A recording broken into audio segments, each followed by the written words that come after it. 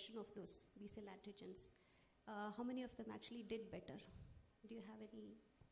They did actually better with intense chemotherapy. Our clinicians actually, they need the baseline diagnosis with acute myeloid leukemia. Then, however, they send with either FISH or with conventional karyotyping. So based on that, they again decide after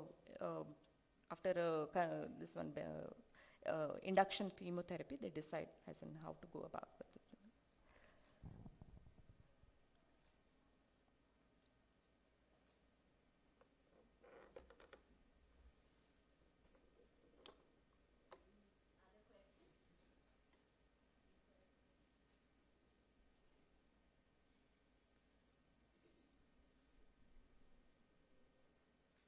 Thank you. Thank you, Dr. Gayatri. May we have the next presenter, please? Dr. K. Maunika. She's from the Division of Fetal Medicine at KMC Manipal. Her topic is achondroplasia, the good and the bad. Importance of genetic diagnosis on the short long bones at mid-trimester scan.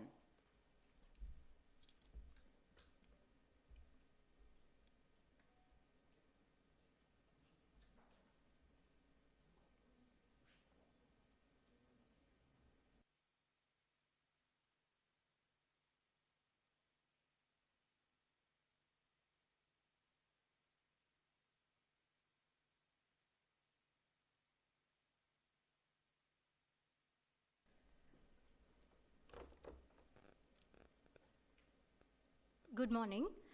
Today I'm going to talk about achondroplasia, two different outcomes, good and the bad, and importance of genetic diagnosis on short long bones at mid-trimester scan, an obstetrician point of view. So short long bones is one of the common finding which we encounter at mid-trimester ultrasound. Common causes of it being constitutional short stature and evolving FGR, but we should always consider the rare possibilities of aneuploidies or skeletal dysplasias. Often shortness of long bones are overlooked, very often considering the common causes, but rare causes should never be neglected. Genetic causes, though rare, if undiagnosed, they may lead to disastrous outcomes. Achondroplasia is one of the most common type of non-lethal skeletal dysplasia due to pathogenic variant in FGFR3 gene, which is autosomal dominant inheritant. Complete prenatal phenotype of achondroplasia evolves only in third trimester, making the diagnosis difficult. With prenatal ultrasound showing only short long bones at mid-trimester scan, molecular testing is either overlooked or not offered, leading to postnatal diagnosis or some disastrous outcomes. So here I'm going to talk about two different cases. This is a case one, 27 years old multi-paras woman presented to us at 31 weeks of gestation with short long bones. We found features suggestive of non-lethal skeletal dysplasia, dysmorphic facial profile, macrocephaly, depressed mid-face, slightly narrow thorax, short long bones with collar hoop sign, and short stubby fingers with trident hand. When we retrospectively plotted, went through her previous scans, we found that FL, all long bones are at 5th centile, and now there is significant fall in centiles of all long bones. Later, she delivered a term male baby. This is a postnatal X-ray of the baby, having a slight narrowing of thorax and short extremities. Postnatal genetic testing reported pathogenic variant in FGFR3 in a heterozygous state, confirming the diagnosis of achondroplasia. He is doing good now, 5 years old, but he is under multidisciplinary care of both orthopedician and pediatrics. This is the next case. Both are short. 28 years. She's a 120 centimeters short lady who is married non-consanguineously to a short husband. Came to us at 28 weeks in view of short long bones. This couple were not offered genetic testing so far, assuming that the baby will be like them, since both are typically looking like achondroplasia. These are our ultrasound findings of all short long bones with short stubby fingers, trident hand, dysmorphic face, typically looking like that mid-face depression, very narrow thorax, chest is less than first centile. Again, we retrospectively gone through her mid-trimester scans, and when we plotted them on graphs, all long bones are coming at fifth centile, and there is significant flattening or fall in growth centiles. She delivered a term male baby, but unfortunately neonate typically showed the features of homozygous achondroplasia, which is disproportionate large head to body size with very short extremities, frontal bossing, depressed nasal bridge, and undeveloped mid-face. And this is the chest X-ray of the baby showing very narrow thorax. So when both the parents have achondroplasia, there is 25% chance of baby having homozygous achondroplasia, which always fatal at birth due to severe respiratory complications. Additionally, if the parents have compound heterozygosity, then also the baby will have a fatal outcome. After a tumultuous period of NICU stay, this baby died due to severe pulmonary hypoplasia, but parents refused any genetic testing or postnatal evaluation because of this unexpected outcome. So genetic diagnosis should be the integral part of the prenatal care whenever there is suspicion of genetic disorders. In today's era of advanced molecular genetics, neglecting genetic evaluation can have a serious clinical and medical legal implications. Consulting a geneticist and offering appropriate diagnostic tests are mandatory steps for ensuring high standards of obstetric and improving fetal outcome. Thank you.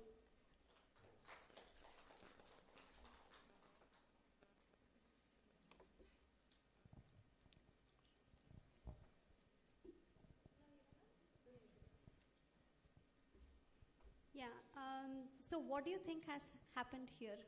What is this particular presentation where you have dominant disorders actually leading to a severe phenotype in the offspring? Do you have a term for that? Dominant like achondroplasia, you said, is an autosomal dominant disorder. Yes. Correct? Now there are two partners having the mutated allele, right? And that must have actually segregated in the offspring. Yes. So is there a term which is specifically given to this sort of a scenario? Dominant inheritance. I mean, both have a, when both parents are giving the same mutation to the baby, it might be presenting in a homozygous pattern. Okay. So another thing, if one of the parent was actually having achondroplasia and the other partner was normal, how would you have counseled this couple? Again, there is a 50% chance that baby can be normal. I mean, or it can present like the parent who is having a heterozygous state, or 25% chance, 50% chance of getting the in a heterozygous form, or 50% not getting the gene variant. Thank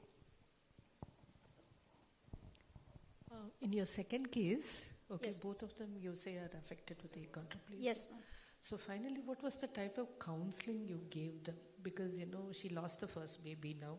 Yes. So for the subsequent, They any actually, options, anything you could offer them? we have offered them being tested for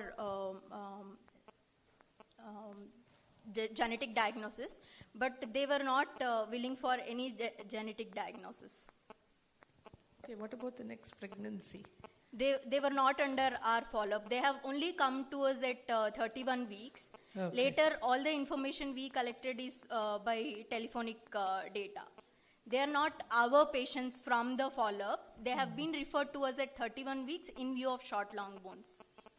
Okay. So we have followed her, and we have scanned her only at 31 weeks. Can you give her any other options other than a normal pregnancy? We can offer her donor egg or something. Okay, I'm a little... There is apprehensive 25% chance that they might have a normal baby also without being affected. Both the options should be considered. Okay, thank you.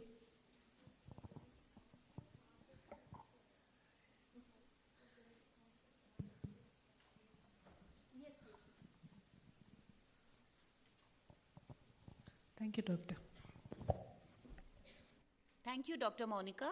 May we now have Ms. Shreya Satish. She's a genetic counselor at Apollo Proton Cancer Center in Chennai.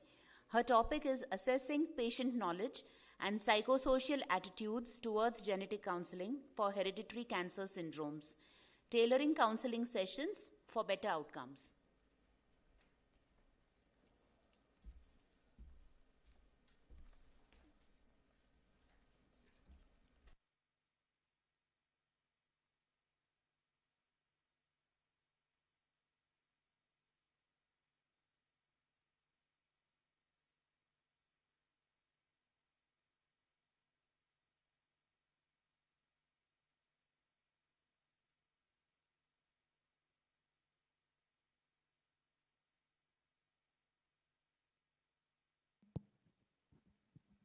So once these platform presentations are done, this is the last one, we'll have the poster presentations outside.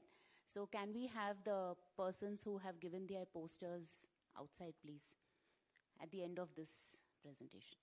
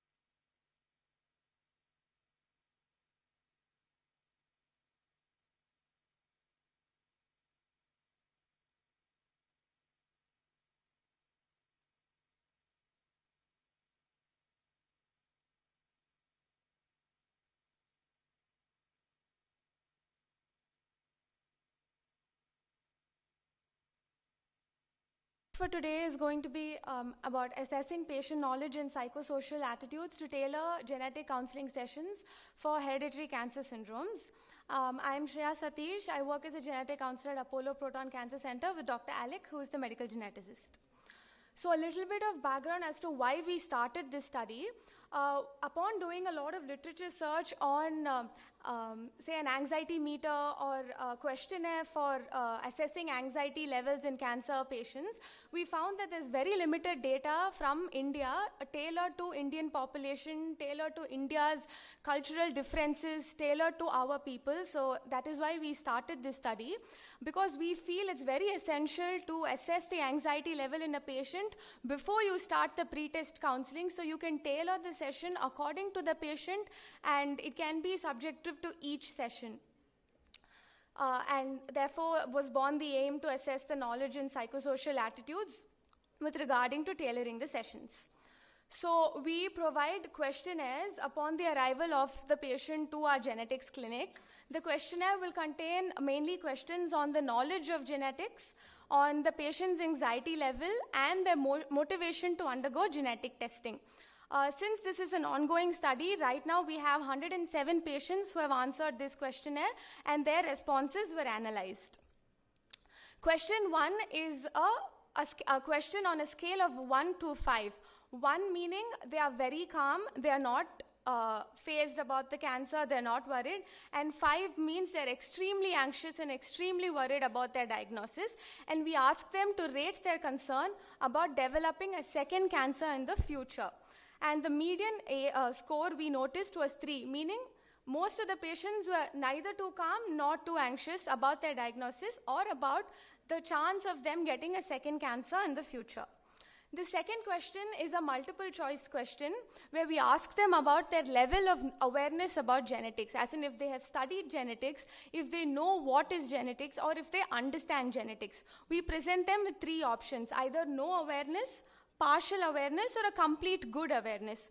it was recorded that majority, a good majority, 59% had no awareness as to what genetics was. The third question is a very simple yes or no question. We ask them if they understand that if certain cancers are hereditary, meaning that is if they know some cancers can be passed down through generations. 76% said that they do understand that certain cancers could be hereditary. The fourth question again is a yes or no question where we ask them if they are worried about the impact testing will have on their life. Here we explain to them saying, are you worried about the results of the testing? Are you worried about the process of testing? Are you worried what might happen if you undergo genetic testing? 50% of them were not troubled by the probable implication, and very few percent had no opinion on this question, that is, they didn't know what to answer. The last question again is a multiple choice question where we ask them their motivation to undergo genetic testing and genetic counseling. We present them with 5 options and they can choose more than one option. Majority said that they're here sitting in front of us just because a consultant referred them to us. And 42% said that they wanted to understand their risk to the family members, that is their siblings or their children, if they might develop cancer in the future. 22% wanted to know why me, why have I developed this cancer. 17% wanted to know if genetic testing could help them with treatment implications, and 18% wanted to know if they will develop another cancer in the future.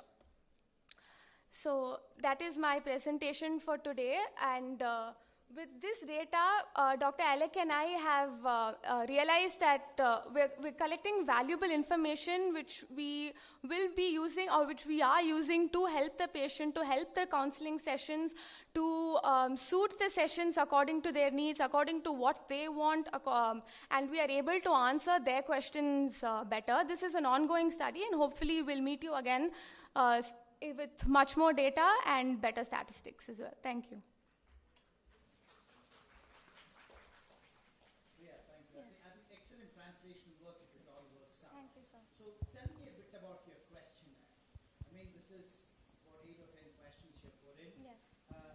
Essentially looking at awareness, attitudes, so on and so forth. So tell me a bit about your questionnaire. I mean, is it qualitative research you're doing? Is it quantitative research you're doing? Is it, what is that you're trying to achieve? Because I think you're coming from a center where a lot of cancers are seen. And I'm also not sure, is there a referral practice, so to say? As a clinician, a lot of the times I do a mistake, I don't refer these patients. I just forget and move on, and then 6 months down the line, I realize, oh, I should have referred. So tell us about it a bit more, please. Okay, so this is a questionnaire where we ask them these following questions and many more questions as well. This is a quantitative analysis where we try to find out the percentage of patients that fall into each category of these. So coming to your question on the referral, we do work on a referral basis. Like you saw, the clear majority was the patients being referred to us, and that's why they want to undergo genetic testing and genetic counseling. And we have understood that this questionnaire has actually helped us get more patients. We're talking to clinicians saying, this is the number, this is the statistics, these are the kind of people, and this is the anxiety level among patients who have been diagnosed with cancer, and this is an option that you can give them, genetic testing, so they can understand their genetic predisposition to the disease, and somehow that might help alleviate their anxiety, and their understanding of the disease would be better. Yes.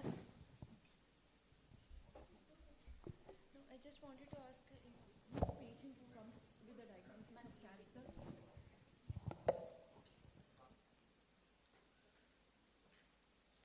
Hello. Yes. Shreya, I just wanted to understand each patient who has come with a diagnosis of cancer, would you allow all the patients will be subjected for this testing, or only the set of cancers like breast cancer, endometrial cancer, and colonic cancers, only these patients you are going to counsel, or on the whole, all the patients with the cancer diagnosis will be subjected for this genetic counseling? Okay, thank you for that question, ma'am. So the patients who come to us are picked and chosen by the consultants based on the histopathology, the family history, their personal history of cancer, and they're streamlined and sent to us.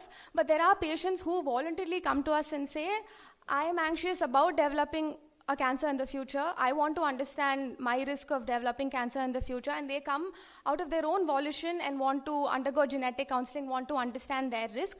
But majorly, because we are a cancer center, we are referred most of our patients, and then there are patients who want to come to us because their family member has been tested and they want to know if they can get tested as well, as in the sister of our patient who we subjected to genetic testing, or a family member of the patient who we subjected to genetic testing will come to us. So majorly it's referral, but we do have patients who voluntarily come to us and say, can I get genetic testing done? Do I need genetic testing, or how do I go about my future? Yes. Hello. So from your slides, it is very clear that there is a significant level of unawareness, Yes, right, about yes. what genetics is and Yes. how it has implications for cancer. Yes. So from your study, Yes. what are the ways in which you try to actually seek out measures in order to improve the awareness? I mean, after the data that you collected, what were the measures instituted by you to improve the situation? Okay, so this, the numbers speak for itself, and that's what we like to believe. We will take this study and nothing like showing proof and nothing like showing good numbers and actual evidence that something is What working about out. to the patient? What would you do to the patient? I understand that, yes, the clinicians will have to be aware, but when the patient themselves are unaware, have you tried using certain simple modalities to kind of improve the awareness, to tell them? Yeah, so as a part of our counseling, we use visual aids. We help them with pictures, or we show them, we draw it and show them how a chromosome is, how inheritance takes place, and what genes are, what DNA is. So as a part of the counseling, there are a lot of visual aids that are involved, and that's how we impart knowledge about genetics and about inheritance and about the risk to the patient.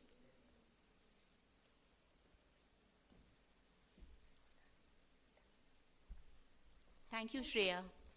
So this is the end of our oral presentation session. We'll have the other poster sessions after the coffee break, but right now we are starting it for 2 or 3 posters. Thank you all the audience. Thank you for your patience.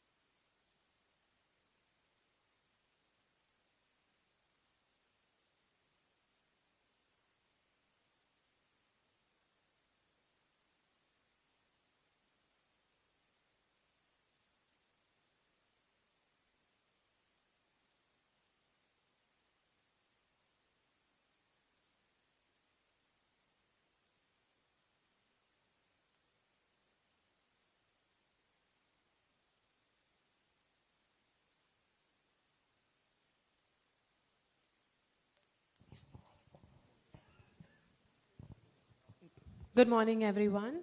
So with no further delay, I think we'll start with today's session. So very warm welcome to everyone for the Apollo Genomics Conclave 2025. It's truly an honor for us to have the esteemed speakers and the scholars gathered here to discuss the advancement in the genomics. Today, here I'm Kriti, and here with me is Upasana. Both of us would be your hosts for the day. We are excited to bring a day filled with cutting-edge discussion and transformative ideas on the field of genomics. Absolutely. We are delighted to have all of you here, and we promise an exciting and insightful day ahead, filled with groundbreaking research, engagement discussions, and valuable networking opportunities for all the students and our colleagues. Without further ado, let us begin our first session. Let's get started with the first scientific session on personalized cancer care and genetic insights. To start this session, it is our honor to introduce our moderators for this session. So we welcome here Dr. Narasimha. He's a senior consultant on colorectal cancer from Apollo BG Road. And we also have Dr. Kathirvel, who's a medical geneticist from Apollo Hospital, Chennai. We welcome you here, sir.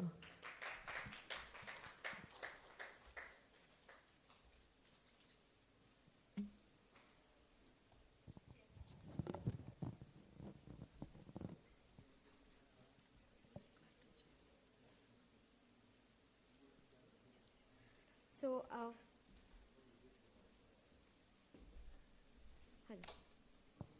hello.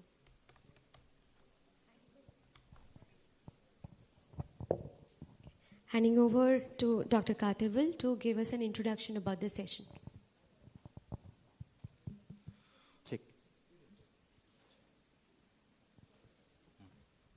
Good morning, everyone. So, a very warm welcome to all of you to this session on personalized cancer care and genetic insights here at Apollo Genomics Conclave 2025.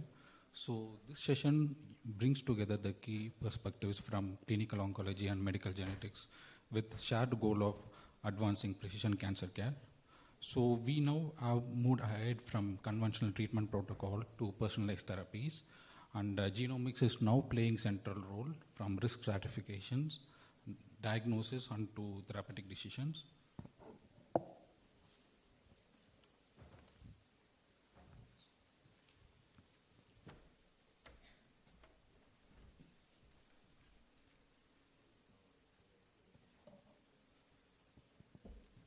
So we'll begin the session with an opening talk on genomics in cancer, which will provide a foundation of understanding of how these genomic tools are shaping the clinical landscape in oncology.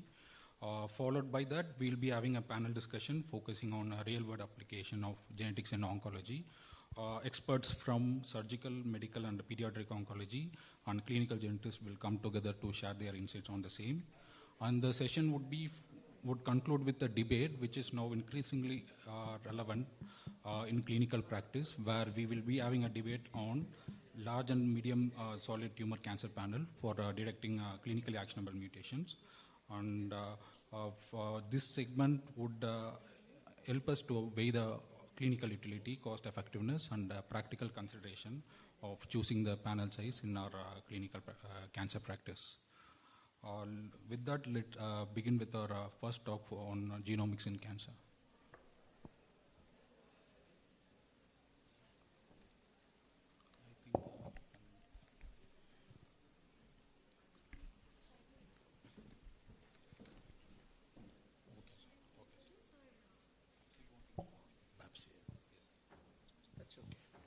Good morning to one and all. First of all, a warm welcome to Bangalore.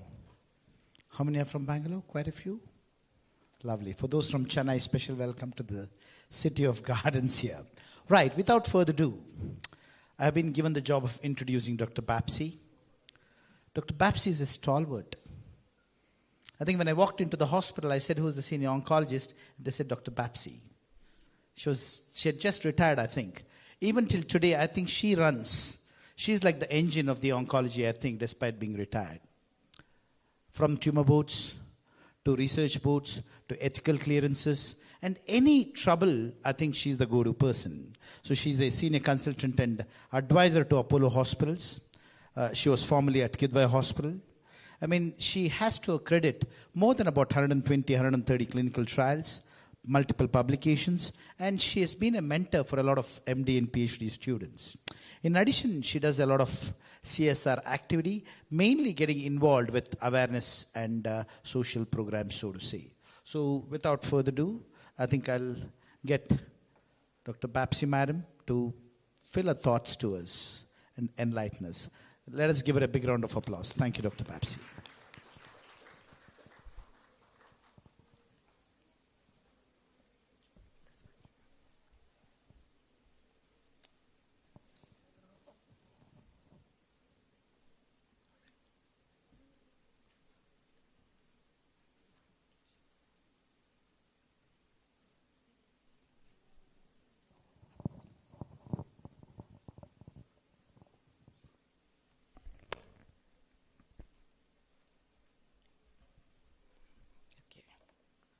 At the outset, I would like to thank Priya for giving me an opportunity to be in front of you. Before I begin my talk, I have few caveats kept. Number one, I'm a hardcore clinician, and I have been practicing oncology for the past 50 years. So I have gone through all the stages of management. So how far I'll be a speaker for genetics, I'm not very sure, but still it gave me an opportunity to look at the various literature and approach. My views will be personal views, and it might not really fit into anything. Probably my age and 5 decades of experience might be having an impact on whatever topic I'm going to do. And my basic interest is breast cancer, so I'm going to stick myself to breast cancer. And again, as I told you, I'm neither a genetist nor a genetic counselor. I've been a hardcore clinician and might be a bit pessimistic, but still I have got some optimistic views too. So with this caveat, I'm going to start my talk, and I'm going to restrict myself to breast cancer as a model.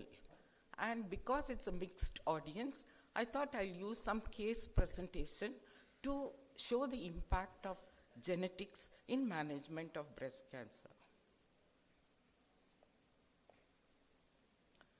So, as I told you, breast cancer, the tumor cell heterogeneity is there. We have been observing, and I've done a few studies very early in my career and found that the tumor cell heterogeneity could be in the tumor itself, or it could be spatial and temporal intratumor, could be a different genetic composition in the primary and a different genetic composition in metastasis.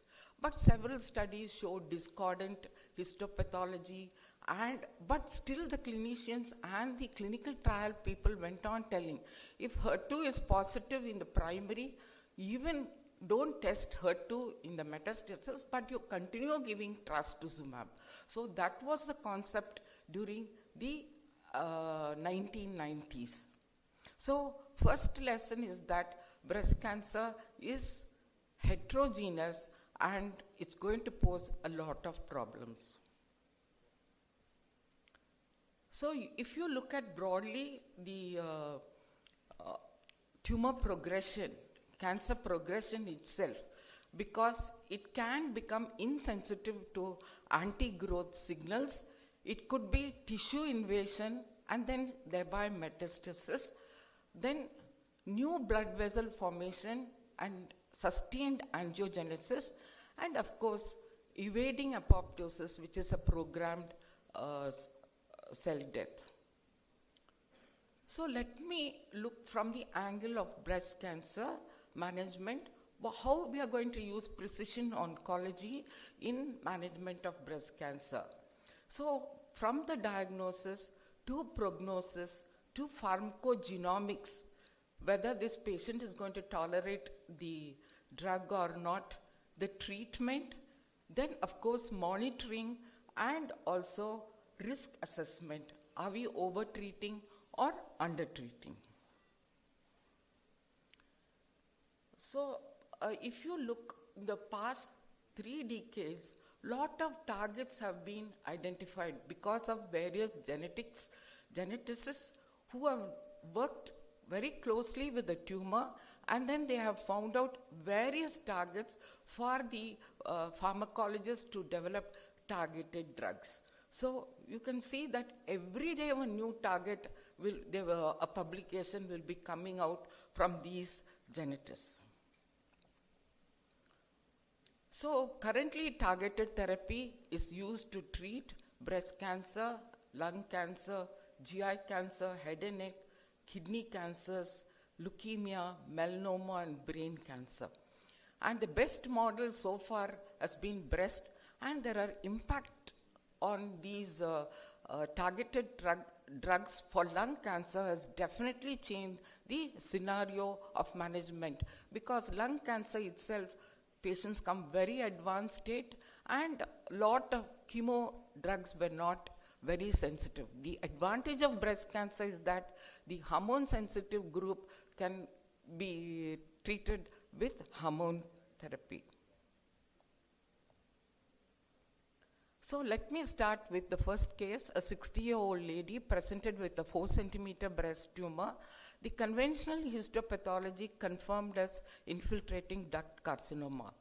So earlier the histopathologist used to give us what sort of tumor it is, and of late, after knowing various genetic expression of these tumors, now a molecular classification has been developed, which are primarily four types of breast cancer. The luminal A, which is very good prognosis and could be managed with hormones, and the luminal B is sort of mixed, and the HER2. I think in breast cancer, the first targeted therapy was against the HER2 gene only, and I was a part of the registration trial for trastuzumab, so I know how we did that trial and how patients responded. Then the fourth group is triple negative. In India, when we were doing this trastuzumab study, the HER2 testing was done by IHC, and later on, because it was a global study, they took few histopathologists from our country to train IHC so that there won't be inter-observer variation. So if you look at the 4 molecular based type of breast cancer, luminal, which is majority of the patients, 60% of the breast cancer, they are ERPR, HER2 will not be there, ERPR strongly positive, and histologic grade usually will be low, and the prognosis and outcome will be good.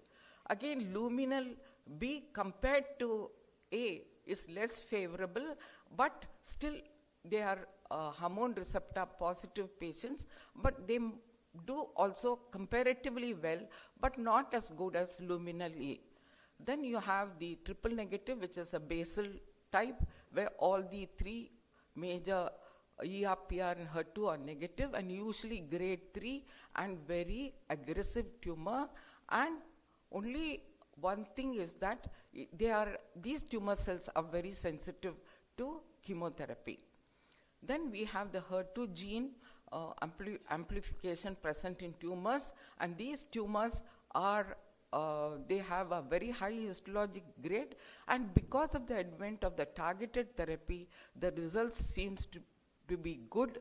And before the advent of targeted therapy, that is trastuzumab group, it was quite dismal. So the benefit of molecular subtyping in the case of surgery, radiotherapy or chemotherapy for breast cancer, the molecular subtype did help to decide the treatment. So if you look at the molecular subsets exert an impact on breast conserving surgery, and also nodal surgery rates. The BCS is more favorable in luminal type than triple negative and HER2 tumors. Of course, but this was a very early study. Still, breast conservation should be offered to any subtype provided they are amenable for breast conservation. Nodal positivity was also frequent in HER2 and luminal B subtypes. So if you look at the survival, as I told you, luminal A patients do well compared to HER2 gene amplified tumors. Second case is that it's a risk stratification. Are we treating all patients or adequately? Are we over-treating or under-treating? Then we need a risk stratification in very, very early tumors which are in the gray zone. A 50-year-old perimenopausal lady had a 2-centimeter tumor, clinically node negative, underwent breast conservation and sentinel node. All nodes were negative. She was ER/PR positive, HER2 negative, and Ki67 18%. So should we treat with chemotherapy? Even this lady was a bit reluctant for chemotherapy. Now, this Ki67 was not very low, but still it was on the higher region, and it has got a lot of inter-observer variation. So, should we take a chance of withholding chemo or not? Because she was reluctant, so we decided we'll do the risk stratification. Let's look at the therapeutic benefit. Actually, if you look at the EBCTCG study, that majority of the patients we are over-treating.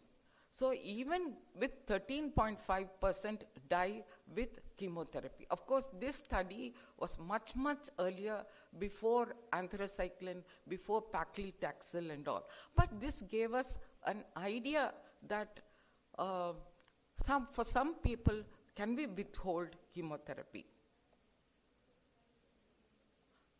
So if we had to use a gene expression profile, only 22%, if we had not used, it will be 22.5% of patients will be over-treated. So there were several, since last 2 decades, several stratification genotyping was done. Most commonly what we use is the Oncotype DX, MammaPrint, then the Prosigna, and the breast cancer index.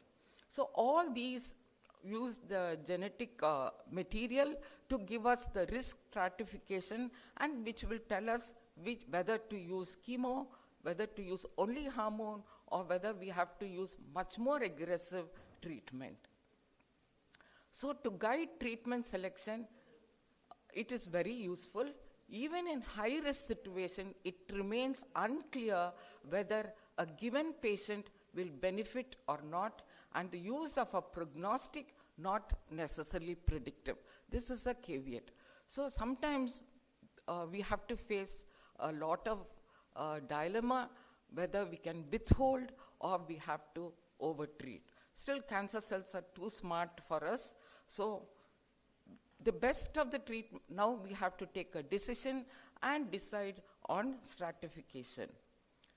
The third most common thing which we face in our clinic is resistance to drugs.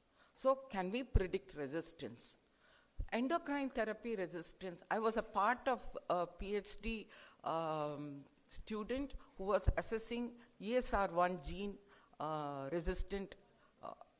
So at that point of time, I learned quite a lot regarding the ESR1 gene. So it's an intrinsic resistant, especially after prolonged exposure, resistance due to activation of the other pathway, that is the PI3-AKT-mTOR pathway, or mutations in the gene coding ERA estrogen receptor gene. 1/3 of the patients do not benefit from endocrine therapy.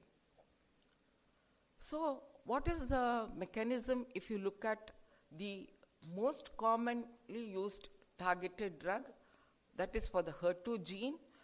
As I told you, the cancer cells are too smart, so they will try and find an alternative pathway.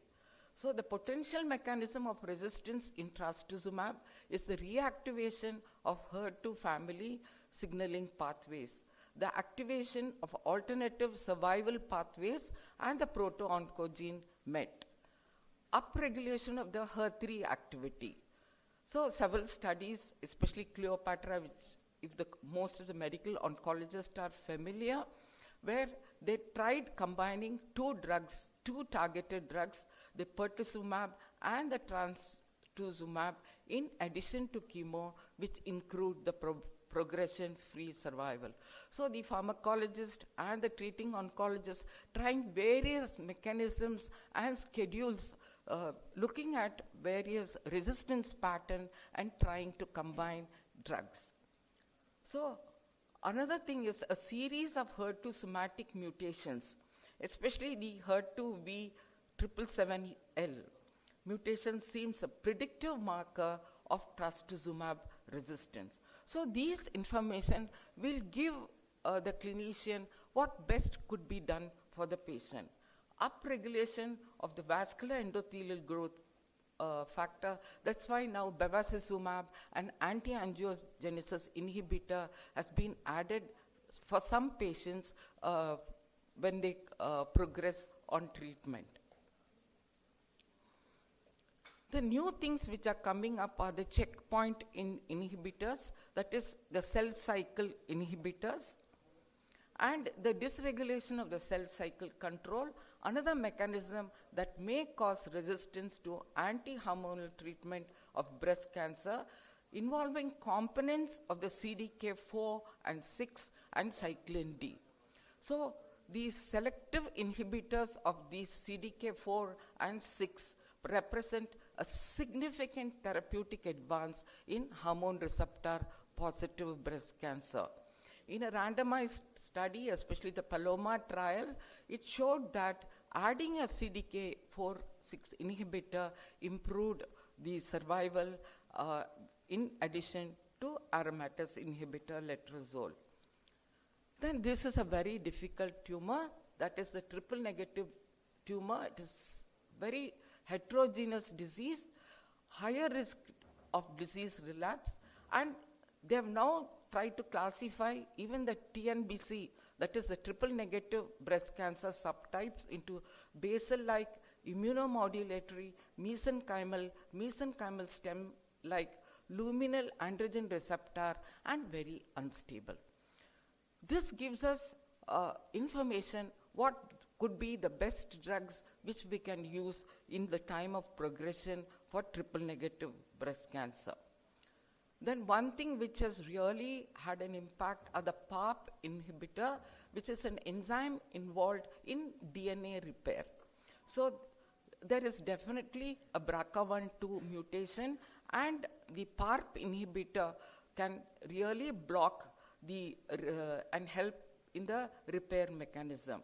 So there have been phase 3 trial where they have tried using PARP inhibitor in combination with chemotherapy, so that they found that in group of patients who are BRCA1/2 positive, addition of this PARP inhibitor to chemotherapy did improve the overall survival. But in one study, especially, she's done a lot of work, and she could not find any major difference in overall survival. So it is still the addition of PARP inhibitor in TNBC tumors is still evolving, and probably newer results are coming out. Probably the last year, I think in San Antonio, few more papers came out. Probably we have to wait and watch. The one which is very interesting are the tumor infiltrating lymphocytes, and TILs-rich tumors predict a superior overall survival benefit irrespective of the disease phenotype, particularly in TNBC. So the histopathologist still can give us a lot of information, even if we are not able to do a complete genomic assay. If they give us such information in the full pathology report, which will help us to guide in the management. Then again, the genomics are very useful in looking at the mechanism of immune suppression. So there are several studies which they have looked at the immune checkpoint inhibitors, and exploratory analysis did show an overall survival benefit, especially against PD-L1, which may represent one thing for immune suppression. So this is another short case presentation. A 25-year-old woman, mother, grandmother, had breast cancer. Now, what are we going to tell this woman? She's yet to be married. She's just starting her career. So a risk assessment is usually done before testing, especially the genetic counselor. A previous speaker, I was listening, she had put all questionnaire. But I think that study was primarily on breast cancer patients. But are they doing a study on the relatives is what I was interested. These factors include having a family member with an inherited change in BRCA1/2 gene, having this Jewish population, which is not there in India. Of course, there is a very small population in Mumbai area. Having a personal or family history of breast cancer at the age of 50 or younger, having a personal or family history of ovarian cancer, male breast cancer, pancreatic cancer, or metastatic high prostate cancer. Just before this talk, I had a very good discussion with Dr. Vishwanath. He was showing me for whom BRCA1/2 gene to be done, 40, 50, 60, he said. Here, my pessimism starts. Should we do these tests and make this lady miserable? Because we know only 20% of them get inherited. What should we offer this lady?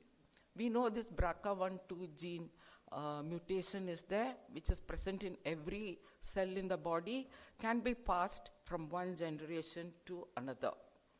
Now, if you look at the mutation risk, various cancers also have this BRCA1 and 2 mutation. We have most commonly, which we are concerned, are the breast and the ovary. So mutations in breast cancer in BRCA1 and 2 are responsible for 80 to 90% of a single gene familial breast cancer and about 3% of all breast cancer. Again, one would turn around and ask, will all the people develop breast cancer or not? So how is the genetic counselor going to answer that question if this 25-year-old woman is going to ask her? If I have a BRCA1, I am going to get 100% or what? So it's a real dilemma what we are going to do. BRCA1 cancers are also frequently associated with loss of inactive X chromosome and the absence of Barr body. So usually the common breast cancers are usually poorly differentiated and have medullary-like features, and they are either HER2 negative or something like the triple negative. So what could be the option? If the gene is mutation, then what to do? Should we do risk reduction surgery? Recently I read one paper that prophylactic oophorectomy for ovarian cancer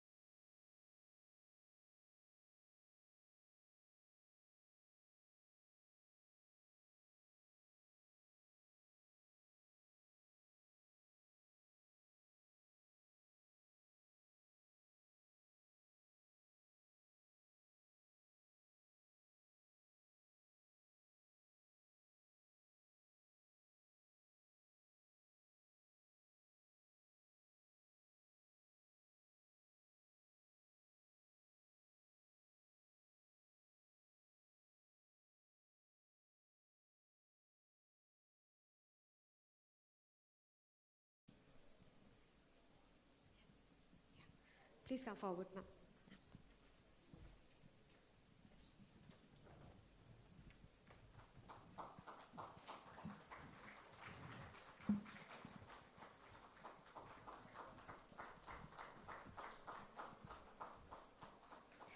Thank you again. Thank you so much. It's always an honor to hear from such stalwarts. And now we are moving for the next, our panel discussion. So for the panel discussion, I would like to call our moderator, Dr. Poonam Maurya, the consultant oncologist, Apollo Hospital, BG Road.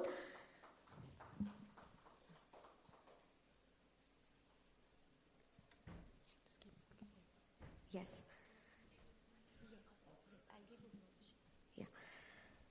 So this panel is on genetics on oncology and personalized medicine. Over to you, ma'am.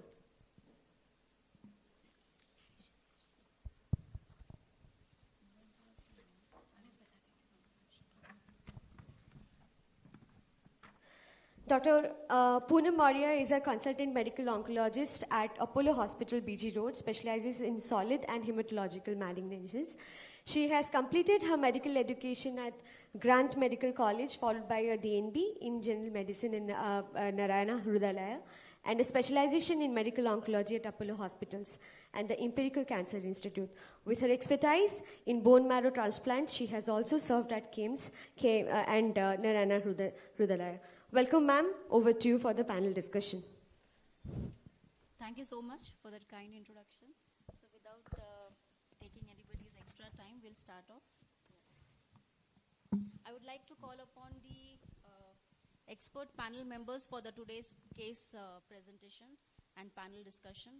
So first we'll call Dr. Jayanti ma'am, Dr. Jayanti Tumsi ma'am. She is a lead and robotic surgeon in breast oncology at Apollo Hospitals and has been a pioneer in robotic breast surgery. We'll love to hear from you, ma'am, today. I'll call upon Dr. Professor Vishwanath, the senior consultant medical oncologist and academic advisor in the Department of Medical Oncology, Apollo Hospitals, Bannerghatta, and has had lots of achievements. Actually, a fellowship from MD Anderson Cancer Center, which is a premier cancer center, and we would like to hear from you as well. I would now like to call upon Dr. Neema Bhatt, the senior consultant hematologist and BMT physician and pediatric oncologist, and she has been trained not only in India but also abroad, and we are going to rock the session. So let's start. Yeah, and there's one more. Sorry, how could I miss? Because she is not from Bangalore, so I missed her. I'm so sorry. Would like to call upon Dr. Surya Balakrishnan. She is a clinical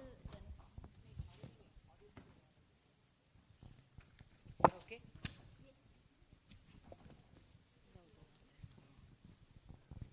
This is the Conclave. So we do have a medical geneticist who is at Apollo Hospitals, Hyderabad. And she also has a certificate in precision oncology from Harvard University. So it's a nice combination of Indian and abroad education. So let's see what experts can enlighten us about today's panel discussion. So the slides.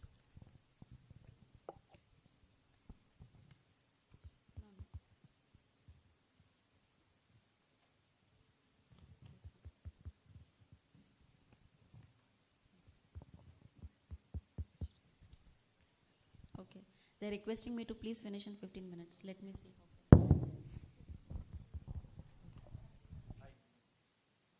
Then I'll need that mic.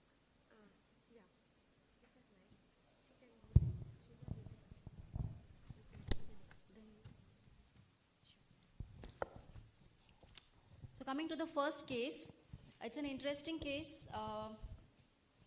She's a postmenopausal female. The slides are coming. Yeah. So 52-year-old female diagnosed with, say, right breast, and clinical staging is T2N2 M0, and ER/PR strongly positive, HER2 negative, Ki67 high, and also we know that she is BRCA positive. So now, this is the BRCA report, and before asking for the BRCA things, let me ask our senior Dr. Jayanti ma'am, as to what will be the implication of surgery. What kind of surgery would you consider for her, knowing that she is BRCA positive, hormone positive? Yeah, how does it change your choice of surgery? Right. So first of all, if she's newly diagnosed, unless we give neoadjuvant chemotherapy and we ask for the genetic testing, which typically takes about 4 weeks to get, we will not wait for us to start the treatment. Unless there's already a family history which suggests that there is somebody in the family already having a BRCA gene pathogenic. So in this case, since it is already known that she is BRCA positive, then probably mastectomy would be the surgery of choice as against conservation surgery.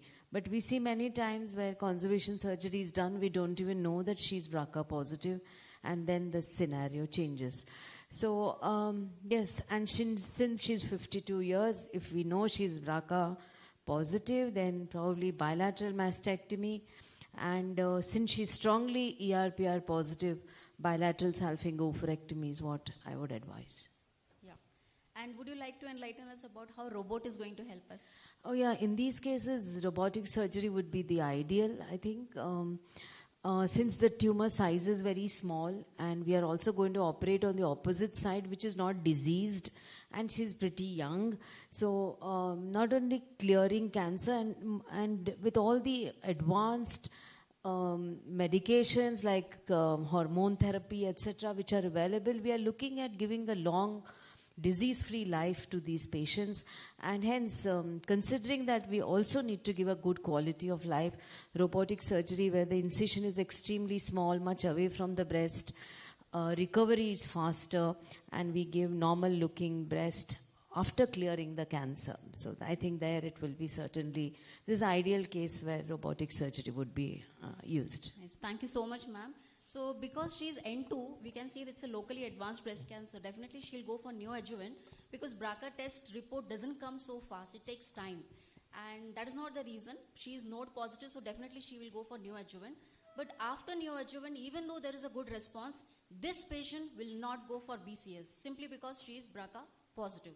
So MRM, and as ma'am told, that's the importance. So next question to you, Dr. Vishwanath. So which are the scenarios, where do you feel BRCA test should be done? Should all breast cancers undergo BRCA testing, or can we avoid in some? I think this it also came up during Babsi ma'am's talk. So any patient who is diagnosed with less than 40 years of age and less than 50 years of age with bilateral breast cancer, and now we end up doing for all triple negative breast cancers and hormone receptor positive HER2 negative, though the guideline says triple negative less than 60 years. And then significant family history, more than 2 first-degree relatives, male breast cancer. And of course, now there is also data for metastatic prostate cancer and pancreatic cancer as well. So broadly, these are the situations where we would definitely do BRCA testing. Yeah, every time this question comes, whom to do, when to ask, we have to rush up the guidelines because the indications of breast cancer testing has been expanding every year. They're including more and more. They're reducing the age criteria. They're including more cancers. So I think we have a lot of targeted therapies for BRCA, and that's why they want to check more. Also to reduce the risk of having further recurrence as well as for the family members. So I think we have a lot of targets and a lot of clinical implications of doing, and hence the indications are expanding. Now, for you, Dr. Surya. So Dr. Surya, enlighten us about this BRCA report, and suppose if VUS comes, we just know that VUS means nothing to do, variant of unknown significance, right? Okay. I think you are the best person to take up. Yeah, this is most of the bulk of the questions that we get often. But let me tell you here, medical geneticists will have to spend a lot of time assessing the family, the burden of the disease. I know that you oncologists are always in a rush of time. But then, just by taking the medical history or the family history, where another person might have actually done the genetic report, and that may be available to you for future decisions. So you need not actually have to wait for 3 or 4 weeks to get the report in order to make and prognosticate the situation, right? That is one scenario. And in a case where there is already a report, you need not actually send the panel. There is a targeted testing the reports of which will come back much faster. So this is one point that I would like to impress here. And of course, the family history also goes a very long way beyond all the immediate prognosis, assessments, adjustments for therapy and everything, especially in variants of uncertain significance. Suppose you have a very strong family history, you have the typical constellation of the cancers in the family, and you know for sure that this variant could be causative, but because it is not fitting certain criteria or the guidelines, it is still being termed as VUS. This is because we are heavily dependent on the Western population data and the allele frequencies. We are using them as reference, and that is why many of the variants do not make the cut as pathogenic or likely pathogenic. But given that scenario, we still do not take any clinical decisions based on variants of uncertain significance because, again, it is prone to a lot of errors, it can lead to a lot of anxiety. So you will have to assess it based on multiple factors here, the family history, the variant itself, and what is the population frequency of that particular variant. What does the software or the in silico tool say as to the pathogenicity? So over a period of time, you have to keep this family in a close follow-up and then see if this actually upgrades. Because many times it is downgraded to benign. Okay, so in about 70 to 80%, it actually is downgraded, VUS, right? So it takes a little bit of caution, a little bit of intelligence and patience to actually understand what this report means. And sooner or later, it will be revealed. Yeah. So as it rightly said, unknown significance. It's right now unknown, but maybe in the future, we'll get some known targets, right? I think that's my takeaway. So I'm rushing through because we have less time. So next case. 69-year-old male, diffuse large B-cell lymphoma, stage 4, and high grade, and double expressor, BCL2 and c-MYC positive. So standard therapy is giving the R-CHOP 6 cycles every 3 weeks. So in this patient, there was progressive disease in the first line itself. Now, what do you do? My question to you, Dr. Vishwanath, how will you take it forward? The patient has progressed after the first line of chemo, the standard regimen worldwide. Yeah, so he's 69, not sure about the general condition, the comorbidities and all patient that. Is fit, yeah. Yeah, so yes, we have to go for salvage chemotherapy, ideally do a rebiopsy and then go for a salvage chemotherapy. And, 65 is the cutoff for autologous stem cell transplant. But again, if the patient's very fit and no major comorbidities, we could contemplate that. But otherwise, salvage chemotherapy. Yeah, when the standard regimen has not worked, we would like to know why it has not worked. Is the pathology right, or something else we need to do or consider next line of therapy? But this patient was not ours. Actually, he was treated elsewhere. This patient directly went for CAR therapy. Okay, so there was a bridging regimen used and directly went for CAR therapy. Now, after CAR therapy also, surprisingly, there was not much improvement. The patient's clinical improvement was also not much, and patients had a residual disease still in the stomach. So now, again, there was a multidisciplinary tumor board discussion that what is going on, why there is no response. And then finally we thought, okay, now let's contemplate transplant and give him for a next line of chemotherapy regimen. The rice is the standard regimen, chemo regimen. Now 3 cycles of rice is usually given to patients who are awaiting transplant, and we do get a good response. But this patient still progressed on 3 cycles of rice regimen. So then he was not even fit for transplant because there was no response even after rice regimen. So then we thought we'll take some new knife. So we used cyber knife, and surprisingly the cyber knife actually gave some clinical and symptomatic relief to the patient. So here, what things we want to discuss is, should we have tried the rice regimen earlier? Dr. Nima, you can answer. Like, this patient underwent CART first, and then they thought, okay, now we'll plan transplant and this. So whether to consider, whether CART choice before transplant or after transplant, does that make a difference, or what is better and ideal? So in most hematological malignancies, yes, the first role would be to try to take the patient into remission followed by trying to go for full cure. So ideally, if the patient has responded to the initial treatment, we try to take the patient immediately for autologous stem cell transplant in an aggressive disease like this.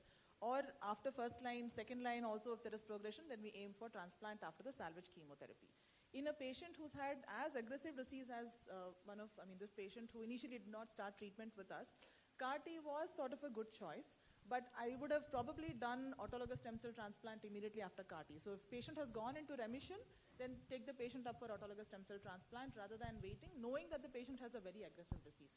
Doing CAR-T post-transplant may be a little tricky. It is usually not possible immediately because there's a lot of hematological variations that are going on. So we have to wait for the system to recover, wait for the T cells to recover. Harvest becomes a little complicated after transplant. So there always has to be a lag of about at least 3 to 6 months after transplant before we immediately, after CAR-T, immediately considering after transplant before considering CAR-T, because we have to wait for the immune system to reconstitute. Since we are harnessing the immune system to fight against the lymphoma, it has to be almost active before we do CAR-T. Okay. Ma'am, we have 5 minutes to wrap up. Another 5 minutes. Okay. See, look at this. Okay, so now we generally don't ask any NGS reports and tests for lymphoma and hematological malignancies, but this patient, something was seriously nothing was working out, so we had to go for NGS. And now to you, Dr. Surya, this NGS report actually, how often do you get NGS for lymphomas? Because this patient, we did find a target. So NGS has helped us. So basically, patients who still want to live and have lots of money. So we do have some referrals coming in from certain patients who express undue interest in exploring other alternatives, right? So many of them, we'll have to sit them through and talk to them about what are the realistic expectations that one has from this particular report, right? So NGS based, it has different set of genes. Like every company is trying to, sell multiple bigger, broader panels and everything. But ultimately, does it really translate into clinical impact? And what is the cost effectiveness for, that is what we have to assess. And in patients like this who are still having a good performance status, who can actually afford this test, can actually go to it. But not many patients actually will have targets. If they are lucky, they do have a option. Maximum times we have seen NGS comes negative. Nothing is found, right? Absolutely. So now this patient, I want Dr. Vishwanath to answer because he has managed the case completely. It was BCL2 positive, and then, Dr. Vishwanath, over to you. Yeah, the patient has been co-managed by our team. So we actually had to personalize treatment for this patient. We gave this antibody drug conjugate called polotuzumab in combination with rituximab. And based on the Foundation 1 report, we added venetoclax. And this patient is doing well. We are planning for an auto. And then post that, we are planning to give maintenance with venetoclax. Also had a discussion with a couple of my mentors at MD Anderson. They felt this is a reasonable choice. Most important, patient is fit, so much things he can tolerate and still going on.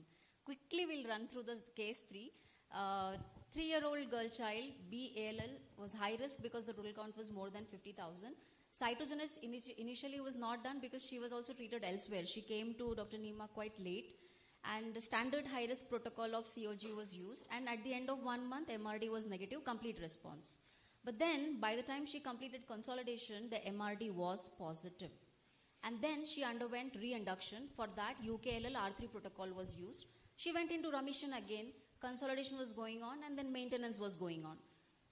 But during maintenance, something happened. So she had seizures and loss of vision. The loss of vision, so MRI brain was done, but that was normal. But there was relapse in the CSF. CSF was positive for blast. Bone marrow was also positive for blast. So there was bone marrow and CSF relapse. Now here again, I would like to take, Dr. Nima, ask you, so what is the role of NGS and how did this patient benefit with the NGS and the treatment plan further? So we are shifting gears a little bit. We are now moving to pediatric oncology or pediatric leukemias especially, where I think NGS has played a groundbreaking role. We have a lot of mutations which are associated with familial cancer syndromes and higher predisposition to leukemias. In children especially, we take our genetic studies extremely seriously, our NGS panels very seriously. So we find MLL rearrangement, KMT2A mutation, Icaros mutation positive. These patients are considered high risk irrespective of the way they present. Even if they go into end induction remission, they are still considered high risk and they would immediately be considered for autologous allogenic stem cell transplant.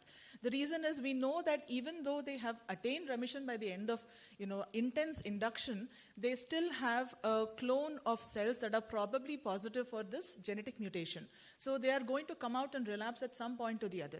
And what we have seen from the recent years of detailed study after NGS is most of these patients, when they relapse, the disease is very aggressive. It's not very amenable to reinduction protocols. They might go into remission with reinduction, but despite that, they are going to relapse, or they may never even go into remission despite a very strong induction. So trying to replace their hematological system with another donor by doing a bone marrow transplant, by doing an allogenic bone marrow transplant is one of the best ways. Because when we're treating children with cancer, we are not treating like a 60-year-old or a 50-year-old. They probably have another 10, 15 years ahead of them. But we are talking about children who probably have another 30, 40, 50 years of life. So we ideally don't want them to ever face this battle of going through cancer again. So the goal is to give cure. So there is no approach other than a curative approach. So NGS plays a very, very important role. Had this NGS been done and we knew that MLL rearrangement was there in the beginning, so how would... Yes, so if you look at any of the pediatric oncology protocols, we all incorporate genetics as definitely one of the top markers to say, is this patient high risk?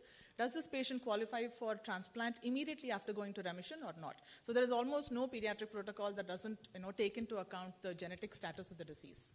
Also, syndromic forms are always there, so we have to keep a eye for all the syndromic forms that can actually manifest, like the ataxia, telangiectasia, the germline variations. So that will have a long-standing implications on even the transplant and post-graft survival and everything.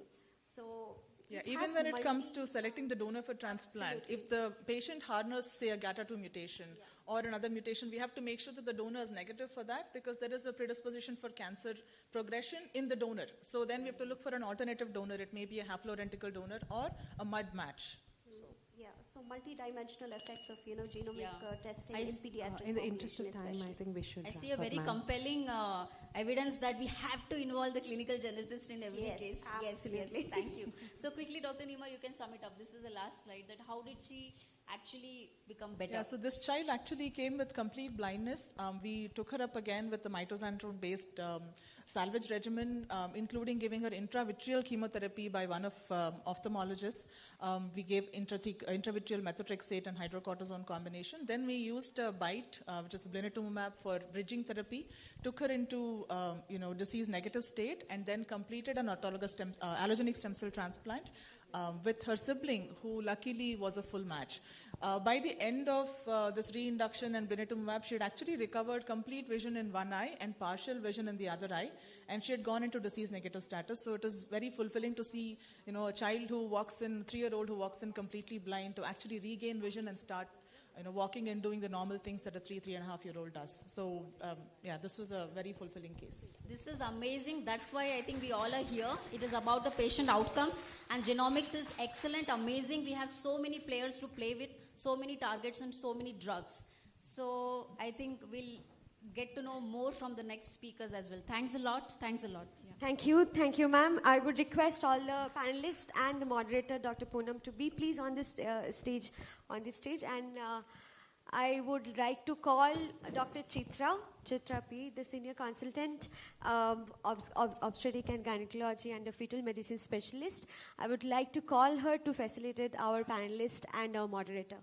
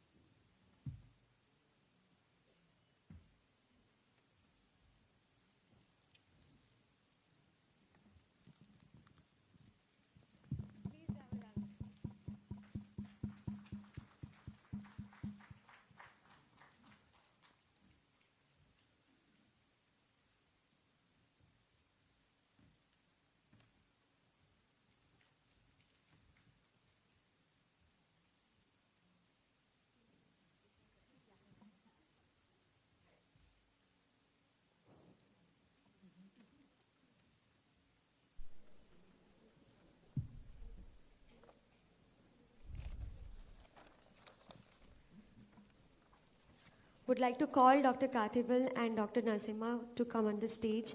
And we would request Dr. Chitra to also felicitate our esteemed moderators for the session, Dr. Nasima and Dr. Kathibil.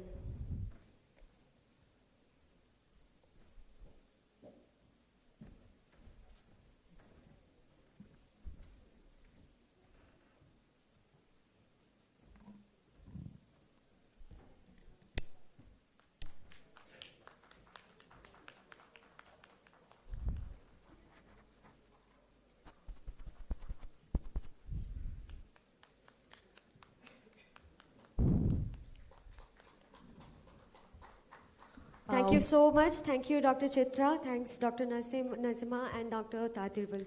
With that, we move on to the next session, which is an exciting debate on large versus medium or small solid tumor gene panel in detecting clinically actionable mutations in cancer.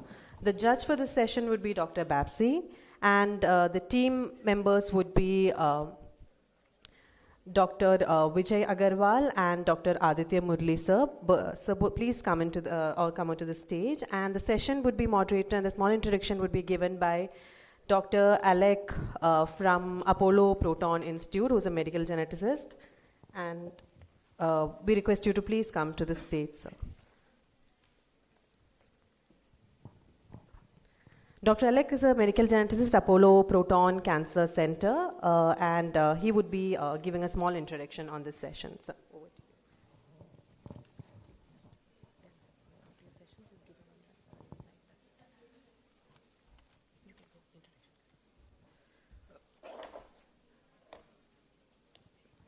Good morning, everyone. In today's debate, we'll be debating on the utility of either doing large versus small or medium panels in oncology. So just to set a little background, so NGS has revolutionized cancer diagnostics. It enabled us to get a better understanding of cancer biology. It has uncovered new driver genes and also enabled targeted therapies. So these NGS panels can detect single nucleotide variants, copy number variants, fusions, along with other kind of biomarkers such as tumor mutation burden or HRD. So if you divide the different panels, we have small panels that they might range from a few genes to maybe 50 genes, and these tend to be cancer specific, like you might have a particular panel for lung cancer or colorectal cancer. Then you have larger panels which are pan-cancer panels. They generally range from 100 to 200 genes, and these might include both DNA and RNA genes, and then we have comprehensive genomic profiling. These are more extensive panels, generally ranging from 500 to 1,000 genes, and these often include other biomarkers such as TNB and HRD and MSI. And finally, we have exome and genome sequencing. However, these tend to be restricted to research settings. They are costly. They involve a lot of data, so they are difficult to analyze. And however, they might lead to some new novel findings.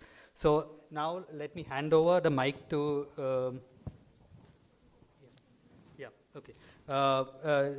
the speakers today. Dr. Vijay Agarwal, he's a professor and lead consultant of medical oncology at Apollo Hospitals, Bangalore.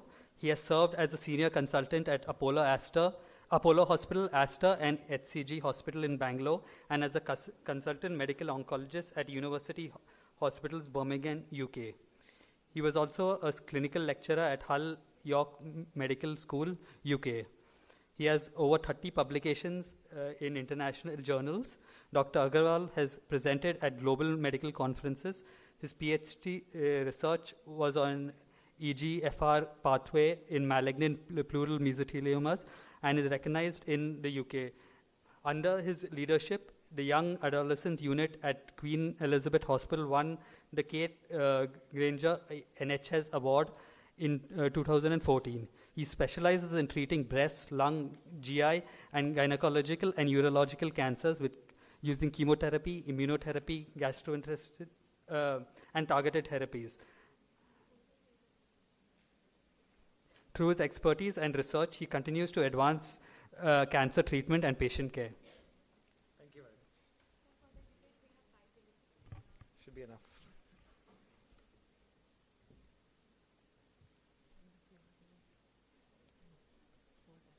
No.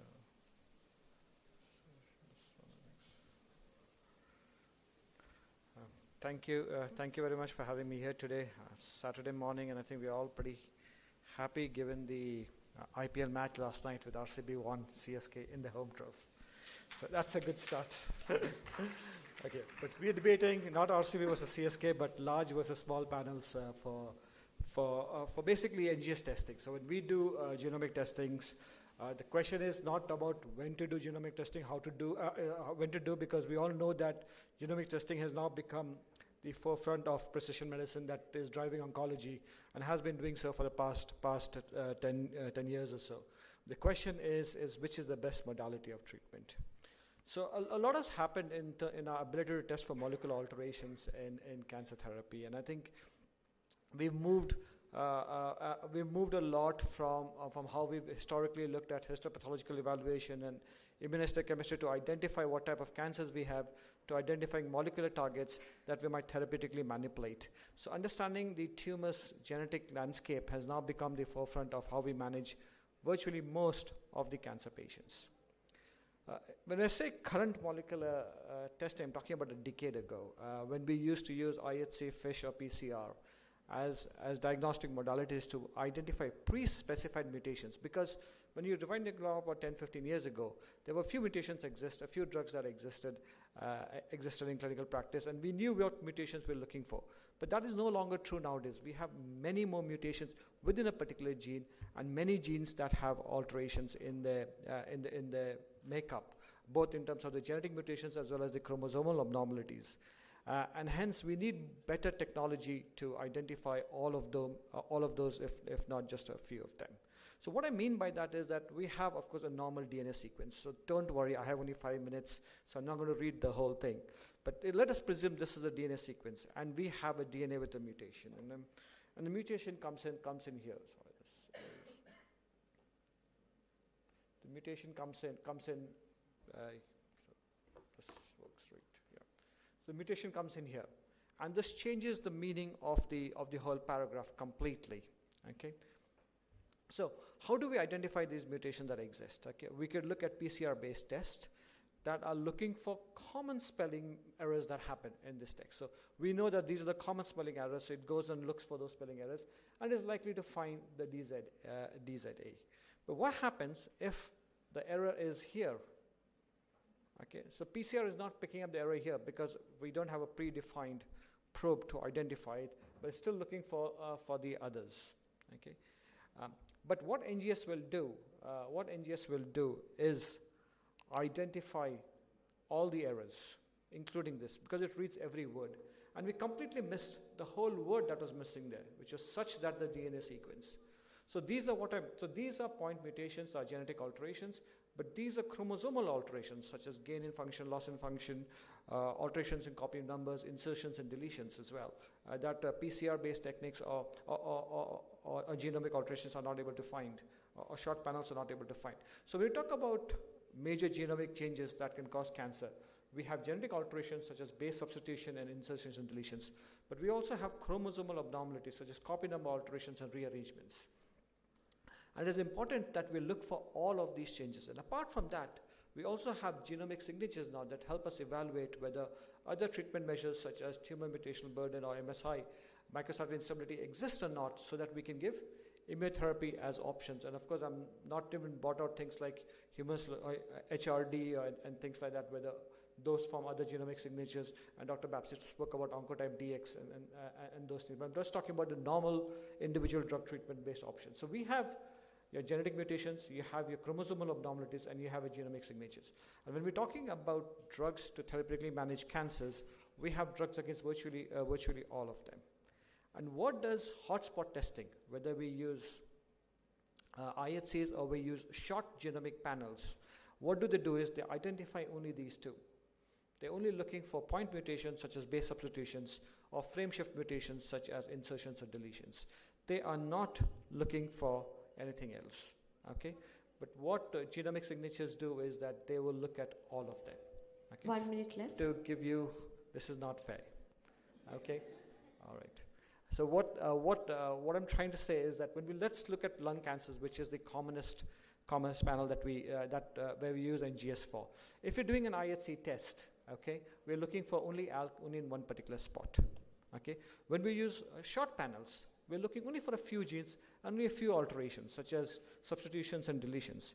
But when we use NGS, we are looking for everything. We're looking for all the genes and all the alterations, including the genomic signatures.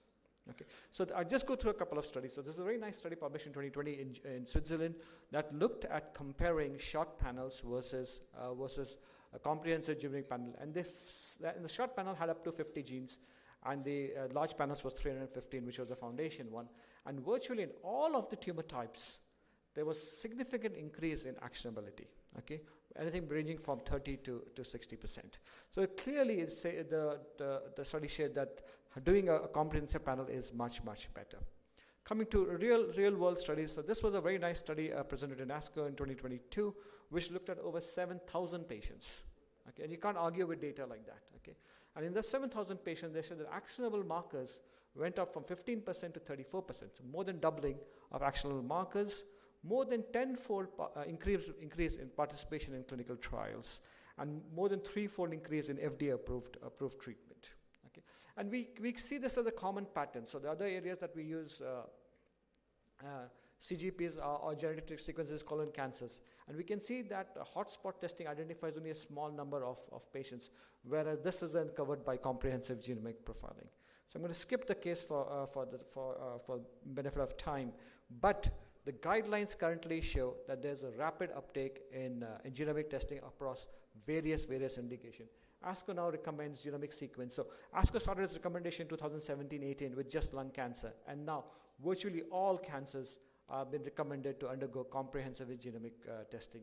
Even ESMO now recommends comprehensive use of multi-gene NGS panels for the vast majority of cancers. Now, one of the things that clearly always gets bought out is the cost.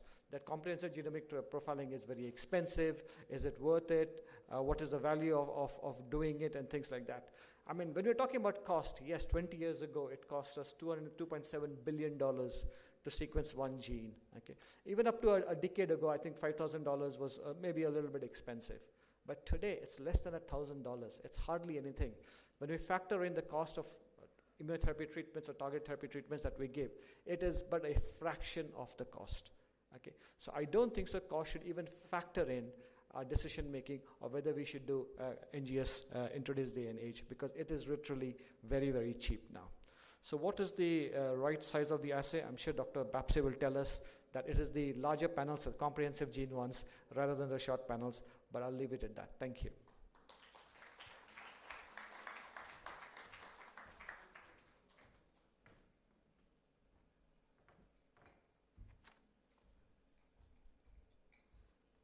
And next, I'd like to invite Dr. Aditya Murli. He is a distinguished senior consultant specializing in medical and hemato-oncology. He holds a DM medical oncology along with a DNB and MRCP. And he has extensive medical experience in treating lung cancer, hematological malignancies, and advanced therapeutic approaches, along with bone marrow transplants. Thank you. Handing it over to you. Slides? Yes. I'd like to thank Dr. Priya and the faculty at Apollo for organizing this wonderful event. Saturday morning, a full hall definitely fills us all with a lot of hope. Dr. Vijay has done a fantastic job about talking about large panels. So let me try and bring up my point of view, and more importantly, what we do in day-to-day clinical practice.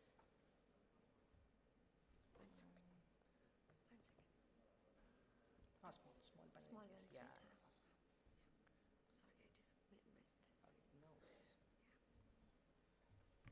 Okay, great. I'm hoping that my time starts now. So small is sufficient. That's how I would start things. To bring out the major difference, three main types of NGS: whole genome, whole exome, and targeted gene panel. Now, whole genome sequences everything, the garbage, the actionable ones, everything gets sequenced. When we talk about exome sequencing, only the coding regions get sequenced, but the non-coding regions don't get sequenced. When we talk about targeted gene panels, they are much more curated. So in terms of the complexity of the process, if we talk about complexity of the process, which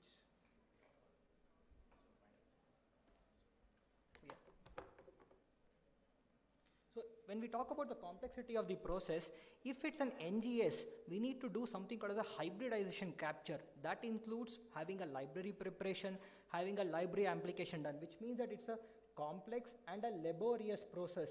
And basically, we need a larger gene content. When we talk about a small panel, less than 50 gene panel, it is something as simple as amplicon sequencing. So what amplicon sequencing involves is it involves simple and a fast workflow with fewer than 10,000 amplicons involved, which means that the amount of DNA or RNA needed is quite low over here. So whenever we talk about any kind of a testing, let's start from the basics, which is the sample quality. In terms of sample quality, if we want to do a hybridization capture, the molecular profiling, it fails in about 5 to 30% of the cases. So that is the first step only we are failing.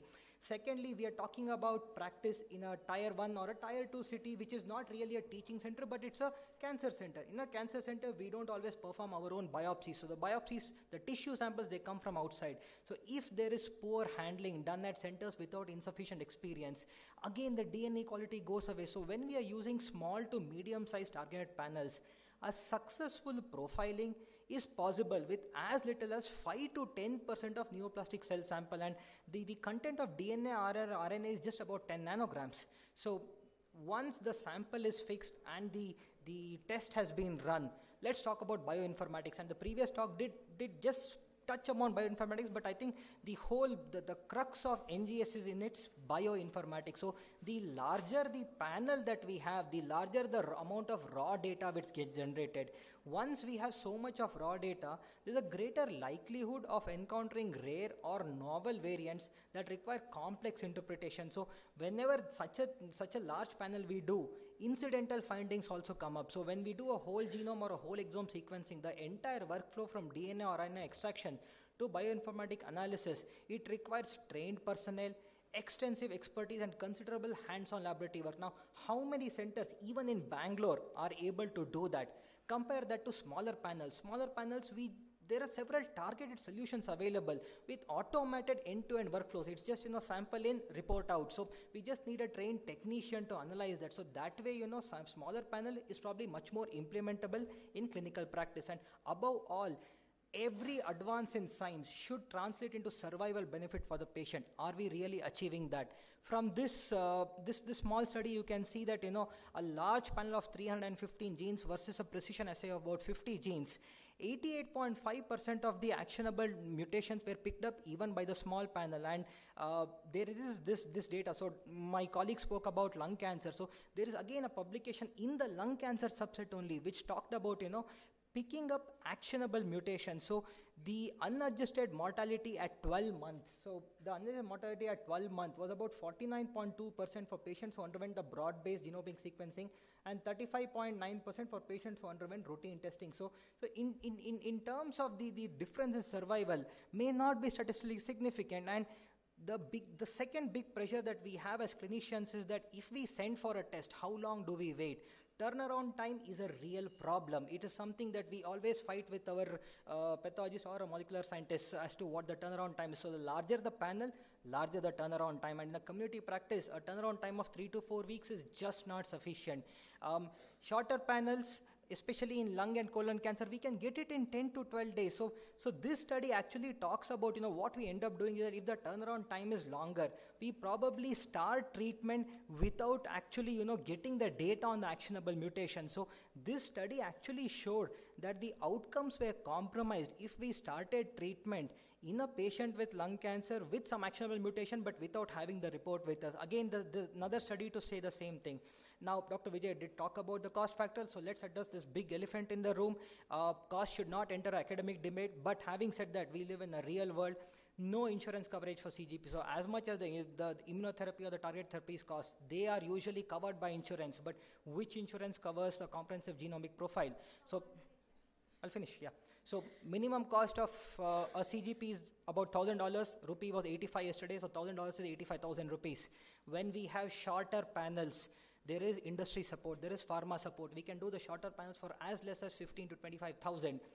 The second thing, and there was some discussion about a VUS in the previous session. So what if we do a large panel and we pick up a VUS? If our bioinformatics is not adequate, and if you are not able to classify a VUS properly, will that lead to the fear of the unknown? Will there be more unnecessary testing of not just the patient but the family members as well? Keeping all of this in mind, ESMO came out with its SCAD guidelines. So what SCAD recommends today is that the commonest cancers, lung, prostate, and cholangio, small panels of less than 50 genes is enough. In ovarian cancer, directed panel of BRCA1-2 enough. In colon cancer, it can be used as an alternative for PCR. So the larger panels are only used when we want to do carcinoma of unknown primary and something like a tumor mutation burden. So last 30 seconds about TMB. TMB is an imperfect marker and the cutoffs vary. So huge studies have shown us that, when the cutoff is less than 5, the outcome with immunotherapy is different. The cutoff is more than 20, the outcome with the immunotherapy is different. So let me end by saying why I would want to pick a small panel. There is lesser tissue requirement, the turnaround time is faster, it is easier to interpret with a less chance of a VUS. There is no significant survival benefit in common cancers. We always want value for money, and I'm sure tomorrow morning in the clinic when we go and ask for a patient, more likelihood that we would pick a shorter panel versus a comprehensive panel. Let me emphasize by saying we are all people of science in this room. We always want progress, and perfection is something that we would want to, but perfect is the enemy of good. We shouldn't get too busy to not pick up the patients who actually will benefit if we try and go for perfection. I will end on a very, very optimistic note. I want to see that a meeting like this can make sure that genomics will always come into clinical practice, and the same way RCB is going to win the cup this time. Thank you very much.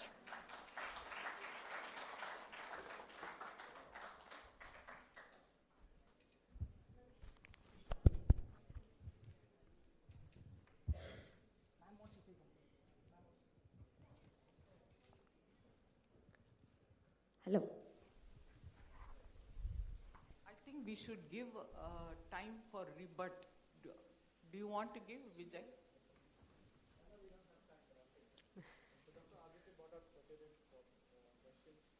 Only a few things I want to touch about. So he brought in the previous slide saying that the process is quite complex. We are aiming to go to Mars, okay, and we have the technology for that. And I think having an Illumina which looks like a small printer machine in the lab is not that complex. Okay. Second thing we spoke about is bioinformatics. In today's day and age, all intelligence has now become artificial. So when we're talking about artificial intelligence, I don't think so bioinformatics is too complex. We feed in the data, it gives us a printed result, and we accept that as it is. And we have fantastic molecular biologists with us who helps us interpret what that is and tells us what to do. Okay. Third thing is the TAT. The TAT is 2 weeks in today's day and age. In 2 weeks, you get the results. 10 days, 2 weeks. We know that oncology is an emotional emergency. It is not a physical emergency. You can wait for another week to start the right treatment.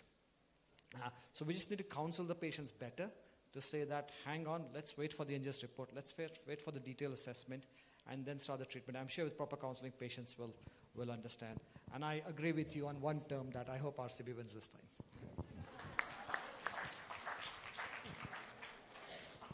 Should I give my judgment now? Yes. Yes, ma'am. Okay. I heard Dr. Vijay Agarwal and Dr. Aditya, both are my colleagues, so I can't say who did very well. But for having gone through 5 decades of cancer treatment, and India, we have large number of patients, lower socio-economic group. Cost is definitely one major thing which we have to do. The second thing is that so many genes are there, we don't have treatment for it. So why should we go and do all the genes? I mean, that is, as a clinician, I'm thinking, probably for people who have relapsed and they have no other options, probably, like Dr. Poonam had put one NGS and finally said it's of no use. So still in our country, I think we should go for the short panel. Probably to study in a clinical trial, probably the larger panel will be useful, and tomorrow better results can come. But both of you did a very good job. I'm happy, and don't be angry with me. Of course not. Thank you. Thank you so much, ma'am. Now we welcome Dr. Professor Davendra Kumar sir to felicitate our panelist and the moderator for this session. Sir, if you can just come over to the stage. Thank you. Yeah. And the winner for this session is Dr. Aditya Murli. Yeah. Oh, no winner. Okay, there's just...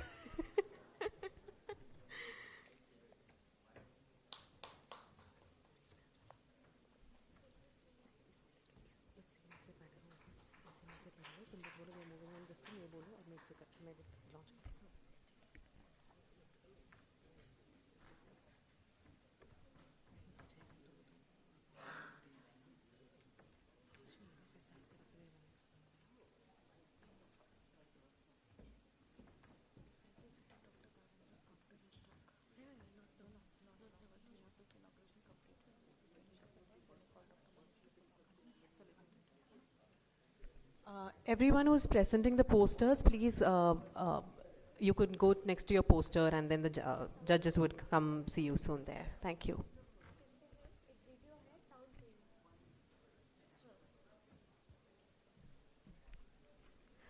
That was a very spirited and thoughtful debate, I guess, and morning session listening to all these debates and just refreshing us. Let's not get more sleep today and be little more attentive towards the sessions. Thank you to all our participants and our esteemed judge, Dr. Bapsi. And now, we now move to our truly special moment of the day and the official launch for Apollo Genomics Karnataka.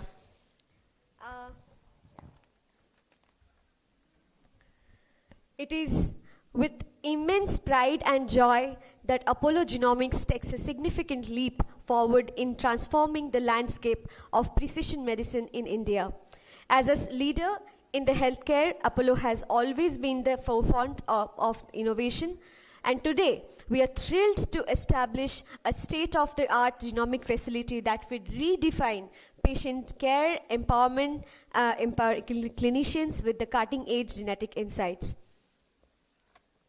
With this launch, we reaffirm our commitment to make advanced genomic solution accessible across the country, ushering in a new era of personalized medicine. We would like to mark this momentous occasion with a symbolic lamp lighting ceremony, and officially launching the Apollo Genomics Institute at Bangalore. For that, we are honored to invite our dignitaries for the lamp lighting ceremony on the stage. Dr. Manish Mattu, who is the CEO, Apollo Hospitals, Bangalore. Professor Dr. Davendra Kumar, who is a Senior Consultant Advisor at Apollo Genomics Institute. Dr. Govinda Yatish, Unit Head, Apollo Jayanagar. And Dr. Preetham K., who is the Joint Director, Clinical Administration at Apollo, Bangalore. And Dr. Priya,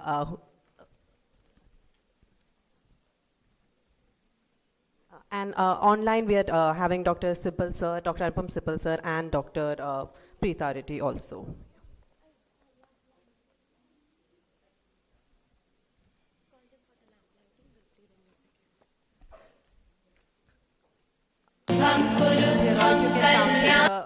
Please come over to the. Please come over. We can do the lamp light.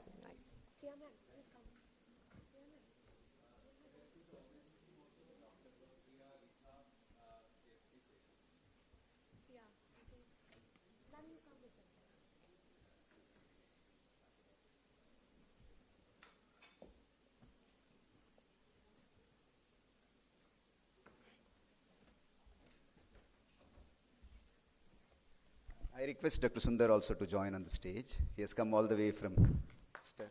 He has come all the way from Lister, and it's my. Kurutvam kalyanam arogyam dhana sampada shubham kurutvam kalyanam arogyam dhana sampada shatru buddhi vinashaya deepajyotir namostute Deepajyotir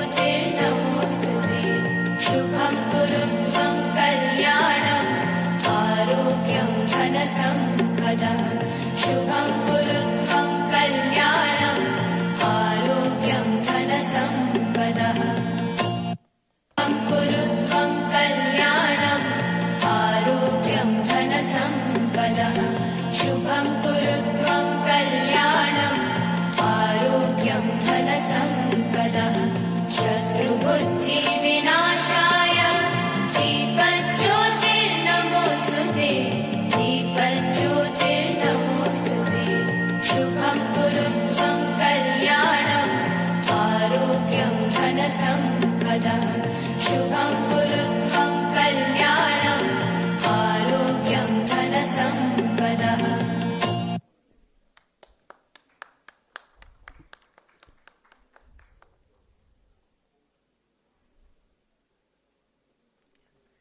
Thank you all. You can just move back to your seats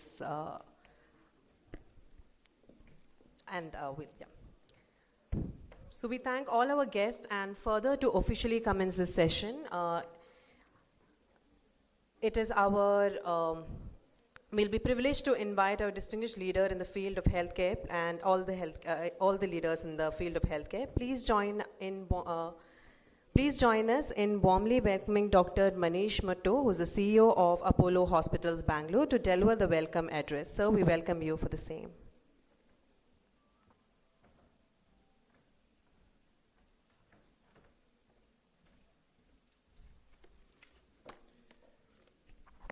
Good morning, everyone. It gives me immense pleasure to welcome you all to the Apollo Genomics Conference 2025 that we at Apollo Hospitals Bangalore are hosting this time. It's a moment of pride, not just for the institution, but for the entire medical and scientific community, not just in our country, but beyond as well. At Apollo, we've always believed in being at the forefront of cutting-edge medical care. Genomics, as we know, is not the future, it is actually the present. It is really transforming the way we understand diseases, the way we are diagnosing diseases, and we are personalizing treatments for better outcomes. And this transformation is happening right now, right today, in our hospitals, in our clinics, and in our research labs. Our chief guest for the day, for the occasion, Dr. Bhagwan, is running late, so he's not here for the inauguration right now. But we are privileged to have with us today Professor Davendra Kumar, who is Senior Consultant Advisor, Apollo Genomics, and a globally well-known name in the field of clinical genetics. Thank you, Professor Davendra Kumar, for being here with us, and thank you for your continued support to the vision of Apollo, to Apollo's vision of advancing genomic medicine. Thank you, sir. I'd also like to express our gratitude to our Vice Chairperson, Apollo Hospitals, Ms. Preeta Reddy, who sent us a warm message for this occasion, which we'll play later. Her vision and commitment to innovation continue to guide us and help us in delivering world-class healthcare in our hospitals. We're also delighted to have Dr. Anupam Sibal today, Group Medical Director of Apollo Hospitals, who's joining us online. Dr. Sibal has been a pillar of academic excellence and clinical leadership, and we are grateful for his continued support and insights.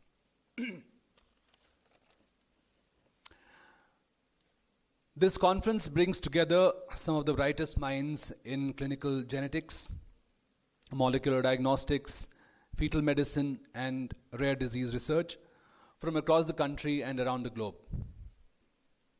Your work is shaping a new era in medicine, and we are honored to be hosting this platform where ideas, innovations, and collaborations can flourish.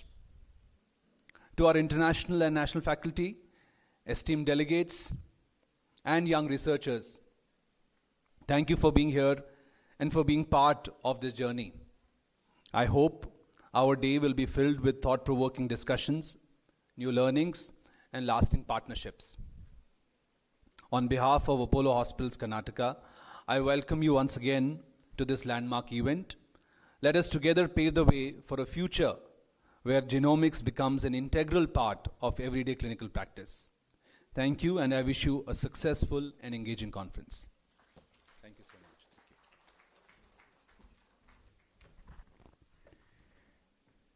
We extend our heartfelt gratitude to Dr. Manish Mattu for his warm and insightful welcome address. Thank you, sir, for setting the tone for this momentous occasion. Now, we request our clinical geneticist, Dr. Priya Ranganathan from Apollo Hospital, Bangalore, to please come over and share the overview for clinical genomics with us.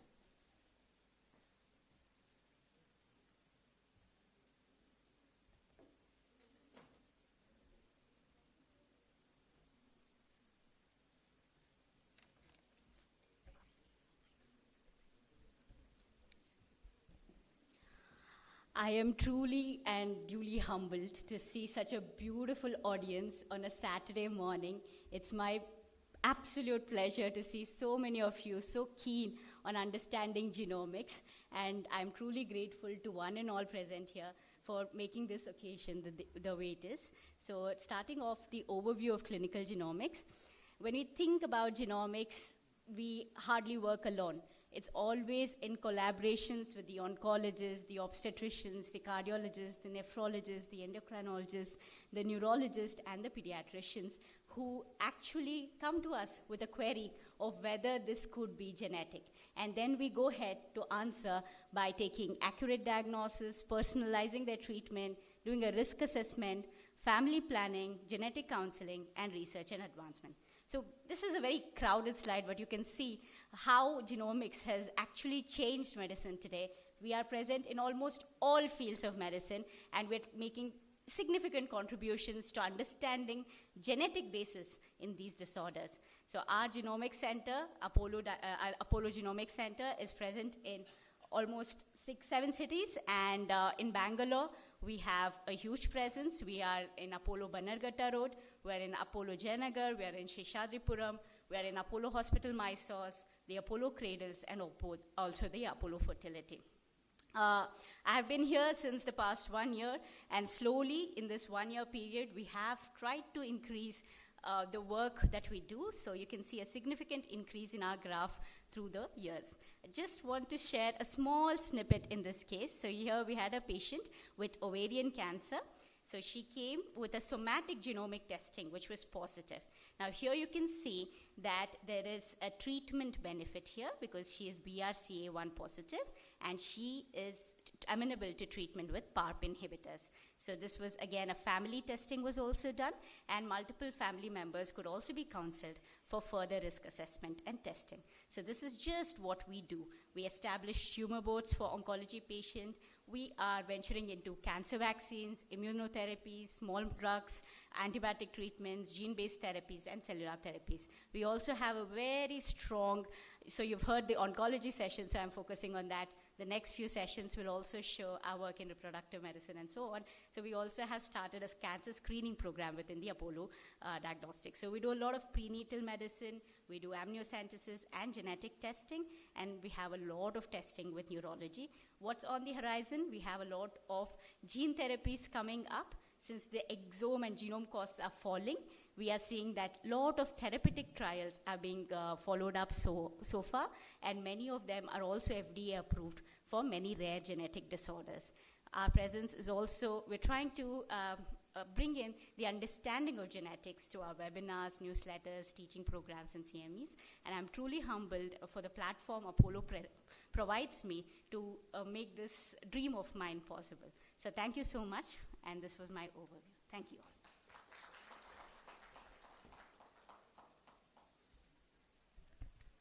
Thank you, Dr. Priya, for sharing this crucial role of genomics that plays in the management of our patients. With that, now we welcome Professor Dr. Davendra Kumar from William Harvey Research Institute, UK, and who's our senior advisor as well, to give an insightful talk on genomics and omics in multidisciplinary care. So we welcome you here.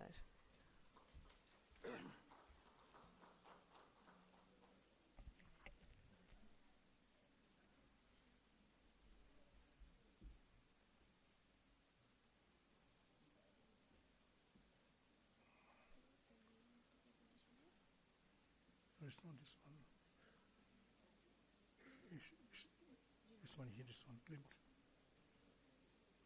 Yeah, that's the one. Thank you. Yeah, good morning all. Thank you very much for this kind invitation.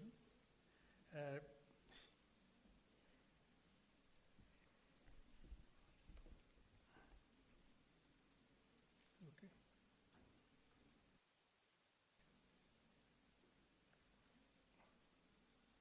We all gathered here to understand, appreciate, and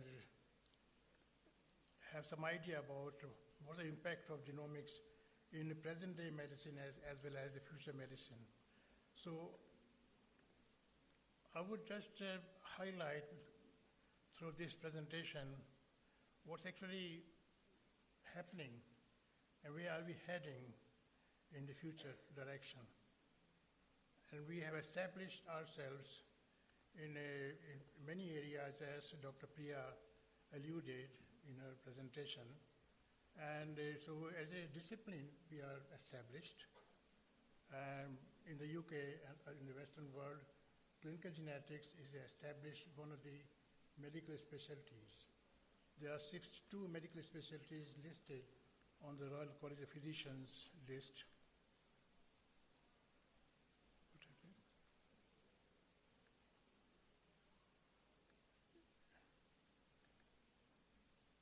So we start from here.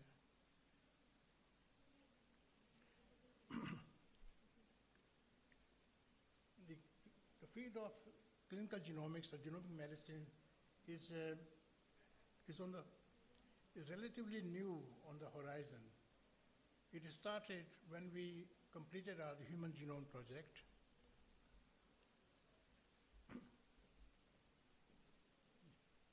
Thank you very much. Yes. So exactly 50 years after the double helix was discovered, the Human Genome Project finished in 2003.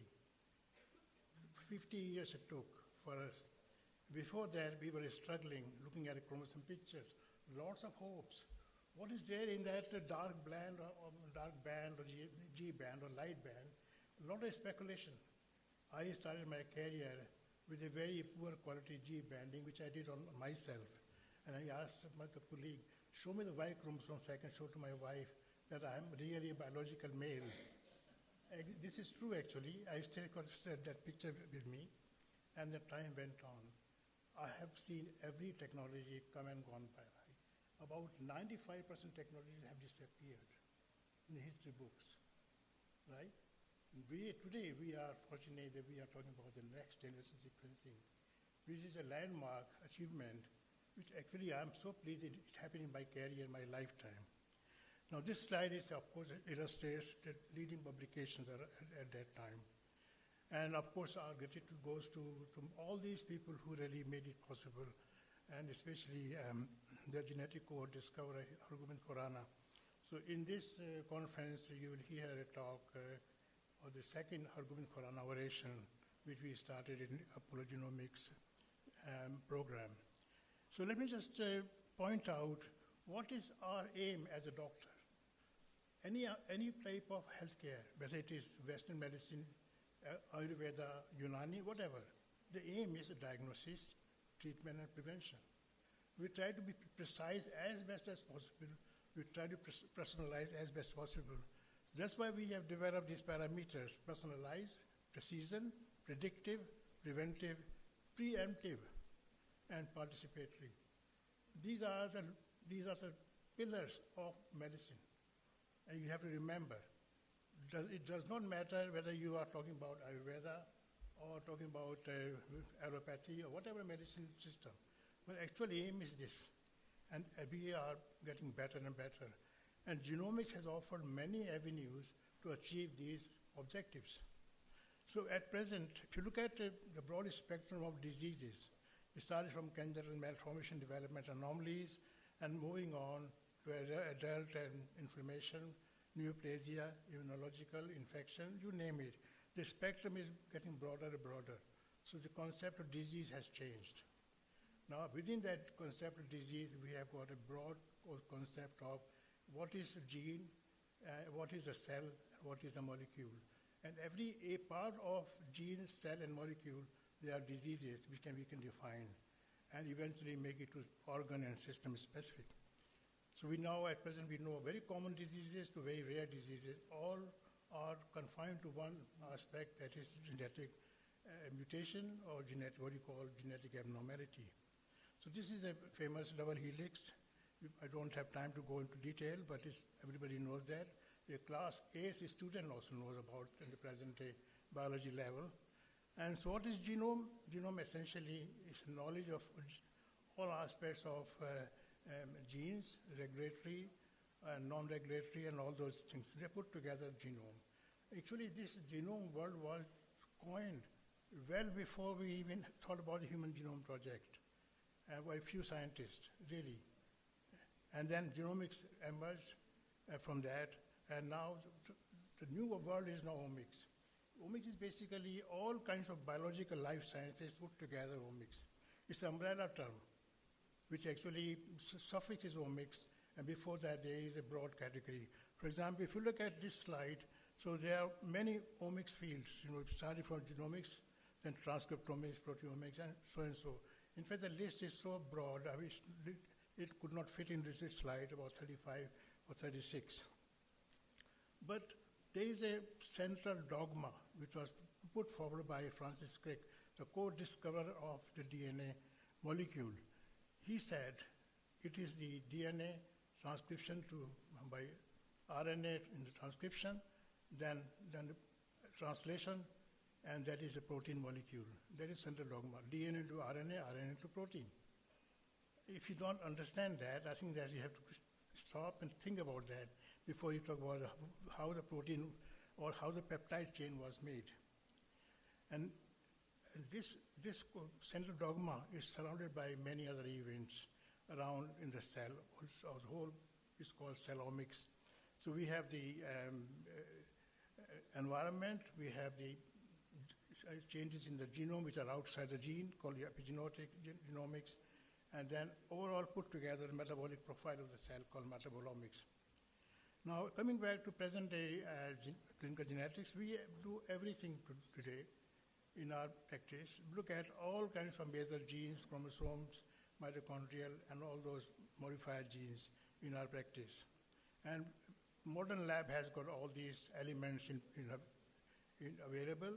You go to private lab, you go to any other lab, they will be doing all those things. We heard about cancer, the targeted sequencing, exome sequencing. Now, the most important part of the present day genomics is that you have to go back to the drawing board. The drawing board for a doctor is the history, is the history, a family history, and also looking at the patient, the child, phenotype. So phenomics is a crucial branch of omics. Without that, you cannot go any further. You heard about the relevance of doing targeted sequencing or the whole genome sequencing or larger panel, whatever you heard that. If you are very sure about the phenotype, everything very clear about this is the cancer type, histological, everything, maybe you are right to go on a targeted, small, and save time and money. But phenomics is really the cornerstone of what you call the spine of omics is phenomics. And then of course you generate many data, so you need to go for bioinformatics and all these things. So coming back to what actually happening in terms of the multidisciplinary care, we have, well before the NGS started, we were using technology like FISH. We knew the diagnosis of this child with 22q deletion syndrome. We knew that child had many clinical issues. So we organized clinicians in an organized manner, and we developed a clinic called MDT Clinic for 22q deletion syndrome. Similarly, we had metabolic conditions, and we knew about the enzyme, we knew about the genetic change, we knew about the storage, all those things we knew. We organized those clinics as well. Many hospitals in the UK, they called standard metabolic multidisciplinary clinic. And similarly for other rare syndromes like this one, and so on and so forth, this famous Marfan syndrome clinic in Oxford, where I worked. So the point I'm trying to make, the multidisciplinary healthcare is not a new concept. It has been there for a long time. Now we have the opportunity to define it by using genomics. Now, in the UK, what we have started, because naming a syndrome is a problem, and many conditions we have no name. So we have developed a new term called SWAN, syndrome without a name. It sounds pleasant to the family. Otherwise, you call a 22q deletion syndrome catch-22 so bad. You call the cat cry syndrome, Cleidesha syndrome so bad. Just call simple. So we have got SWAN clinic. SWAN clinic is getting so popular. Essentially, SWAN clinic is a multidisciplinary clinic. All clinicians, as you can see. So we do that clinic in our place, and other centers are getting interested. I suggest, I think for rare disease clinic, even the term rare disease sounds not very pleasant. Frightening to the family. Rare disease, my goodness, what is going to come? Call simply, give it pleasant name. Let them make, like a welcome. Okay, come here, we'll look after you. That should be the thing. Anyways, just moving forward, time is a factor. So at present, we have got omics now in our spectrum, in our horizon. We're using it in different ways, and eventually data is being generated. That's where we need bioinformatics and artificial intelligence people to come along. And rare disease research and many other conditions like the food allergy. A lot of work has been done in children, for example, peanut allergy and infection. Very important, very important. We have suffered COVID, and we now know how to have the host pathogen analysis using multi-omics. And that is key. In fact, one of the WHO priority of omics is really the infectious diseases, which we have suffered COVID, and we all know about the impact. And then many other areas of sepsis, we use omic analysis in our patient sepsis, especially newborn care. And then many other aspects of common diseases like the metabolic syndrome. We can do the subdivision of metabolic syndrome by using multi-omic analysis. And heart failure is a real challenge because heart failure is the endpoint of heart dysfunction. What is there underneath? Many possibilities, inherited cardiomyopathies, hypertension, ischemic heart disease, all those things. But applying multi-omic can save time, and you will know what is the underlying etiology, underlying pathogenesis in this patient for heart failure. So there are many other avenues. Cancer, you heard earlier about the benefits. And this is a very good example where we're using the phenotype, the radiology phenotype, which is called radiomics, combining the multi-omic analysis, including the targeted sequencing, and having a broader, complete picture of the cancer in question, and designing the treatment and prediction, and using also in healthy family members. So there are many technologies available now, and so this is the model of a research, those who are interested, and this is the current model of landscape of multidisciplinary integrated multi-omics medicine. And you take the example of chronic neurological condition like multiple sclerosis, and that's a good model for MDT care. And there is an opportunity to integrate. And that means one of the projects which we have got in Apollo is the Apollo Integrative Healthcare. And a day before yesterday, I had a very promising meeting with the Ayurveda hospitals here, and we are looking at how we can develop, how we can integrate the multi-omics into Ayurvedic concept of medicine. So with this I will stop. I think we are in a very good position, Apollo Institute of Genomics, with Apollo Pro Health and Apollo Ayurveda and all those avenues. So I will stop here. Thank you very much. Thank you. Thank you.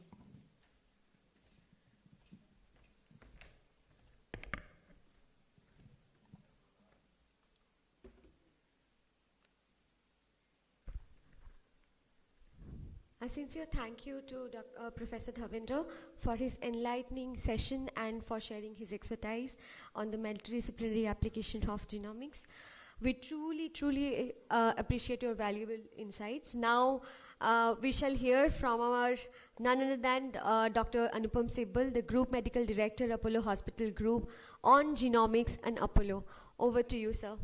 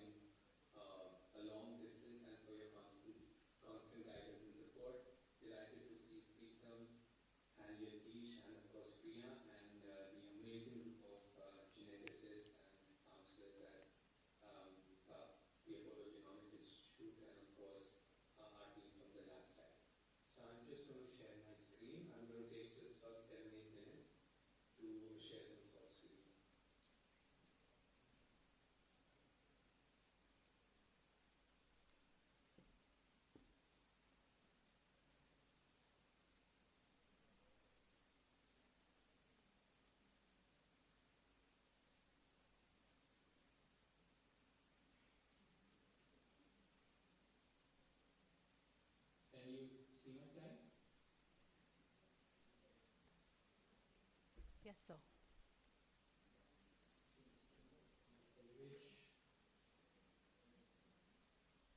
Yes, sir, we can see your slide. Yes.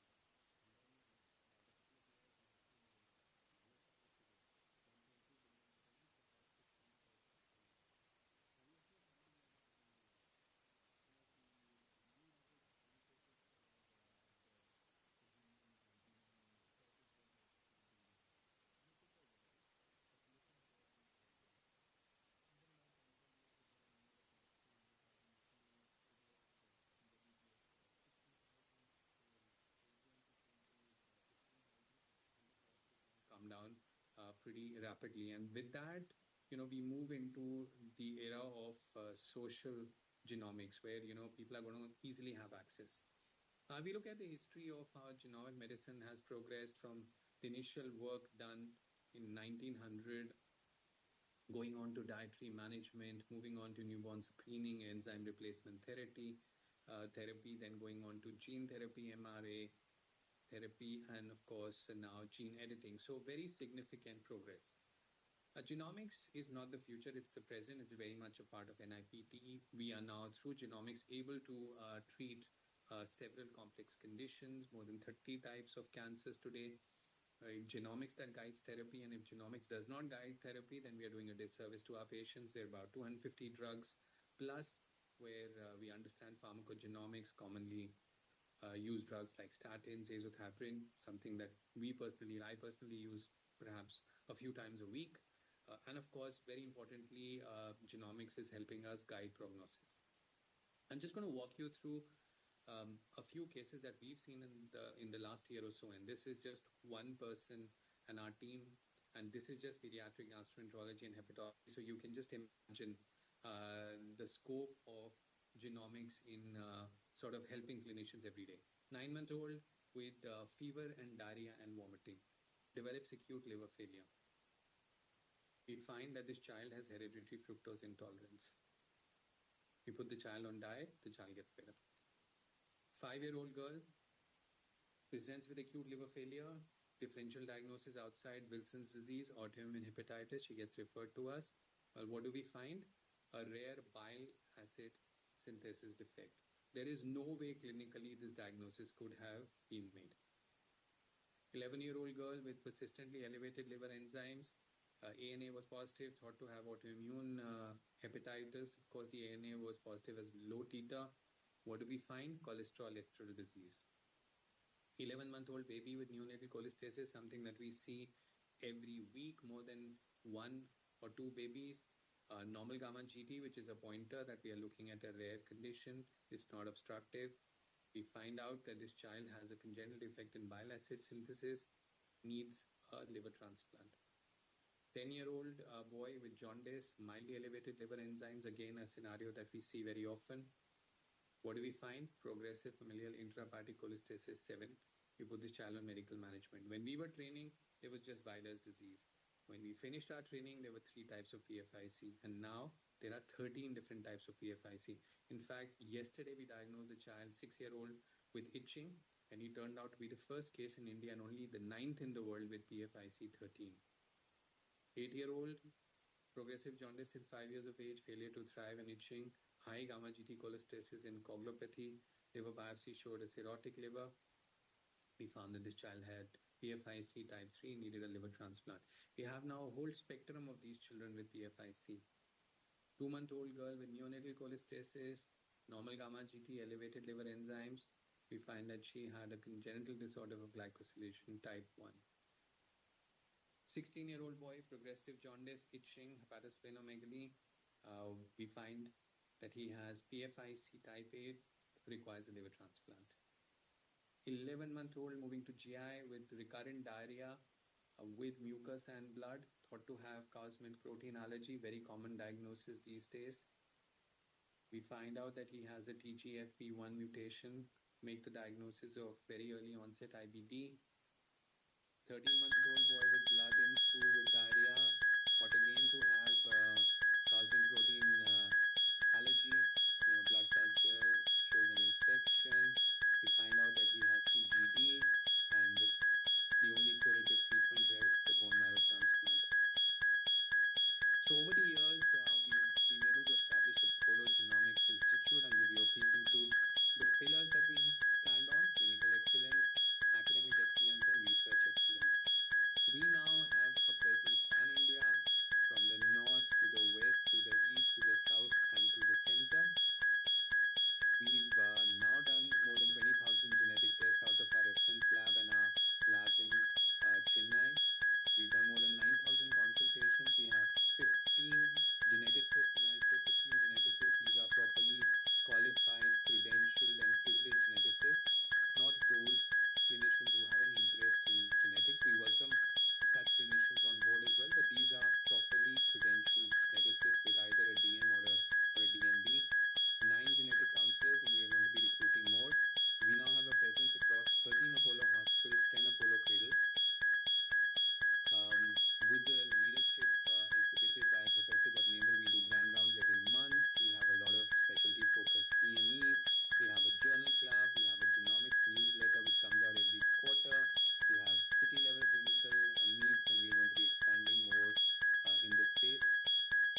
And I'm now just going to turn tracks for a moment now. Who doesn't want to be dressed like that? Look at that beautiful, well-tailored suit, James Bond.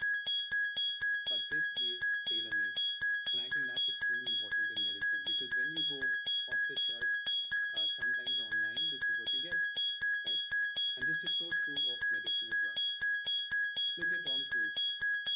He's 63 years old. He's acted in 53 movies. Of course, the Mission Impossible new episode is also coming on. So what is truly remarkable about this man is that he doesn't age. Look at him in 1986, Top Gun. Look at him in the last edition of Mission Impossible. In contrast, look at Johnny Depp.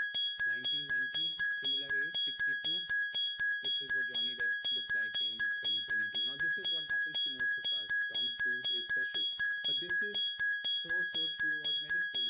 Each one of us is unique, and we need to identify the uniqueness, and we therefore need to tailor our diagnosis and treatment based on the uniqueness that each one of us possesses, and therein comes the role of genomics. And I think we've been looking in the wrong direction, and that's why it's about time we changed track and started focusing on what really matters, and that's why genomics is going to be center stage in the scheme of things as we go forward. I'm going to stop there now And if there are any comments, I'll be very happy to take them. Thank you.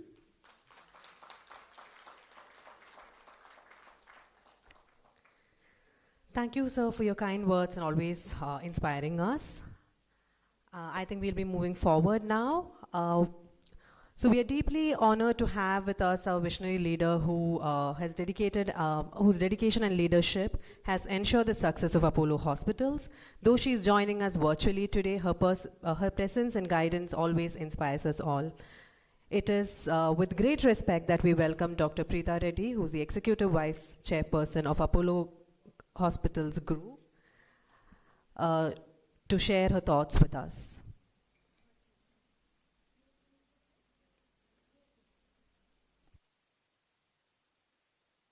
Namaste. I'm delighted to be with all of you today, and I'm very excited about the Apollo Genomics launch in Karnataka. Genomics today has become part of mainstream healthcare. And by doing this, Apollo as a group, we just reaffirm our commitment to what we want to do in the area in excellence in healthcare. Because everything we do, we have to do it for the patient. And I think this is one step in the right direction. I warmly welcome and congratulate Dr. Bhagwan, who is the Honorable Vice Chancellor of the Rajiv Gandhi University of Health Sciences. And this is his new role, but it's an exciting role. And thank you, sir. Your presence means so much to all of us at the Apollo Group. I also want to acknowledge the presence of Professor Davendra Kumar, who has been with us from the beginning of this journey. And what we have today has been with the amazing work done by him and Dr. Anupam Sibal.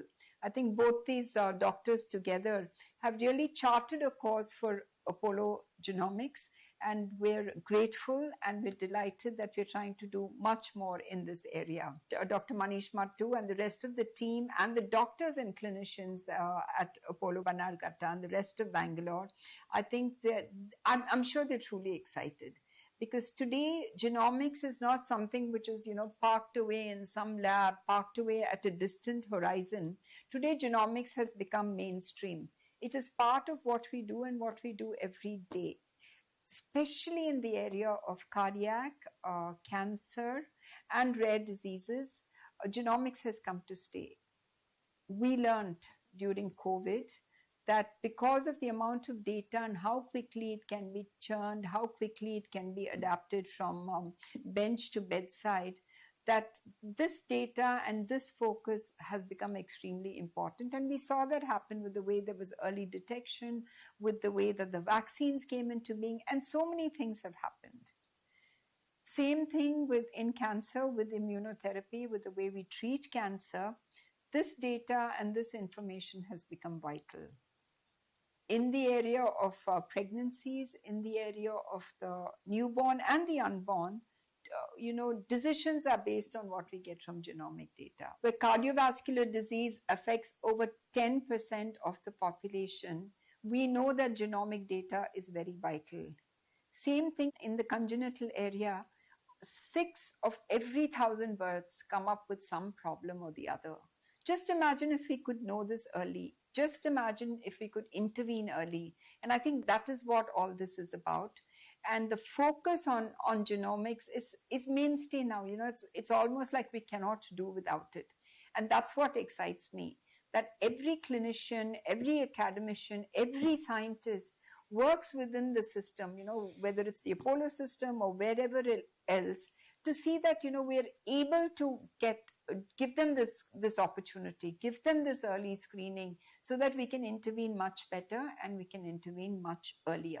The other exciting aspect is that, if we can really scale up what we do, and I'm talking from a very, I'm a proud Indian and I'm talking from a very India-specific point of view, that if we can really do this on multiple patients who come through our systems for different areas and collate all this data, imagine how much we can impact the way healthcare is being done in the future. And that is what all of us as responsible healthcare providers have to think about, is how can we impact treatment? How can we impact human lives? How can we impact the way which we do things in the future so that we are armed with technical skills, with knowledge, and the ability to be able to do something and to make a difference. So I think, these deliberations are important. These deliberations are exciting. And if we didn't do this, I think we would just be doing, like a day-to-day existence on the way we provide healthcare. And that's not enough. That's not enough for any one of the great scientists, academicians, doctors who've taken time out to be there today. That is not enough for us as, healthcare leadership, because we have to do much more. And to me, coming together, being able to do it, and all of us supporting each other is very vital for us to make not only India, but the world healthy for the generations to come and be able to make a difference in the way we do things. Thank you for your time, and Jai Hind.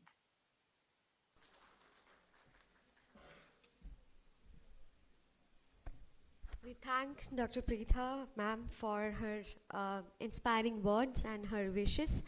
Now, quickly, we move on to, I would like to call Dr. Preetham K, the Joint Director, Clinical Administration at Apollo Hospital, Bangalore, to deliver the vote of thanks.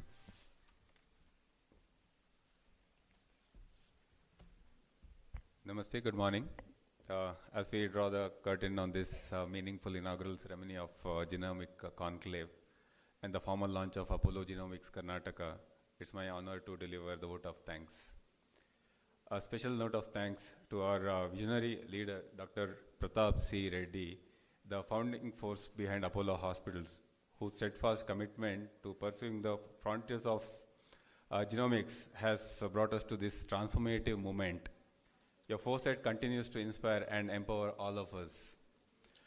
We are also grateful to Ms. Preetha Reddy, Vice Chairperson, Apollo Hospitals, for the thoughtful and inspiring message. Ma'am, your unwavering belief in the transformative potential of genomics and your continued support have been foundational to the work we are doing. Your vision lights the way forward for all of us in this space. A special note of thanks to Professor Dr. Devendra Kumar, who has joined us all the way from UK. Sir, we are deeply thankful for your role as an advisory for genomics medicine at Apollo Hospitals. Your guidance has helped shape this program with clarity, wisdom, and global perspective. Your presence reaffirms the global relevance and high standards we aim to uphold in our genomic initiative. We also extend our sincere appreciation to Dr. Anupam Sehgal, Dr. Manish Mattu, and Dr. Yatish for having played an integral role in making this vision a reality in Karnataka. Your leadership and encouragement continues to energize our efforts on the ground. As we now step into the main body of this academic gathering, we look forward to rich discussions, new insights, and collaborative possibilities across specialties. Thank you once again to all the dignitaries for gracing this inaugural session and setting the tone for what promises to be an exciting and impactful conference. Thank you very much. Thank you so much, sir. With that, we invite Dr. Manish to fill state Professor Dr. Devendra Kumar. On the stage, please, sir.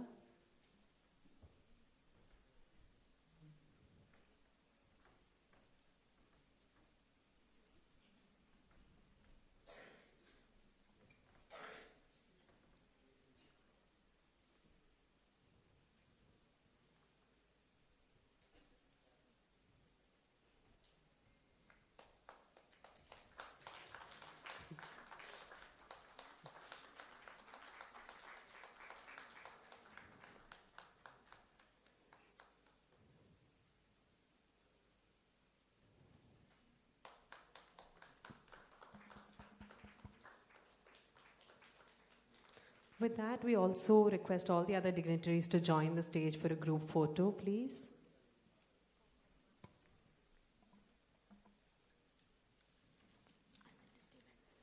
So please stay back. We'll take a group photo.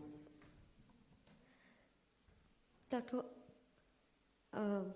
Govinda, please come on the stage, sir. We'll have go for a group photo with Sibyl, sir, also. I would like to call Dr. Priya, Dr. Preetham, and all our dignitaries to please join us on the stage for a group photo. Dr. Priya, please come in.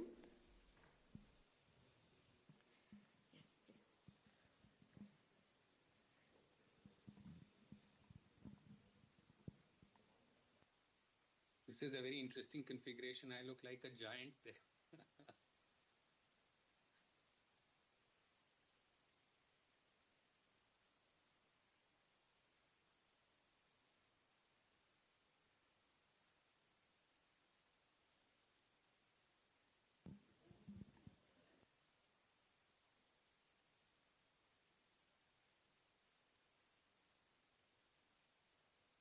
Thank you so much. Thank you so much, our esteemed guests. And congratulations to the Bangalore team for this wonderful inauguration. Now, without wasting any further time, we are moving to our next session, which is on...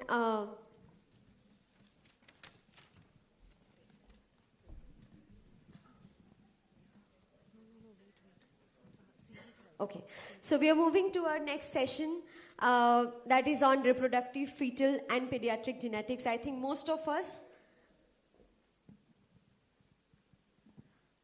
Professor,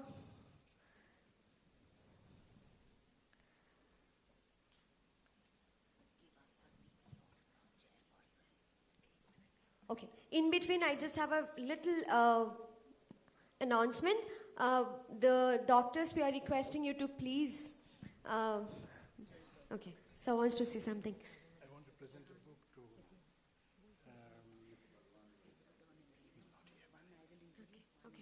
Wonderful. So Professor Dhavendra wants to actually give the book to Dr. Manish Mattu, Dr. Preetham, Dr. Govindaya, Dr. Priya.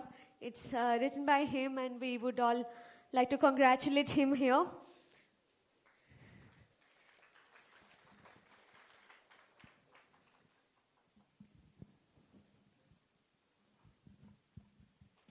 That's a wonderful moment. Thank you so much. Give a please big round of applause to Professor Dhavendra. He's always inspiring.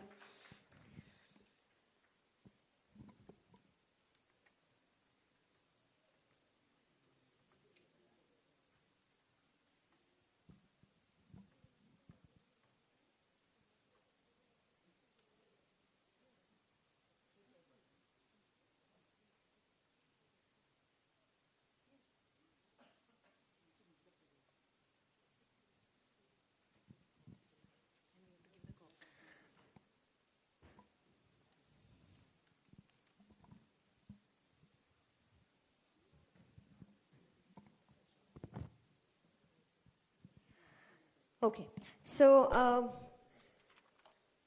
we are moving to our, towards the next session on reproductive, fetal and pediatric genetics. This session is going to be moderated by Mrs. Reena Trivedi and Dr. Indumati.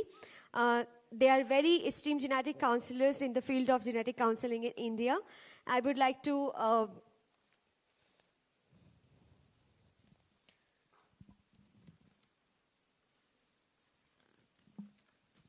introduce our first moderator, Mrs. Reena Trivedi, is an experienced genetic counselor with over a decade expertise in the field of genetic counseling.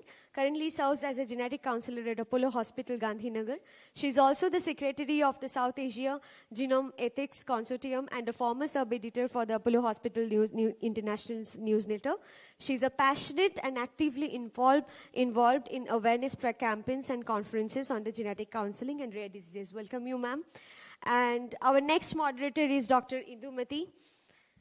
She is highly accomplished genetic counselor and geneticist with a PhD in genetics from the University of Madras. With 15 years of experience in genetic testing, counseling and teaching and research, she currently heads the medical genetics department and laboratory services at Apollo Main Hospital, Chennai.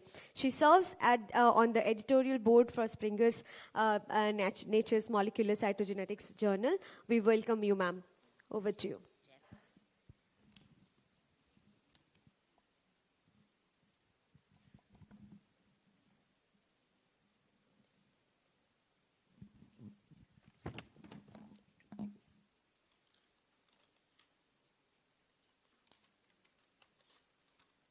We warmly welcome Dr. Chitra Ramamurthy, who's a famous obstetrician and gynecologist.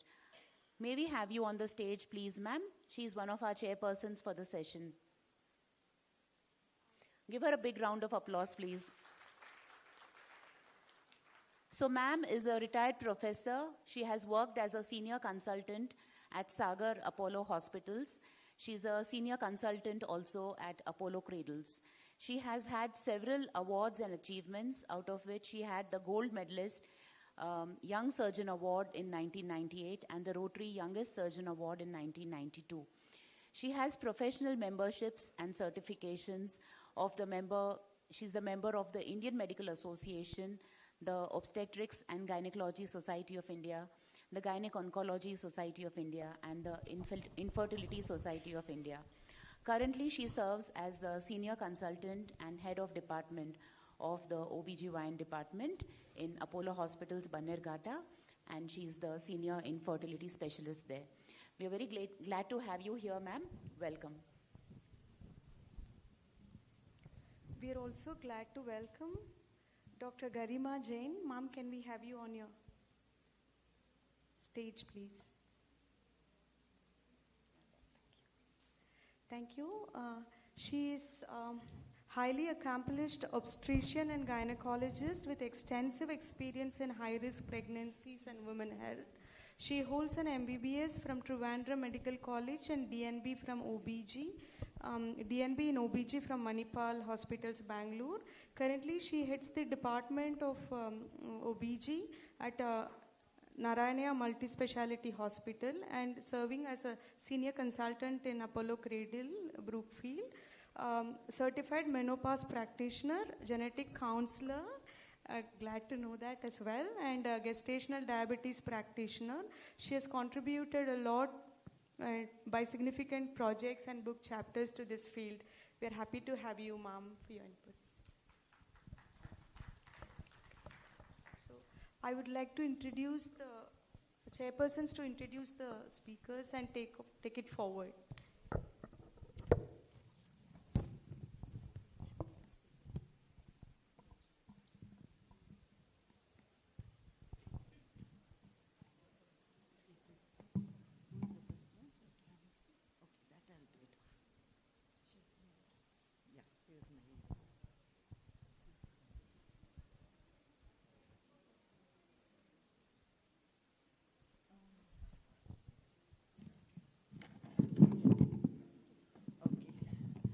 I welcome Dr. B.S. Ramurthy, a well-known sonologist, a radiologist, and a specialist in fetal medicine at Srinivasa Scanning Center, Bangalore, Basangudi.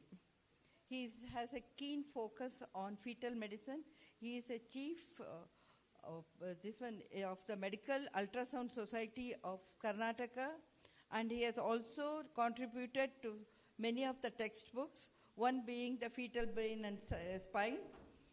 And I welcome Ramurthy. And we were all together from MS days, MD days. Can I get full screen on this? Full screen. Bring it back to full screen.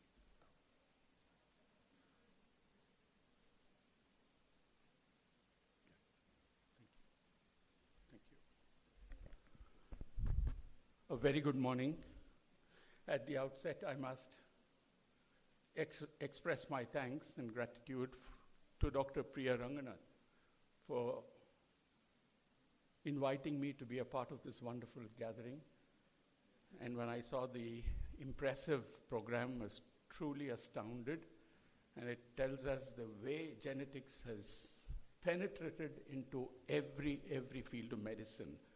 So we've already seen oncogenetics, and now we are going to go into reproductive medicine, the fetus. And I must thank Dr. Chitra Ramamurthy, who was a co-PG with me when I was doing post-graduation. Her husband was a little senior to me. He's taught me also. And Dr. Garima, who is a very dear friend as well. Thank you, Dr. Chitra, for those kind words of introduction. So with that, we move on to genetic insights from fetal imaging. So we've got two endpoints. Fetal imaging, which is ultrasound, MRI. Largely ultrasound driven, but MRI contributes now and then at the appropriate moment to genetics. So what's the missing link? The missing link is the fetal medicine specialist and the geneticist who really bridge the gap of recognizing an abnormal fetus, knowing the fetal phenotype, and trying to get to the destination, which is the genetic diagnosis, right? So where do we start? The answer would be fetal imaging. No, but we've got to go one step backward, and we've got to recognize the importance of obstetric history. There is no doing a fetal scan without knowing the history. So we have the history, which includes the proband records, the photos, the lab tests, details of our other affected members. You only have to ask for it, and lo and behold, it's provided, because all the penetrance of the smartphone is so vast that in a minute you get a lab report, in a minute you get a picture, in a minute you get the notes of a certain specialist who's seen the baby. So all this should be collated, a good obstetric history, and then of course we go on to fetal imaging, then testing, invasive testing, and then the diagnosis. So where does it all start? Now that we know that history is important, we are ready to do a scan, and we need to realize that today standard obstetric practice is inclusive of two time windows where we look at the fetus critically in terms of anatomic normality or abnormality. And these two are the 11 to 14 week scan, which we term as the first trimester ultrasound or anomaly scan, and the 18 to 23 week scan, which we term as the mid-trimester anomaly scan. So each of these examinations is absolutely protocol and checklist driven. Protocol because it tells us that we've got to do a certain number of planes and store it in terms of stills and videos. And checklist driven is each plane, we've got to run a mental checklist and say that that plane is normal before I venture into my next plane. So it's absolutely protocol and checklist driven, right? Now, if there is a positive finding in the basic approach, the first trimester or the mid-trimester, I must go on to extended imaging, which is appropriate to the circumstance which has prompted me to do this. So which means that if there is a finding in the brain, for example, a ventriculomegaly, as you can see over here, I would venture out to do a detailed neurosonography, which would include a mid-sagittal section to see the corpus callosum, the vermis, so on and so forth. Now here in the LVOT, I found a overriding aorta. I'm thinking of possible tetralogy of Fallot in the fetus. So I'm going to do my Z-scores, show how narrow the pulmonary artery is, how big is the aorta, is the pulmonary artery branching or not, so that the pediatric cardiologist can actually counsel this couple in a more targeted fashion. Similarly, face, for example, here is a bilateral proximal femoral deficiency case, and immediately my expertise or my experience tells me that I've got to look at the face, because if there's a face which is dysmorphic, as you can see over here with micrognathia, a long philtrum, so on and so forth, I'm going to think of proximal femoral deficiency with unusual faces as a syndrome. And lastly, here is a coronal section of a transvaginal neurosonogram. You see the ventricles and you see those small little cysts on either side. One anterior horn is well seen, the other one is missing. So you're going to use MRI to say that these are harmless conatal cysts, nothing to worry, and also the fact that the anterior horn is not very well seen, and that could be due to an overshoot of the process of conatal cyst formation itself. So in the same way as I've shown you neurosonogram, echocardiography, face, we need to look at the external ears, extremities, genitalia. Government of India prevents us from looking at fetal genitalia, but if it is needed, we have all rights to do it. We only have to document it and put it up in our records that this is why I saw the sex of the baby. And that's important. 3D, 4D ultrasound, MRI, all of them play a big role in actually coming to as detailed a fetal phenotype as possible. Now, if you look at the positive ultrasound findings in the fetus, you can clearly demarcate it into two categories. The first category is marker. Marker is a minor departure from normal, For example, in the first trimester, you will see that the ossified nasal bone or the nuchal translucency or the intracranial translucency, they are all markers. They are not major anomalies in the true sense, or for that matter, the nuchal fold thickness in the second trimester, they are all markers. On the other hand, you have a partial agenesis of corpus callosum. Only a bit of the corpus callosum is seen. The rest of it is missing. Over here, the ductus venosus is diving down and opening up into the IVC, which is a ductus venosus shunt. That's an omphalocele. That's a hemivertebra. All these are anomalies. So we have to actually recognize marker versus anomaly. A marker increases the likelihood of a particular condition, but not confirm it. It only tells us that the risk of a particular condition like Down syndrome or like an open spina bifida is more, and therefore we've got to do the proper testing to rule out or confirm the same. So now we come to the core, okay, and that is the starting point. The aim of ultrasound or MRI is to obtain as detailed as possible a structural fetal phenotype. When you start from there, and then you decide to do your invasive procedure to harvest fetal tissue, because we need fetal DNA. It could be a chorionovelous sampling, an amniocentesis, or a umbilical blood sampling. So the invasive procedure is needed to harvest the fetal tissue. What testing to be done on this in terms of a QF-PCR, FISH, KT, CMA, VES, so on and so forth. And then you arrive at a genotypic diagnosis. And then, of course, query parental carrier status. Would you want to do the parents or not? So before we do the invasive procedure, pre-procedure counseling, extremely important. And then, of course, after the genotypic diagnosis comes in, post-test counseling, very important. And from here onwards, this is the line where the fetal medicine radiologist, specialist does. And after this, it is all geneticist driven. So we work in very, very close, we work in tandem with the geneticist. And remember also that when we talk of genotypic diagnosis, we also have to talk or lack of it. You're going to make the couple spend a lot of money. They're going to go and do this testing. At the end of it, what we expect may not be coming out as a result, and that should be dealt with in the pre-test counseling. And also the fact that if there's no result, what is the way you conclude? How does it help in the management? That also should be pointed out. So the role of clinical geneticists to collate history, ultrasound phenotype, pedigree charting, choose the appropriate test, choose the lab, interpret the reports, look at the genetic diagnosis, and tell our patients that this is important, because once I have a genetic diagnosis, I know what is the possible phenotype which is encompassed by this genomic or genotypic diagnosis, which means to say I will know what are the morbidities this fetus will have postnatally, which are not ultrasound recognizable. For example, mental retardation. For example, sensory neural deafness. For example, a retinopathy.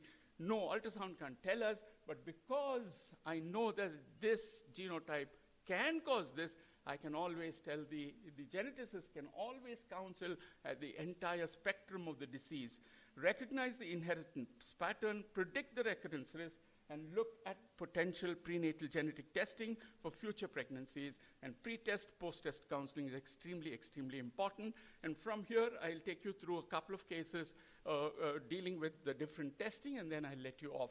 So here's the 31-year-old primey, 13 weeks, nuchal translucency 2.8 millimeters, non-ossified nasal bones. Both of them are markers of aneuploidy. So we start with the a priori or the background risk of 1 in 5, 6, she's 31 years, and a post-priori risk of 1 in 44 because these two markers are present.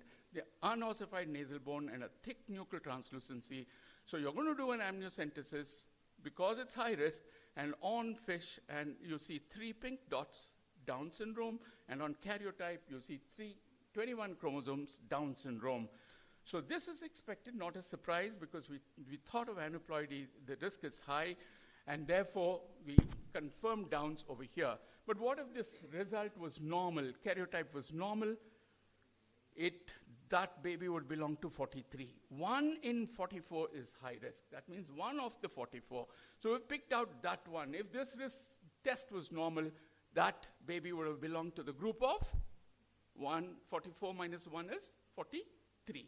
So that's how we've got to really counsel our patients. Here's a 32-weeker, G4P1L1, AB2, 20 weeks. We found Vermian hyperplasia, coarctation of aorta, and bilateral cleft lip. You can see the small worm is there, the bilateral cleft, and you can see the signs of coarctation of aorta. So we did a CMA and DNA storage, and on CMA, of course, we found trisomy 13, and that was not expected at all, because except for Vermian agenesis, there's no evidence of holoprosencephaly in the fetal brain. I didn't expect to get a diagnosis of trisomy 13, but that is a surprise, and that is what genetic testing is all about. Then let's move on to, and we know, of course, trisomy 13 is a lethal anomaly, right? And I'm not going to take you through the counseling in each case. That would be very long, but we know how to counsel for Down syndrome. We know how to counsel for perhaps trisomy 13. Now let's look at this. Those were 2 chromosome-oriented diagnoses. Now we go on to a 24 years primary, second-degree consanguinity. At 20 weeks, multiple findings. The first finding which stares at you is bilateral large lungs, dilated. Is that 20 minutes already? 2-3 minutes left? Oh, goodness, okay. So the trachea and the bronchi, so that's really big lungs there. We've found a kidney which is absent, an eyelid which is fused across cryptorchidism, and a genitalia which doesn't look normal. And immediately I know, out of my past experience, all of this is translating into Fraser syndrome. So you do your testing. I'm not going to ask for CMA. I'm going to ask for WES. The geneticist agrees. Put up the DNA for storage, and then when you look at it, you find a FRAS1 gene, autosomal recessive, positive, and therefore we know that next pregnancy we need to do an early testing, right? So this was expected, not a surprise. Now let's look at this case, 21 weeks primary, 3rd-degree consanguinity, early onset IUGR, retrognathia, flat nose. You can see that hypertelorism, you can see the retrognathia there, you can see the limb reduction defect, a low-set ear, and these are 3D pictures showing you the low-set ear and the limb defects over there. So when we did do a search, we got a lot of possibilities, but when we did a genetic testing, we found that this was a NIPBL gene, which is positive, autosomal dominant, pathogenic Cornelia de Lange syndrome, and that was a surprise to us. Why was it a surprise? Because we could not make out excessive hair on the face by ultrasound. Hypertrichosis was not among our search words, and therefore OMIM didn't really help us give us the diagnosis, whereas genetically it helped us, right? And that's the abortus. You can see the excessive hair over here, and these are pictures from the net which shows you synophorus and which shows you limb reduction defect of another individual, which looks much the same as the fetal pictures that I showed you. So here was, again, an unexpected diagnosis. Let's look at this 38-weeker G2P1L0. The first pregnancy at 30 weeks had the following fetal MRI findings. There was an ultrasound evidence of a unilateral lateral ventriculomegaly, and on fetal MRI, we find a skewed cavum septum pellucidum, asymmetric lateral ventricles. You can see the lateral ventricles asymmetric, and the midline is skewed. It's not in the same straight line, and therefore, this lady went into premature labor. The skin sample, and of course that was a neonatal death. Skin sample sent for WES, and we found a TUBB3 gene positivity, heterozygous, autosomal dominant, right? Parental screening was done, and the mother was found to carry the same gene. Now that's the historical background, and in this pregnancy, we did an amniocentesis at 16 weeks, exome max, and discovered that this fetus also carries the TUBB3 gene, and the geneticist, Dr. Preetha, is with us. She said, okay, this is recurred, and therefore it's not really good. But the family, she was 38 years, the family wanted to continue because the mother had the same gene and she was normal. That was explained by incomplete penetrance, so we respected. The obstetrician said, okay, continue. And then the onus fell on me. I had to now work the reverse way. I've shown you phenotype to genotype. Now I know the genotype, and I have to see whether the phenotype fits in. So therefore, 20 weeks, normal, nothing much. 24 weeks, and it was very, very difficult. A very fat lady, a very obese lady, and the head was up. I couldn't get the transvaginal approach to the baby's head. But at 24 weeks, I said that the lateral fissure is very shallow, and the parieto-occipital fissure doesn't look good. Doesn't look good. Done. I'll just take 2-3 minutes, and I'll let you off. So then, at 26 weeks, I said, you come back. And luckily, the baby's head came down, and you will see that on abdominal scan, the midline distortion is there. One ventricle is normal. The other ventricle is dilated. The lateral fissure is very, very shallow. And we did a transvaginal scan. And look at the quantum increase in the quality of the images. Everything forthcoming. One ventricle dysmorphic. The other ventricle is normal. Anything which is asymmetric, you can show in this brain. And we confirmed at 26 weeks, this is a tubulinopathy phenotype. And that was sad news for her, and I think she's getting her termination done. The process would have started, right? So 3D you can do, this is 3D inversion of the ventricles, and this is a stack, and this is the MRI images of the same fetus, right? So here is a Binder case. You want me to stop here? I've given you a fair... I have 3 more cases. Can I just quickly take you through this? Okay. So here is a 31-year-old, 20 weeks, no history of autoimmune disease or medication. Why autoimmune disease or medication? Because already on a fetal facial profile view, we find a flat nose. The flat nose is called a Binder phenotype, and the Binder phenotype, we've got to look at maternal autoimmune disease, ask for medication in the mother, like warfarin, and with all that coming negative, we said, and on ultrasound, I have looked for other features of chondrodysplasia punctata, nothing forthcoming, and therefore an amniocentesis. And on amniocentesis, we expected a CDP gene to be positive. We did an RNP. RNP was the anti-ribonucleoprotein was negative. We ruled out the autoimmune part of it. The CMA was normal. QFPCR1 was normal. But the surprise came from the WES, which picked up the PRKAR1A gene, and that's the pedigree chart for you. And here, of course, this coded not for CDP, but for a disease called acrodyssostosis, and this sends us all into a tizzy, and that is where geneticist help is needed. And then Dr. Priya said, this acrodyssostosis is not a bad condition to have, shortening of fingers or whatever, and then she said, we'll do a carrier testing. And on carrier testing, we found that the mother is homozygous, the mother is heterozygous, and therefore the patient said, okay, fine, let us continue, because in spite of the presence of this gene, I'm normal. Then we go on to another case, which is a 33-year-old. Now we changed tracks over here. I've shown you a couple of WES cases, and in the end we come to a CMA-based case, a chromosomal microarray-based case. A 33-year-old G2P1L1, 12 weeks, NT is 3 millimeters, combined test 21 chromosome is a low risk, but 13 high risk, 1N130. NIPT done, and NIPT also confirms high risk for trisomy 13. Fetal fraction is good. Under these circumstances, is it KT or CMA? We did a CMA because CMA we know has about 1.7 or 2% increase in the incremental yield. So what did the NIPT tell us? The NIPT told us that trisomy chromosome 13 suspected 13. So the NIPT also increased the risk.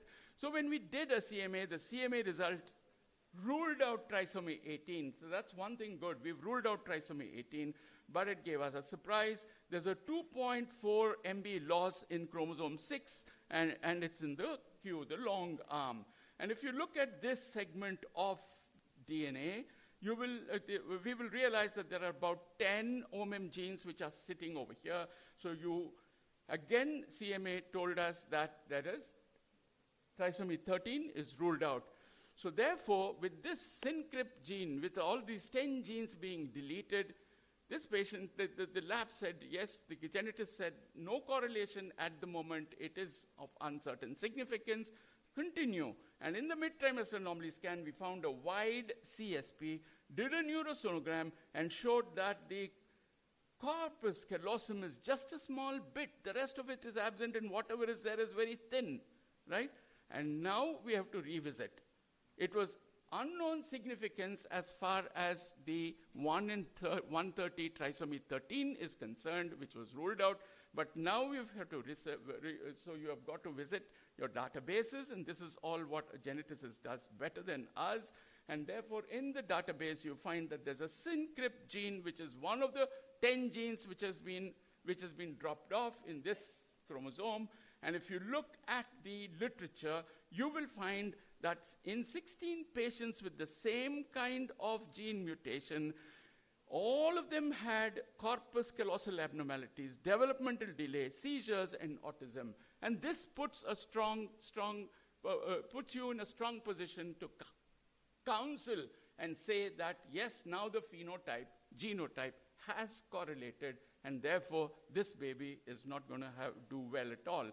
So here was a reinterpretation with literature review and phenotype, and what was unknown significance became a likely pathogenic copy number variant associated with intellectual developmental delay, autism, seizures, and accurate prognostication was enabled, right? So therefore, here is an instance where VUS changed to likely pathogenic variant. And what does the literature say? We've got enough literature to tell us that if the fetus is multi-system affected, skeletal dysplasias, cardiac, spinal, so on and so forth, always include a WES, because WES has a very good yield compared to KT and CMA. And of course, I have quoted 3 articles over here, and there's one article which also says, do both together.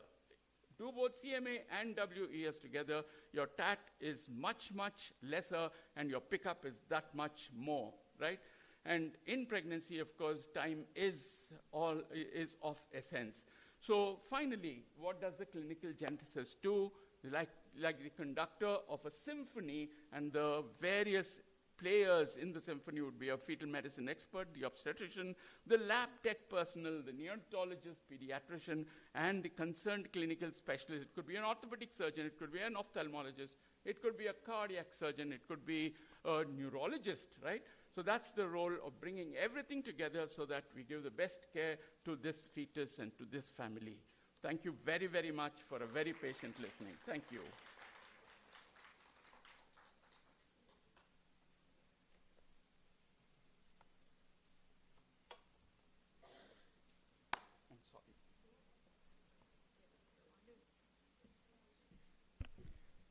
Thank you, Dr. Ramamurthy. I think he has, I would just like to call you back, sir, on this stage.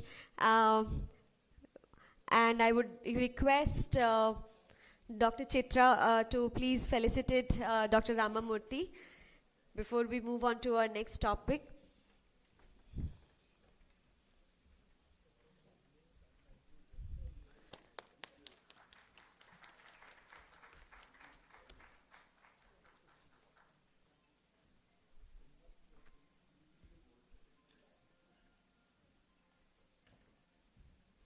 Thank you so much. I would now request Dr. Garima, our chairperson, to please introduce our next speaker, Dr. Anita Kaul. Thank you. Dr. Anita Kaul is the head of the Apollo Center of Fetal Medicine at Indraprastha Apollo Hospitals, New Delhi. She has been trained under Professor Kyprios Niklaidis, the father of fetal medicine, in London. She played a key role in establishing the first trimester screening and FMS certified nuchal scanning in India. She's pioneered the fetoscopy laser therapy at Apollo Delhi and is the president of Fetal Medicine Foundation India. She also leads the International Postgraduate Fetal Medicine Program, Barcelona. Dr. Anita, stage is yours. After such a charming talk from Dr. Ramurthy. Indeed, he's really set the stage, and thank you very much. It's a pleasure to be back in Bangalore again. And I thought that Dr. Ramurthy had really set the stage because you see how good SCAN is at picking up subtle abnormalities. And then we as clinicians, I chose the topic because I find it so frustrating that you're seeing something on ultrasound, you do a genetic test, and then afterwards they give you something like, there is something there, but we don't know what it is. Which is this variance of uncertain importance. So therefore, what I thought is that I agree that we are using a lot of WES. We accept that. And the results come back to us as either pathogenic, likely pathogenic. It's either benign, and these are very straightforward, and we can understand what's happening. But these variants of unknown significance are really, really frustrating. So I thought that let's just look at that, and I'm really pleased that Karnataka has started, has such a great genomic team, and they're going to do so much work. But we were very fortunate that we also have Divya and Kriti with us, and they've been there for a while, and they've been helping us a lot to solve our problems. So we thought that let's look at our BOOSes and see, does that make a difference? So we've done about 279 whole exomes, of which 260 were the one we analyzed, of which about 53 BOOSes were there. So the patients, unlike in the south, generally tend to be non-consanguineous. They were mainly amniotic fluid samples we saw, and mainly they were singleton whole exome sequences. Though I am aware of the fact that really for prenatal, it is better for us to do a trio-WES than a singleton WES. But for affordability, I think mainly people still continue with that. So on the whole exome report, we thought let's classify them into structural and non-structural abnormalities. And then they were analyzed, the results. So about half of them, about 59%, came out as negative, but we had about 20% positive cases, but equal number of variants of unknown clinical significance. And for me, that's a significant number. As Dr. Ramamurthy told you, and you realize the difference now between soft markers and structural malformations. So there are times when we send off a whole exome because the baby is growing really small, the CMA fish has come, normal, you can see, it's not a common aneuploidy, but you're really worried. You know that it's not preeclampsia. You know the uterine arteries are fine, so you wonder, is there something else happening? So you send off whole exomes for them. Sometimes you have unexplained polyhydramnios. It's not a maternal reason. The woman is not gestational diabetes, and you wonder why is there's so much water around the baby, and you send off. So these are the non-structural malformations that we send a whole exome for, and the most informative were all the sort of the non-immune hydrops bit. And in the structural malformations that we sent it off for, the most informative were in the skeletal. So the overall exome results are as you see, but coming to what is the topic of this, what is the focus of this talk, which is the variants of unknown significance. What we realized is after we had this genetic input, what we could do is, of the 20 which were BOOS, they were divided into the ones which actually correlated with the phenotype that we said. So on ultrasound, we were saying that, well, these are our features. So the BOOS said, yes, the Divya and team, they said that, yes, we agree that this correlates with the features. Now, what the parents choose to do with it sometimes surprises you. And then we had another lot where we said, well, these are the ultrasound, and this is the mutation that the lab has given. And our genetic team said, well, no, this mutation that they're giving is absolutely not matching what you're seeing on the baby. And these were not correlating. And of course, there was a group that we couldn't do. So when we looked at the VUSs which correlated with fetal phenotype, so the parents were sometimes, if it was just, as Dr. Ramamurthy described, like say a binder's facies, or if it was because the nuchal was there in the first trimester but it settled down, the parents actually chose to continue.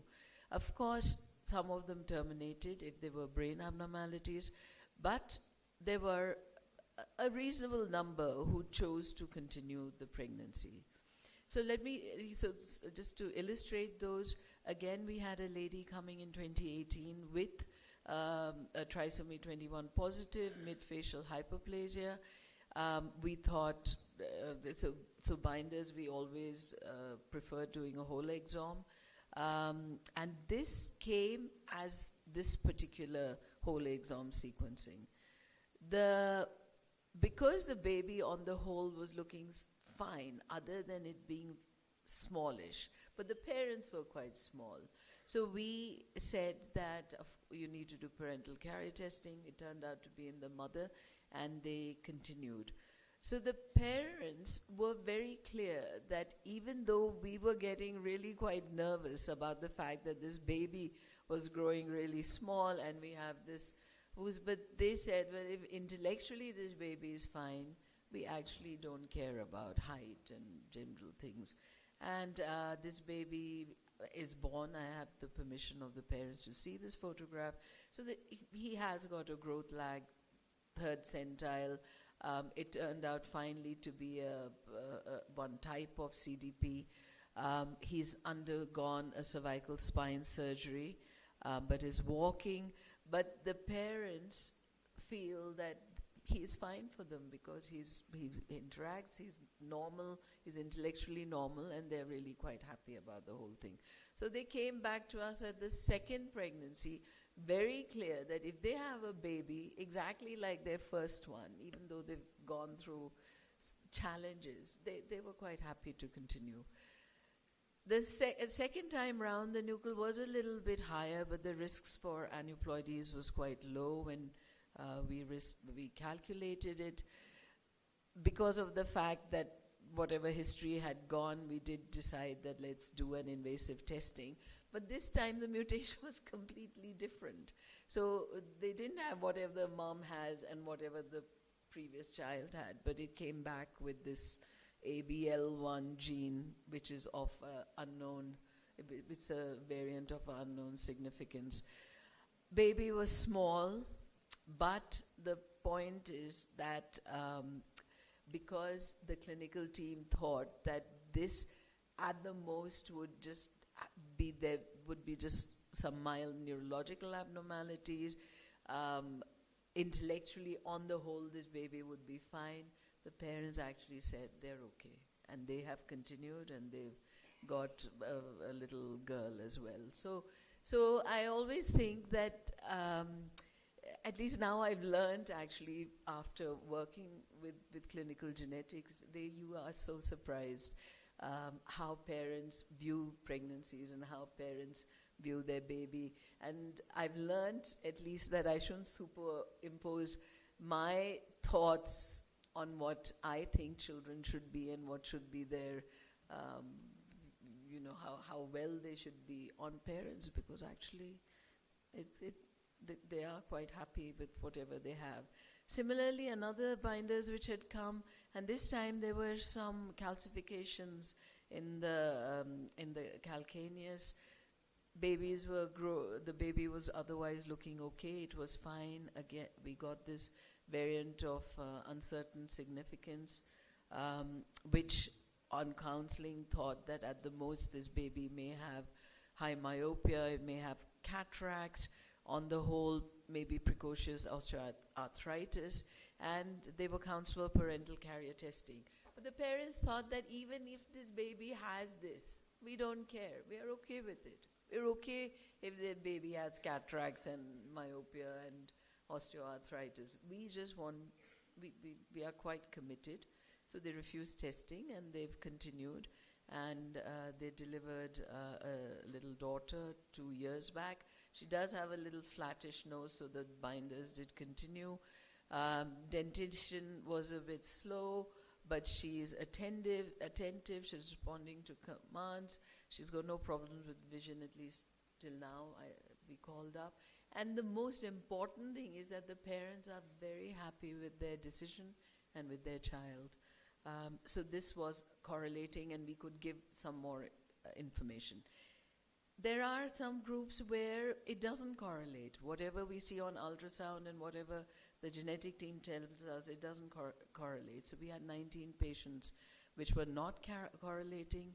A lot of short bones, a lot of skeletal, but as you can see, a sort of variety. Some of them terminated despite us telling them that, maybe we should wait. But we did have some live births as well. So these are those parents. So there was one lady who came with an increased nuchal. These are not my best pictures of nuchal, but you can see that it was septated. So at the most, we always think of, okay, if it's not Downs, maybe it's Noonan's or something. But here it turned out to be something completely different, osteogenesis imperfecta, which really surprised us. Parents were quite happy with it. They didn't mind if the child had that. We continued, we followed them. Much as Dr. Ramamurthy says, if you have a diagnosis, then every scan you're looking for the fetal phenotype to try and understand, can we pick up anything on ultrasound? They've continued, they delivered last year, and the child is healthy and asymptomatic. And this other lady who came with short long bones, and they were indeed quite short, if you see the long bone, and the baby was growing very small. But other than that, it didn't really have anything much. The whole exome came out with a missense mutation. They thought that it could be just a milder phenotype. We don't think we can offer them termination for that. And the parents continued, and the baby is doing well. So these are clear, because I think for parents and for us equally, for doctors equally, to have some clear ideas, this is a really important thing. So I think this exercise that the clinical geneticists do to help us is really really, I'm so pleased about that, and I'm so happy with this. The other thing that I really appreciate them for is all these likely pathogenics, where because once you get a diagnosis, you analyze them, whether it's BOOS or not. So the likely pathogenics, this particular lady came with us with FGR pregnancy in one of her twins. And you can see the other twin was going around the 40th percentile, but this one was growing really small. And it had bilateral talipes, so I was concerned, could there be something else happening? This came back as this particular diagnosis, which it turned out that the parents, the father also had a condition, so we were comfortable asking them to carry on. So the Robinov syndrome, I was told, had features of hypertelorism, bossing, and limb shortenings and so forth. So we kept looking for it. We thought the baby looked fine, and the twins have been born, and they're completely healthy. And similarly, another one who also had a problem which was there in the father, and again we continued and we reassured them. So what I want to say, that just from our small cohort of studies, about 50%, I mean half of our BOOS could be reclassified. And therefore the parents' decision on how to manage and how to progress was much more informed, and I really think that this is an exercise worth doing. So thank you very much. Thank you, ma'am. What I could understand from your talk is WOOS basically tells us each of us is unique. We have to decide which way we are unique. Correct. And also it surprises you about parents. You know, I'm sure as clinicians we find it all the time. You would tell them that, you know, things are looking grim, but they think it's not so bad. Yes. Or vice versa. True. Anyway, thank you.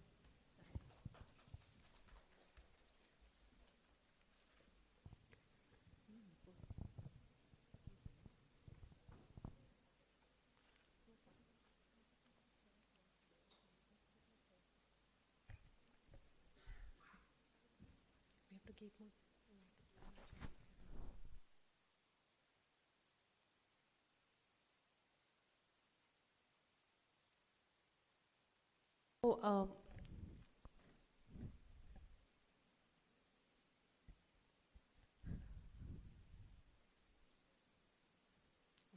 So, Dr. Kaul, if you can just come and then we'll do the felicitation and then move to the panel discussion. Dr. Garima, if you can just felicitate Dr. Kaul, that would be great.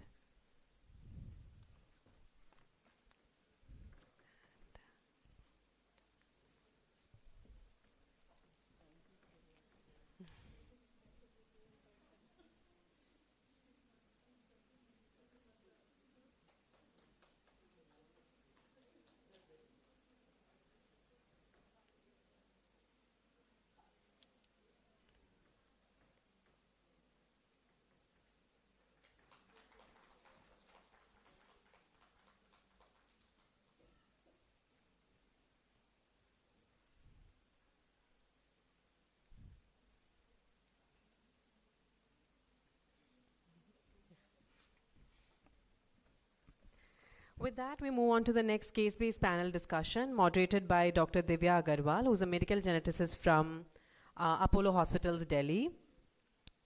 And for the panel discussion, we have again Dr. Anita Kaul, who's the senior consultant of fetal medicine department in the Apollo Hospital.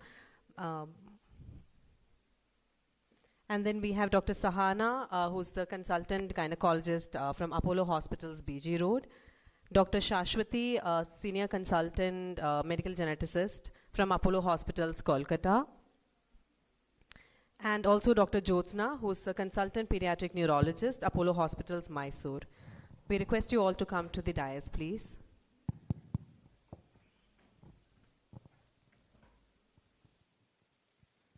So, thank you very much, Kriti.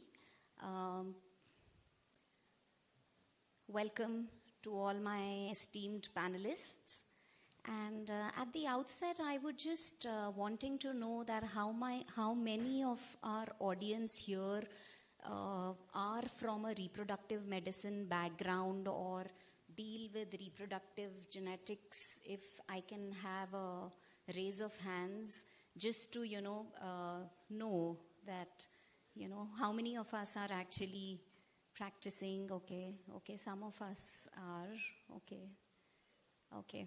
But anyway, so this panel actually is mainly for, we thought that we'll do a case-based discussion. I think we want to have Dr. Anita Kaul also on the dais, also on the stage as our panelist. Okay, so this is a case-based discussion, and I thought that, I would like to discuss the genetic testing in a prenatal setting, in the obstetric setting, and we'll just go through some cases and cover from the basic genetic screening tools to the confirmatory genetic testing, and starting from NIPT to chromosomal microarray and finally to whole exome sequencing.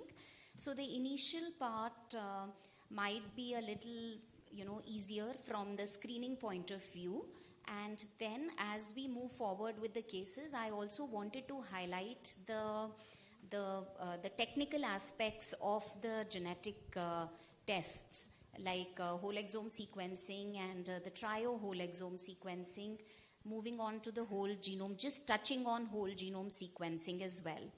So, there is no perfect genetic test for a particular, case scenario. Or I should say that, there is no one perfect genetic test which can detect all kind of variations in the human genome. We do have whole exome sequence which now can cover chromosomal disorders as well. But even a whole exome sequencing will not be able to detect some kinds of variations in our genome, like the imprinting disorders or the triplet repeat expansions. Whole genome sequencing does come very close to, detecting all kind of different variations that could happen in a genome. But whole genome has a lot of limitations right now. Of course, cost being the most important one right now. But as the costs are falling, we might be doing whole genomes. And then we should be able to cover all kind of variations. We should be able to be detecting all kind of variations in our genome. So with this background, I wanted to start with my first case, 38-year-old primary gravida at 9 weeks, and concerned about the risk of chromosomal abnormalities in her child. Every pregnancy does have a background risk of genetic abnormalities. And so I would like to ask Dr. Shahana, who's our obstetrician, and if this patient presents to you, what would you say to her? Thank you, ma'am. Good afternoon, everybody. So of late, of course, we are seeing a large number of pregnancies who are above 30, 35 years. And it's a common question that we face is what is the risk of chromosomal abnormalities? We do know at the age of about 25, the risk may be just about 1,250 for Downs, or, overall chromosomal abnormalities can be around 1 in 800. But as the age progresses with oocyte aging and with changes in the meiotic spindle, there is increased risk for Down syndrome and overall chromosomal abnormalities for the mother. So around age of 35, the risk of chromosomal abnormalities is as high as 1 in 150 to 200.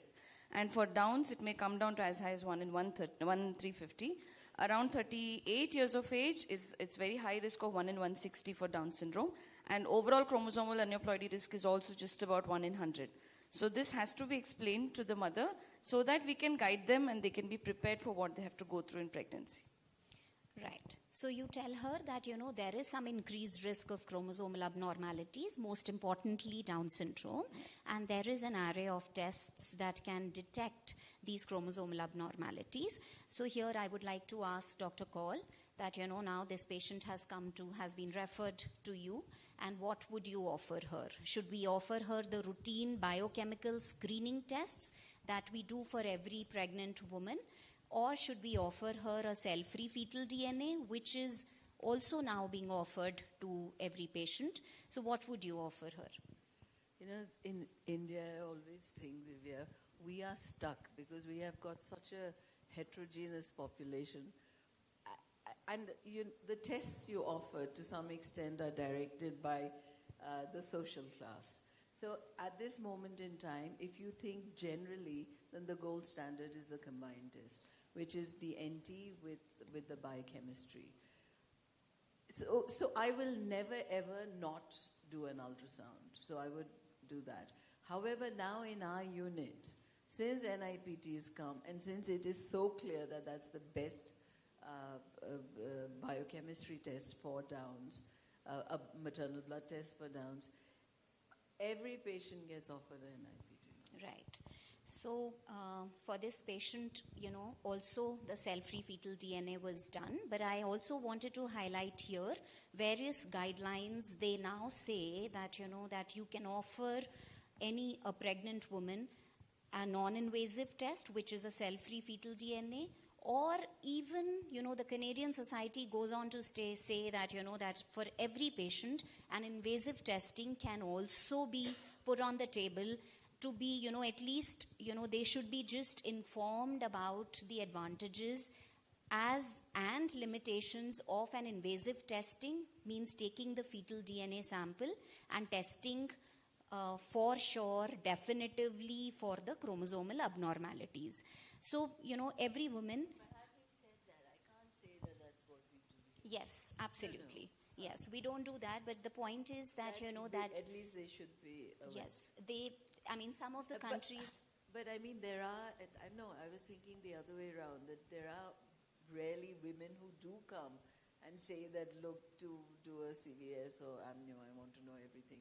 But we actively discourage them as talking about the miscarriage risks. So I didn't realize that the Canadian Society thinks that... They just say that, invasive testing should be, it may not be... They have a lot of public funding, so that also comes in.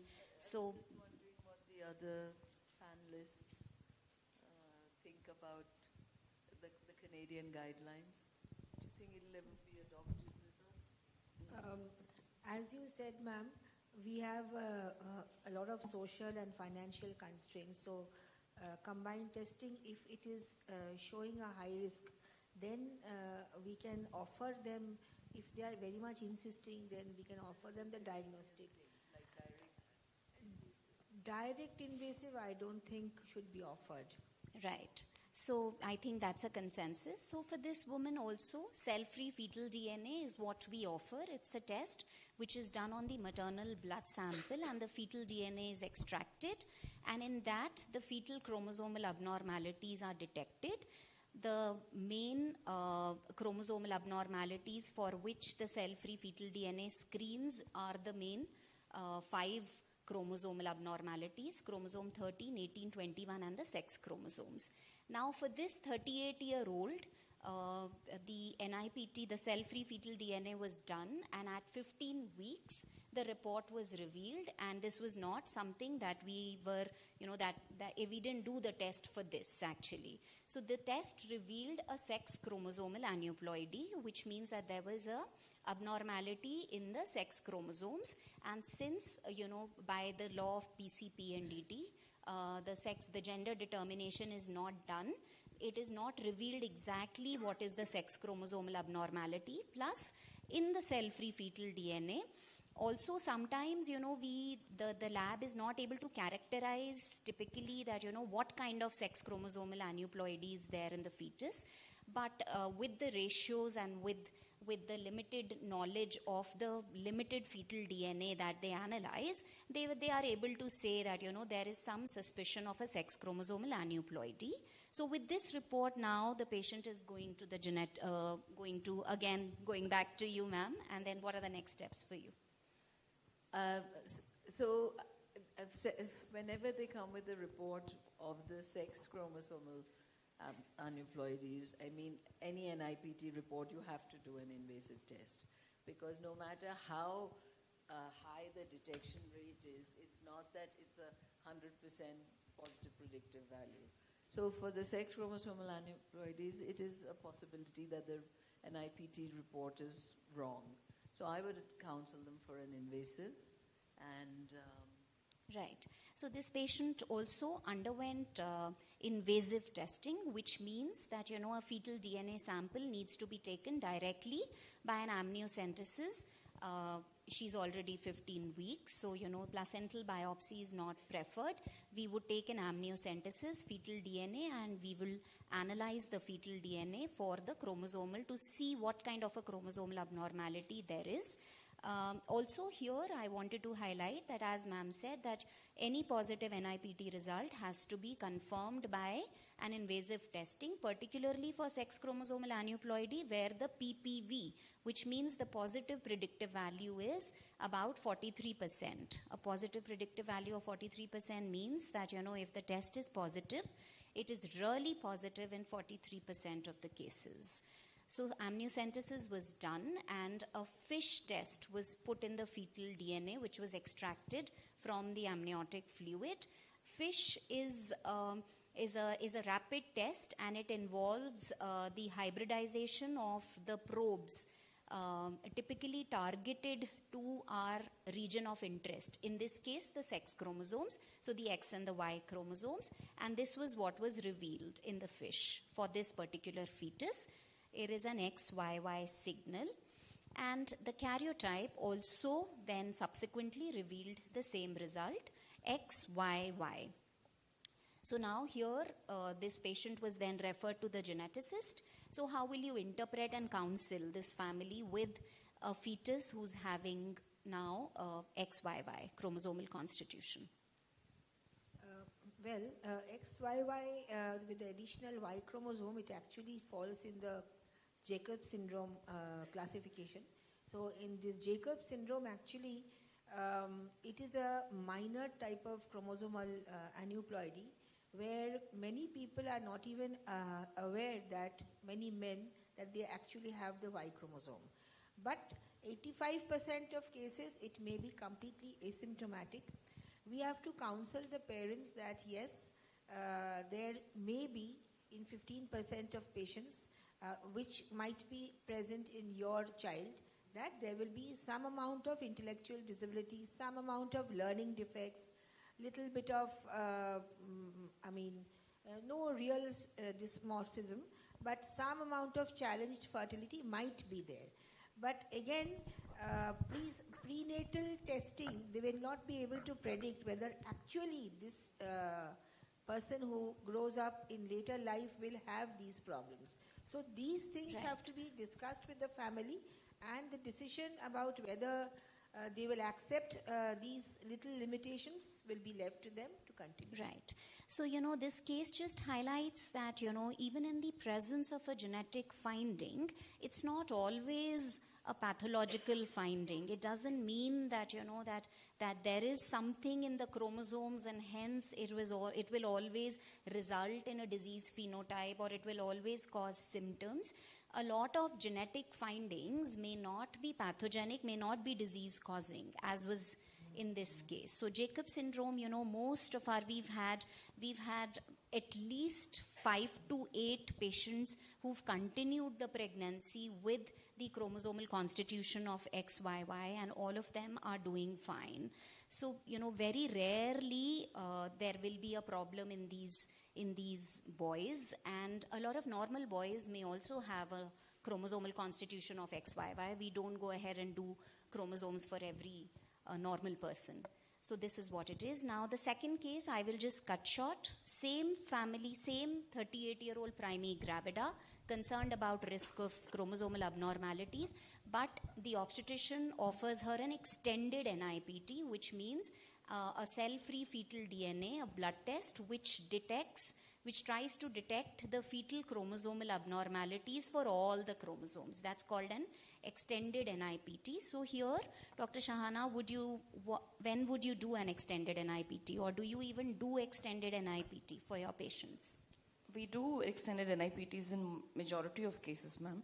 The thing is that once we elicit a history, if we find something which is pointing more towards the risk of chromosomal aneuploidy in the baby, or a family history suggestive of an aneuploidy in the family member, or maybe a previous child who has had an aneuploidy or a previous termination due to aneuploidy, these cases you would rather recommend a complete extended NIPT than just the briefer version. So, but do you ask for it, or do they foist it on you? I thought that the labs give you the result whether you ask them or not. Most labs do give us even if we don't ask for it, ma'am. But some cases, particularly non-affordable situations and things like that, we do. It's a bit cheaper, is it? Yes, yes.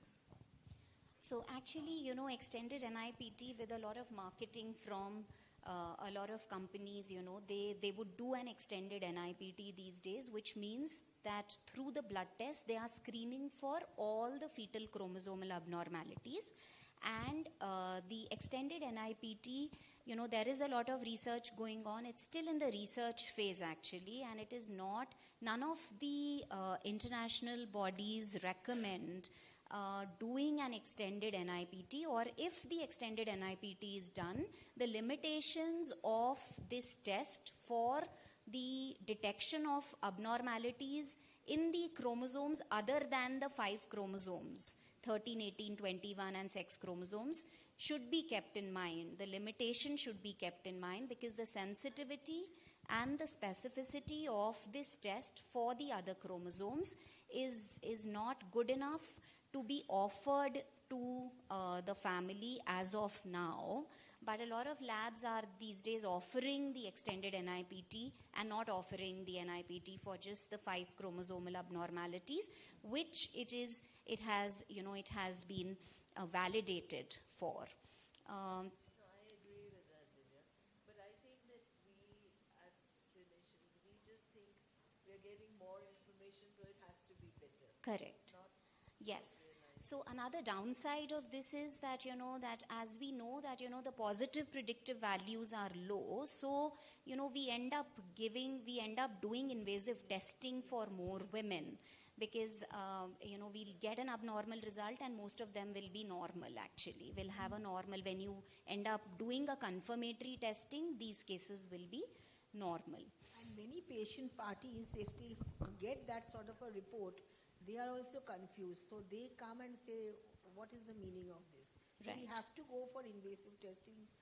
Yes, it creates unnecessary anxiety. Yes. So the message is that as of now, ideally should just offer cell-free fetal DNA for the 5 chromosomal abnormalities. So we just continue the case. So this woman gets the extended NIPT, but thankfully no results, it comes back as normal. So now we know that the cell-free fetal DNA has ruled out the chromosomal abnormalities in the fetus. Okay, so going ahead, an anomaly scan now done at 19 weeks for this pregnancy, which was going absolutely uneventfully, has revealed a single ecogenic cardiac focus and bilateral mild pilectasis, which means a mild dilatation of the renal pelvis. So now here, I would like Dr. Kaul to again comment. So because I've got an NIPT report with a nice fetal fraction, have I? Have we had a good fetal fraction? Yes. So because I've had, so I'm very reassured that this lady does not have Down syndrome. This baby doesn't, the fetus does not have Down syndrome. But having said that, at the anomaly scan also we kind of brushed through all the markers of Downs. So even though I found echogenic focus, I'm not going to bother. I'll just make sure that my standard views of the heart I've checked and it's fine. As far as the kidney is concerned, you kind of do a quick check of the gender, to be honest, when you see dilated kidneys, because you see it much more in male fetuses. But I would tell the lady again, don't worry about it. In the majority of the cases, the dilatation will resolve by the time this baby gets to 32, 34 weeks. And just because we've seen it, we'll call you back for another scan, maybe around 32 weeks, just to check what's happening with the kidneys. In about 70 to 80% of cases, it resolves and the pregnancies continued. So at the moment, I'd probably be quite... Right. So once we've done a cell-free fetal DNA and ruled out trisomy 21, the minor markers are mainly, the risk evaluation mainly is for trisomy 21, for the minor markers. So as ma'am said that, once we've ruled out trisomy 21 up to 99.6% with a cell-free fetal DNA, even if we find any minor markers, we can reassure the family. Of course, the scan needs to be done properly for any structural malformations. So which was what the message was. Okay, so I'll just discuss 2 more cases very quickly. So now this one is actually a repetition of Dr. Ramamurthy's case, but I want, since we have a pediatric neurologist on the panel, I want her opinion also on this case. So this primate gravida, 26-year-old, and she was referred for a neurosonography at our center, which is the referral center for neurosonography, and in North India, I think we do the best neurosonographies, at least for prominent ventricles at 22 weeks of gestation, and these were the findings that were picked up. And here, in order to save time, ma'am, I will just summarize the findings, the scan findings, that again, because it's a similar case to Dr. Ramamurthy, which was again picked up by our fetal medicine team, the presence of asymmetric ventricles and asymmetric forks and brainstem and cerebellum normal, and a thin corpus callosum. And, with such findings, of course, a suspicion of a tubulinopathy, which Dr. Ramamurthy had also mentioned. It is a disorder of cortical malformation that comes up in our mind. So, here the case gets referred to the geneticist. And again, I would just go on and not ask our geneticist here. We would, because of the suspicion of a tubulinopathy, which is a single gene disorder. And for single gene disorders, we need to choose one of the sequencing tests. We would want to choose a sequencing test, a whole exome sequencing or a panel sequencing where we have the tubulin genes covered, or a whole genome sequencing if the family has the money for it. And then we do the test. But now here I want to ask from our pediatric neurologist that once we confirm the finding of a tubulinopathy, and we send the family to you that, how will this child, what kind of phenotype do we expect and suspect? So how would you counsel? At the outset, I thank Dr. Priya. And yes, it's a very relevant question, Dr. Divya, that this tubulinopathy, what kind of phenotype do we expect? So from a clinician's perspective, all around me are people who are totally into genetics, but from a clinician's perspective, I have seen an entire spectrum of tubulinopathies, something as mild as keratoconus, which affects just the eye, to a devastating cortical malformation. The entire spectrum comes in. For example, if you take tuba 3D, I think the D type of tubulinopathies are the worst, with fused basal ganglia, brainstem abnormalities, which have, the moment brainstem comes in, then autonomic dysfunction, loss of unexpected sudden deaths, all of them come into the picture. Whereas if it is just minor cortical malformations, we may get resistant bad epilepsies. On the other hand, we might get mild intellectual disabilities without any other major phenotype playing, and the child will go on have a mediocre or a below average scholastic performance. So it's a spectrum.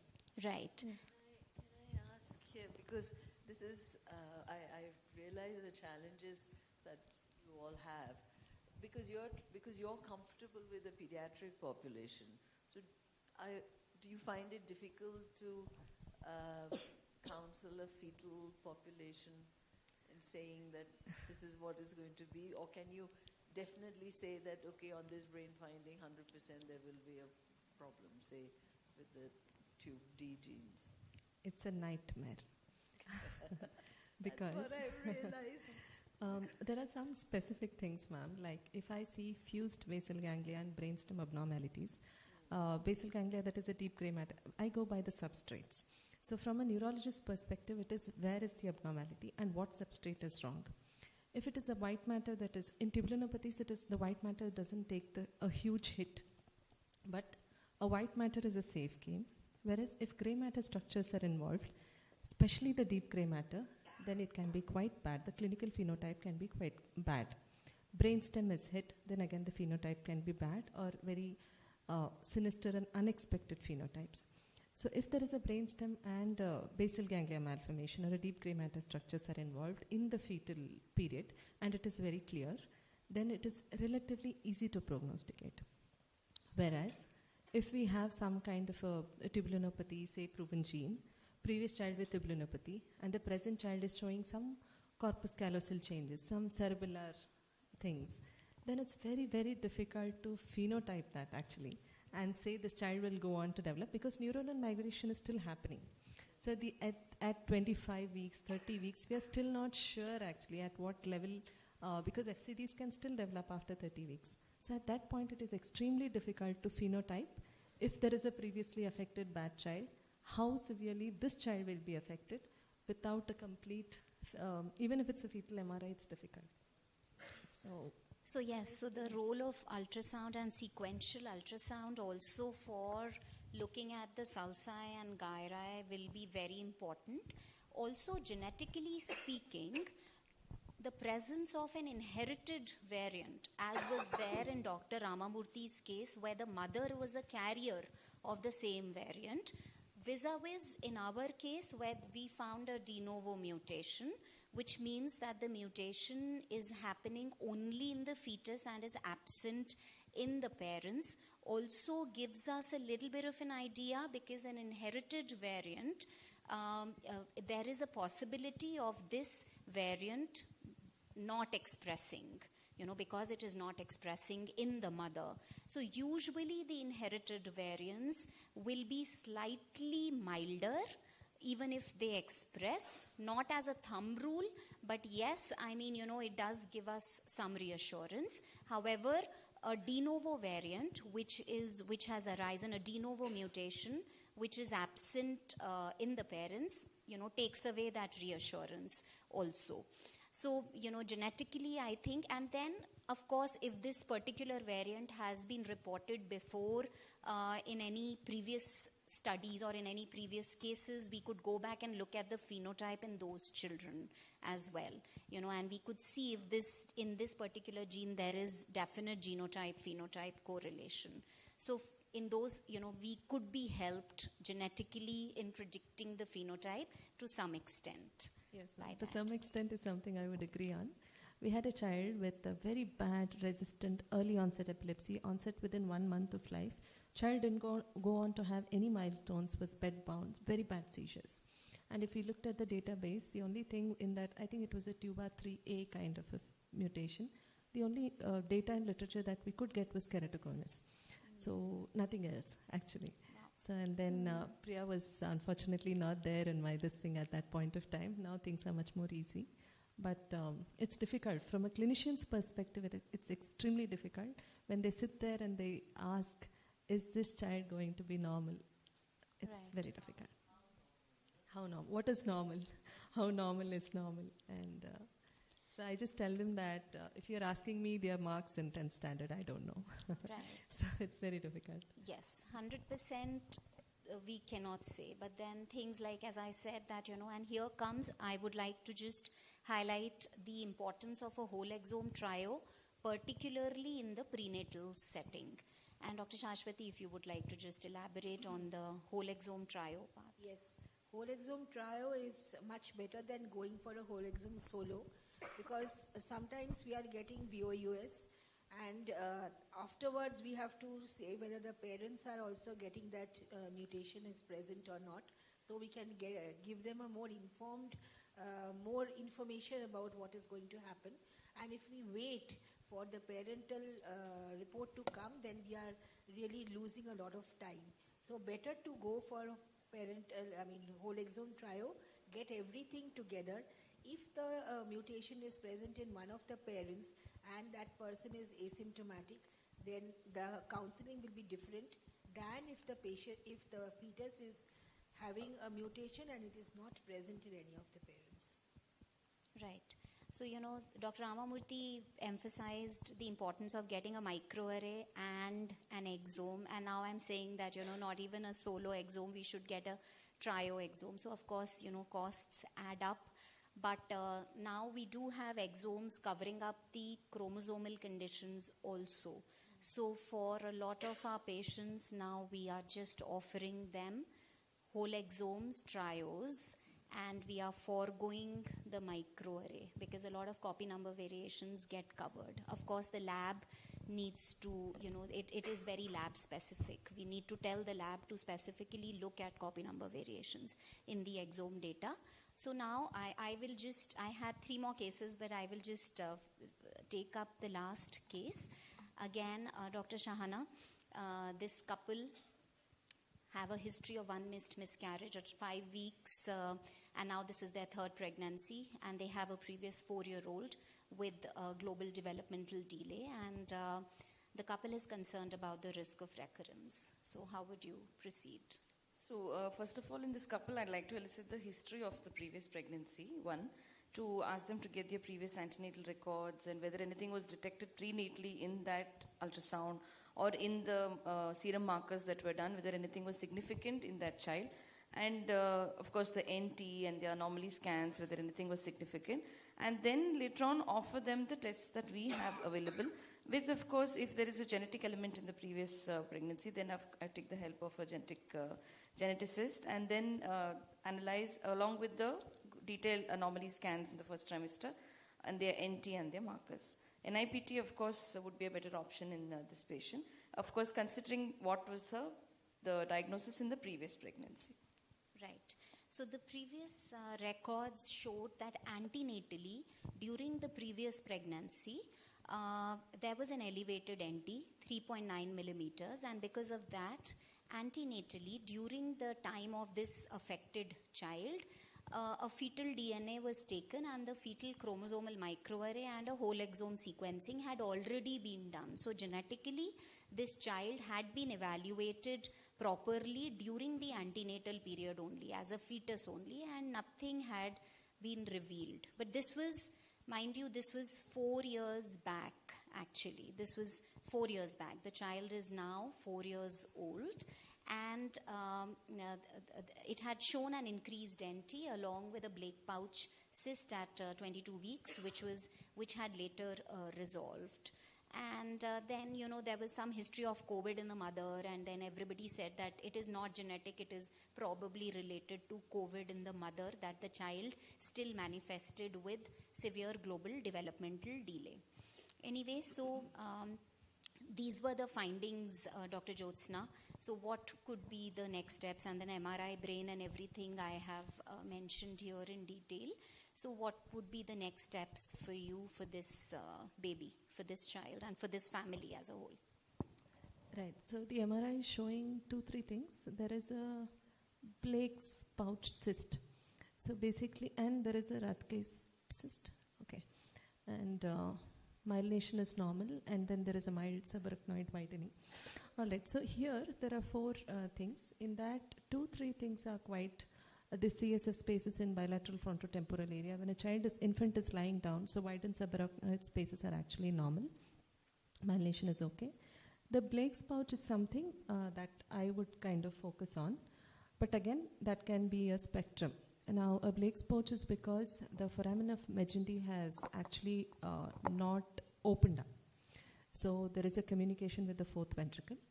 It can be an incidental finding. For example, if we do on children for some non-specific intellectual disabilities, when we do MRIs, we do get this kind of finding where there is a Blake's pouch, there is nothing in the gray matter, and then we don't know how to go further in terms of counseling.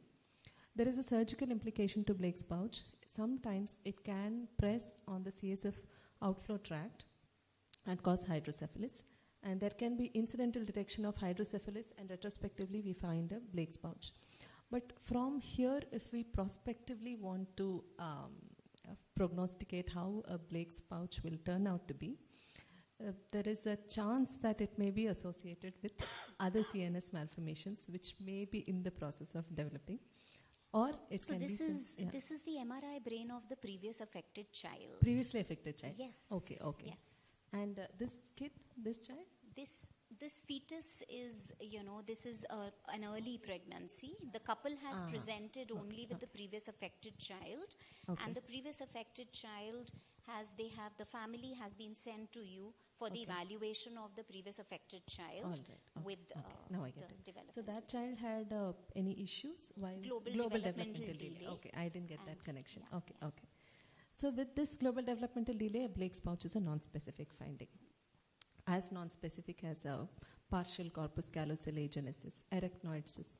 So if we do children, even normal children for that matter, for traumatic brain injuries, we find arachnoids, we find Blake's pouches. So we really can't attribute that to the GTT. Correct. So the MRI finding was not, it is a non-specific finding, and the symptoms in this child could not be fully attributed and to this MRI, to this structural finding. And genetically, yes, ma'am. No, I just wanted to quickly add the other thing that we find with my obstetricians and our colleagues. We order an MRI assuming that it's going to give us all the answers. But the MRI it has to be taken very precisely. So the technician who's acquiring the films has to be perfect. And then the interpretation, and remember all this is so new, that fetal MRI is it's a learning field. So I don't know. So even I don't know pediatric MRI how far you've progressed. But pediatric MRI has progressed to quite an extent. We order our sequences. Now we can sedate and anesthetize a child and take our sequences of interest. But unfortunately, in a fetal MRI, the positioning, as you said, the technicalities involved in the position of the mother and the baby, and then we do an MRI. That is the difficulty. Pediatric MRIs have progressed also we find an enormously. interpretation. Because we get these MRI films, oh, but humne to MRI kiya hai. And you can't see a thing on them. They're so bad. And you think a good ultrasound would have been so much better. Fetal ultrasound is any day better than MRI, ma'am, unless it is done by an extremely good expert neurotechnician and a neuroradiologist who is comfortable with fetal MRIs. Pediatric MRIs have really evolved. So in lieu of time, I will just finish this case. This case actually, so basically there's a previous affected child, and antenatally the child has been evaluated genetically because of certain non-specific findings, and there was no genetic cause found. Postnatally, the child is not doing well, and now the couple has presented because obviously they do not want to take any chances. Now here, actually, the point of taking up this case was that we wanted to highlight that genetic testing that has been done 4 years back needs to be reanalyzed, because there are so many cases wherein, the genetic data, when reanalyzed, we are able to get to the genetic cause during a reanalysis after a time period. As new variants, new genes are getting discovered. Every month, every year, we are adding so many more new genes. And once a genetic analysis has been done, the genetic sequencing does not need to be repeated. But the interpretation of the data changes with time because of, so many new variants, genetic findings coming up in the pipelines through which the data can be passed on. And then these findings, these new findings can be filtered and can be detected. So which was... Yeah, but all... Genetic data is... Raw data can be stored and passed on. At least 5 years, ma'am. There is, the raw data is usually stored for at least 5 years by most of the labs. Anyway, this lab, we recommended the same to this couple. However, they wanted to, do the resequencing of the child, and then we thought that we informed them about whole genome sequencing. There, they were with a company who could reimburse them all the costs, so they just went ahead and did the whole genome sequencing, and we were able to find the causative variant in this POGZ gene, which was a previously reported variant in, and the phenotype of the child matched typically with this particular gene. So we were able to get to the genetic cause. Fortunately, this is a dominant condition. It happens just by chance, de novo in the child. The parents, it's not carried forward from the parents, and hence the risk of recurrence in this pregnancy was minimal. We did do a prenatal testing in this pregnancy for something known as gonadal mosaicism, which is an extremely rare phenomenon in which the mutation is not present in the parents but could be present in the gonads, in one of the germ cells of either of the parents. So for that, prenatal testing was done. And that was what it was. The parents were happy because they got to the definitive diagnosis of the child, with the help of which we could, counsel them for the management of this child and prognosticate them, as well as we could give them a definitive diagnosis. So the message that I wanted to share was that, even when the genetic testing has been done, it doesn't mean that, that we must reanalyze the sample, reinterpret the data, or, whole genome sequencing does bring up some new findings for certain cases. So I would like to stop here and thank my panelists And thank you for... Divya, I wanted to say one thing. As you said, reanalysis of the data is important. Also, what the phenotype is also evolving. Like in this particular child, what it was at 1 year of age and what it will be at 3 years, there will be maybe more ADHD, more behavioral problems. Absolutely, yes. So thank you for bringing that up. So that also can be added to when we are asking for reanalysis. Right. Then we can add those things. And the fetal testing had been done. Genetic testing had been done during the fetal times, and now we had the anthropometry. There was some macrocephaly that was there in this child. We could all put that up together and give the clinical findings, and the lab puts that up into their algorithms and then do the genotype phenotype correlation and bring out the genetic findings. So yes, thank you for that point. So I would like to stop here, and thank you very much, my panelists, and thank you, audience. Thank you so much. Thank you, Dr. Divya. And I would request all the panelists and Dr. Divya to please stay back on the stage for the felicitation. I would like to call Dr. Preetha to please felicitate them.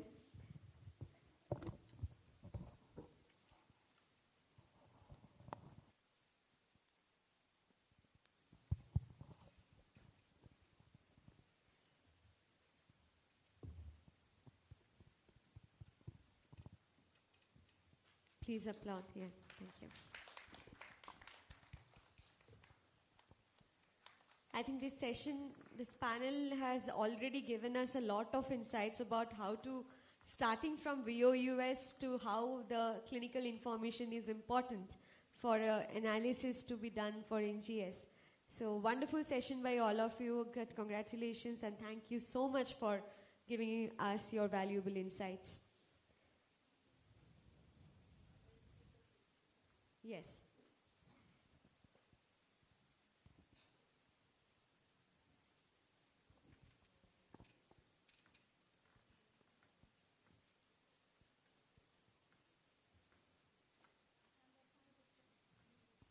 So we can...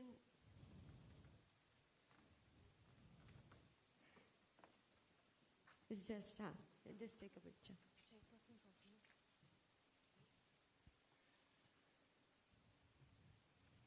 Thank you so much.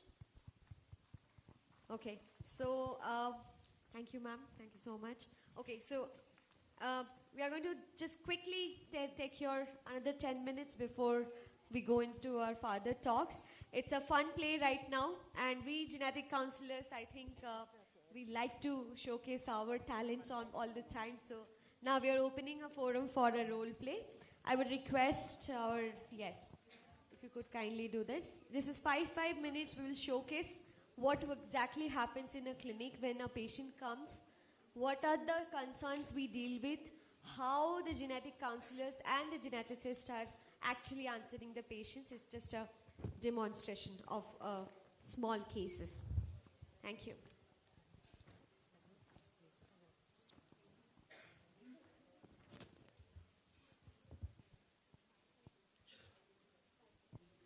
Life weaves story in double helixes, a dance of DNA, faith, and choices mixed. In the land of genes and family trees, two hearts beat with pleas. A couple sits, nervous and wary, their gene entwined, a burden to carry. Will science bring answers or deepen the plight? Let's watch their tale unfold in light. Hello, Ms. Upasana. I am your genetic counselor. What brings you to the genetics clinic today? Hi, Ms. Kathy. I'm very much worried. This is my first pregnancy, and I just have received a report of a screening test called some for beta thalassemia, and they told that I and my husband has the same gene fault or something like that. Let me tell you, it is a very, very difficult situation in my family. We are cousins. We got married inside the family, and my husband is blaming me that, maybe because he married me, he has got the genes from me. I do not know what to do and what to be done right now further for my pregnancy. I hear you, and I absolutely understand that this can be a distressing situation. Now that you have come to the right place, I can help you understand the test that was done and the report that you have received as well. So initially you underwent a screening test, which then led us towards a diagnostic test. And that in you and your husband has revealed a change in the same gene. Sounds difficult, right? But let me explain it to you. Like the building is built with bricks, our entire body is made of cells. And within these cells, you might have heard of DNA. Is that right? Yeah, in CID. Very good point that you've pointed out. But the DNA is arranged in the form of genes, which is an entire library of information that helps the baby to form, that gives the entire information for the development and growth of the baby. That said, every gene has 2 copies in our body. And one of the many genes that are there is the gene that causes beta thalassemia. In you and your husband, there is a change, there is a defect in one of the 2 copies of this gene. So shall I not plan for a pregnancy then? Like if I have a faulty copy and my husband also has another faulty copy, so what will happen to our child now? Don't worry. We will help you out. So let me give you some numbers, okay? There is only a 25% chance that your child will be affected having one faulty copy from you and one from your husband. There is a 75% chance that the child will be normal, which means it will be healthy without the beta thalassemia condition. Okay, so now, like, I understand that all the pregnancies will have this 25% chance, right? How will we understand who is at 25% chance and the 75% is okay? What is the option there? You are doing a very good job at understanding this. Unlike us, how we have memory, the chance does not have memory. So this 25% risk is the risk that happens in every pregnancy. Behold, we have options that we can help you prevent this in happening further pregnancies. There are options for prenatal diagnosis, and there are options even before that, which is called pre-implantation genetic diagnosis. Okay, so that's really a relief. So for this pregnancy, shall we plan for a prenatal testing? And now that you know what change is there, you can definitely go ahead, plan your pregnancy. At 3 months or 4 months, you can come to us. We can help you out, detect if your child has this change coming from both of you, or even one would make the child healthy. Oh, thank you, Ms. Kathy. This is a great relief. But I really would like to bring my husband and my family, because they are blaming me that it's something like a viral infection they are getting from my side because of the child.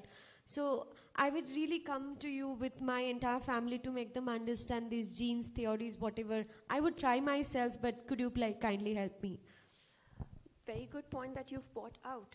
It will be great to interact with your family and help them understand the same thing as well. Around genetics, there are too many conceptions that many patients like you, many families like you come to us with. It could be about the genes being contagious. It is not such a thing. These are inherited traits that we unknowingly have received from our parents. No parent would want their child to be affected, right?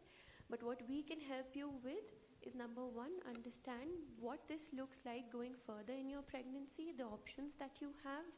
We can help you connect with people who have had similar experiences through support groups, and we can also help you manage the pregnancy. And if you wish to continue the pregnancy, you would know what pros and cons there are going forward. Thank you so much. Thanks a lot. Take care and keep visiting us in your next pregnancy. We can help you out. Sure. Thank you so much.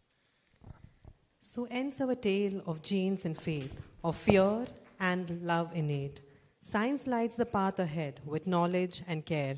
There's hope instead. Thus, dear audience, remember this line. Genes don't pick, they don't assign. They simply travel through generation and spaces, and the signs help us find our place. In another story, another family, in the thread of life where genes align, a twist, a turn, a cryptic sign. A variant whispers, not black, not white. A question mark, no answers in sight. Good afternoon. The reason I called you in today is because Miss Reena's genetic test reports are back. Like I told you, don't worry, Miss Reena, I'll explain everything to you and you can make a clear decision based on the explanation. So like I told you during the pre-test counseling session, you can expect 5 types of genetic reports: the pathogenic, likely pathogenic, benign, likely benign, or the variant of unknown significance. It just happens that Miss Reena has a variant of unknown significance in the BRCA1 gene. Okay. So you're telling me it's a VUS? Whatever on earth is that? It sounds like some government scheme. I understand, Miss Reena, it must be confusing for you. But like I told you,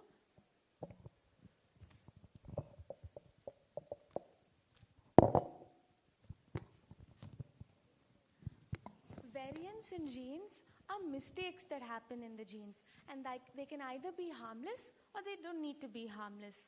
But this so happens is the variant of unknown significance, and we did do an extensive literature search. We did run it through some bioinformatics pipelines, but we don't have additional information about this variant to classify it as a pathogenic or ignore it as a benign variant. So, madam, you are telling me that just like me, even my genes are confused? They don't know what to do? I understand it's overwhelming for you right now. This is so serious. So what does this VUS means to her and to me and to our kids? We lost our mother very young due to cancer.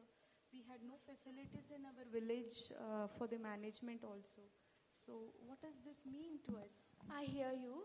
So based on your family history, that was a major indication for us to perform genetic testing on Miss Reena.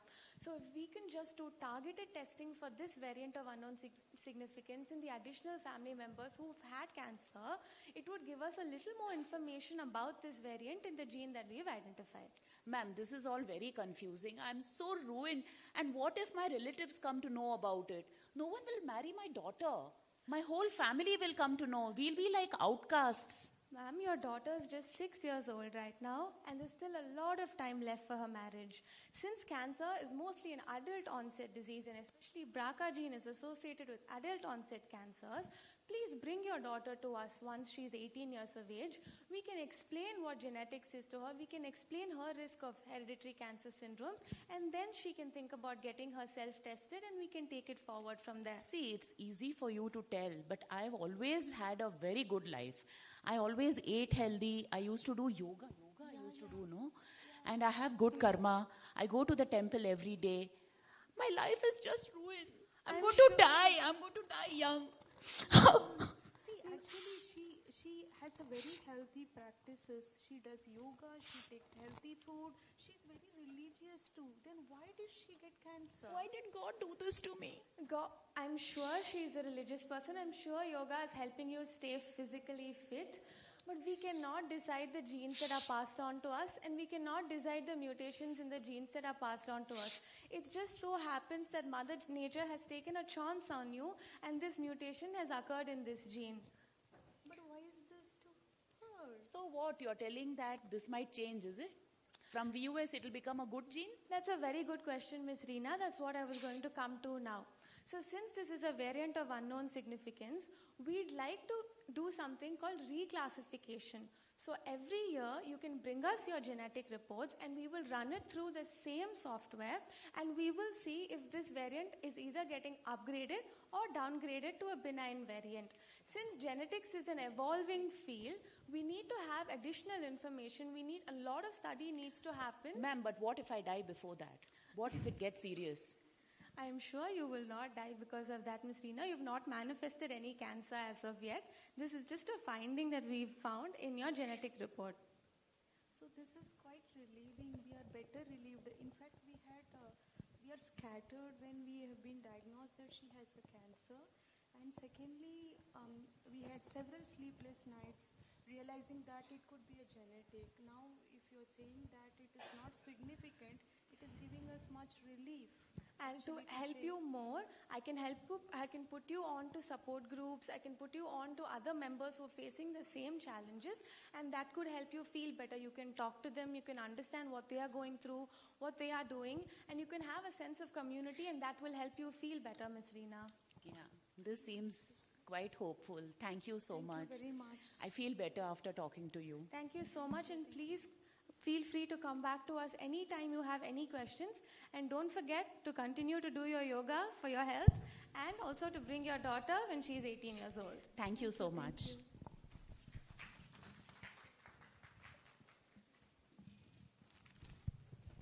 We stand where science meets soul, not just charts or gene to scroll.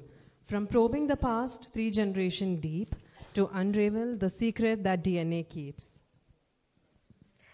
Thank you. I would just introduce Mrs. Reena. She is a genetic counselor for Apollo Ahmedabad. Dr. Indumati. Yes. So Dr. Indumati is with us. She's the head of Genomics lab in Apollo Main Hospital, Chennai. We have Shreya with us, another genetic counselor from Apollo Proton with Dr. Alec. And we have Kathy in Hyderabad with Dr. Surya. We all are genetic counselors. I am Upasna Mukherjee. I am a genetic counselor in Apollo Kolkata. And with me, Ms. Kriti Menon. She is a genetic counselor in Apollo Indraprasth, Delhi. Thank you so much. Thank you all. Thank you. Okay, so I know we are getting very late, so we have to ask for another 5-10 minutes. Please give us, and we are very, privileged and honored to get a support from Apollo Diagnostics, our exclusive partner. And I would like to call Dr. Shiva Prasad for giving a small talk on the topic of Apollo Diagnostics achievements. Sir, we are really running late, and we really request you to please go through as much as possible. Further, we will break for the lunch. Thank you so much.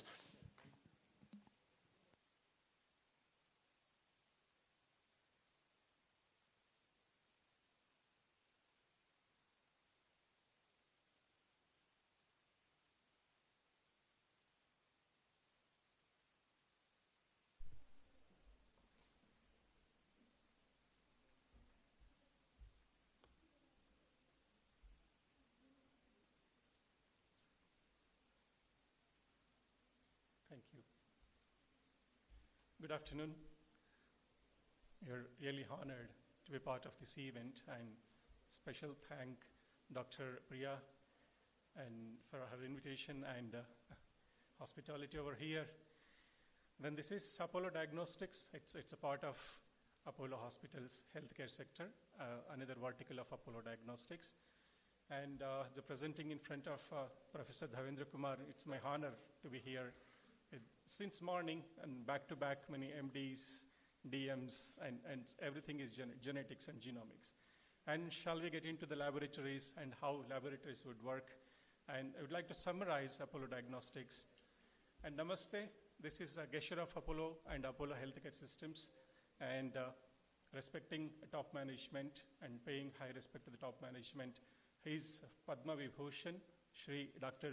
Pratap Reddy Garu, and with the daughters. And especially Dr. Sangeeta Reddy ma'am would be looking into this particular vertical, Apollo Diagnostics vertical. And we have Mr. Sriram Iyer, who is very passionate in Apollo Diagnostics, and his quick thinking and very aggressive implementations. And now Apollo Diagnostics is doing a wonderful job in the country. This is the strength of Apollo Diagnostics today. We are delivering 15 million diagnostics tests per year. Touching lives is a core of Apollo healthcare system, and here per every day 10,000 patient samples will be collected across the country. And we have 8 regional reference laboratories and 1 GRL, which is considered to be a global reference laboratory located in Hyderabad, 30,000 square feet, and under the single roof, every diagnostics instrumentation has been placed. And we are covering 60% of Indian districts today. And my team has given me catering 10,000 pin codes have been touched so far. That is the strength of Apollo Diagnostics today. And we are there and across the country.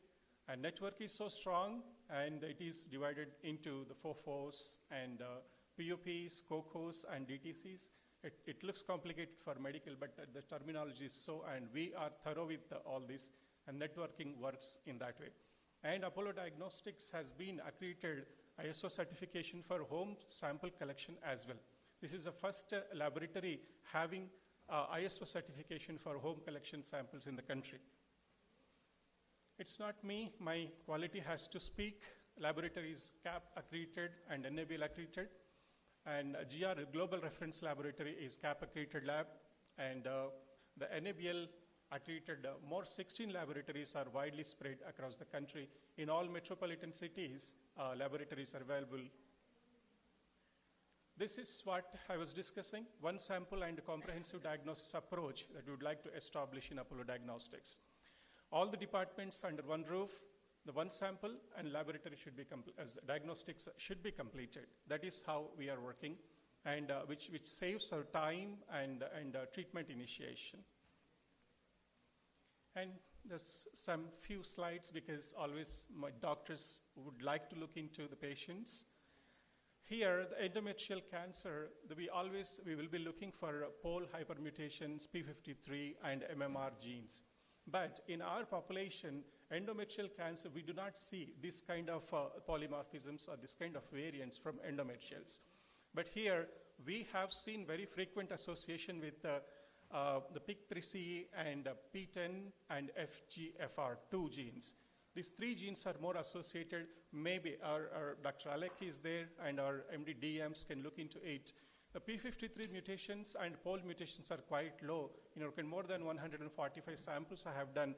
Only 1% of patients have shown those, but PIK3CA is quite a strong association with endometrial carcinoma and P10 as well. And further, Alpecelib is worked on this and showing proven favorable outcomes and preclinical studies, and near future it can be available for the bedside.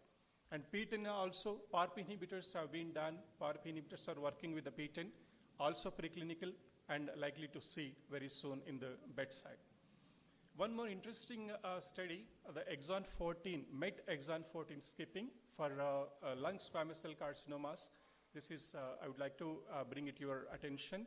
And sensitive to Tier 1 classified capmatinib, and in addition to our EGFR, ALK, ROS fusion genes, now we are reporting MET exon 14 also. So another strong association, which is targeted therapy approval, which has targeted therapy approval. The capmatinib has already been recommended for exon 14.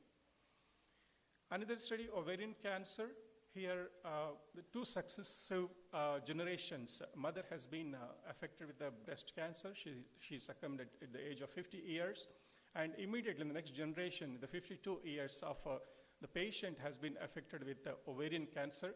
The clinician chooses directly to go for BRCA1 and 2, where we found a strong pathogenic variant. And the beauty of this depth and other things you can see, we are going to 3,384x depth, and that is the quality of Apollo Diagnostics. There's no compromise in any question, and there's no question of this one. Niraparib, olaparib, and rucaparib primarily recommended for ovarian cancer, not breast cancers, but later they have been extended to breast cancer as well as a targeted therapy.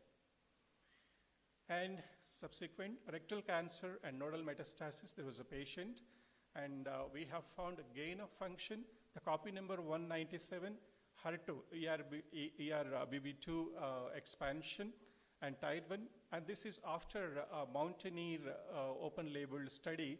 The study has met a primary endpoint, and FDA has approved in 2023.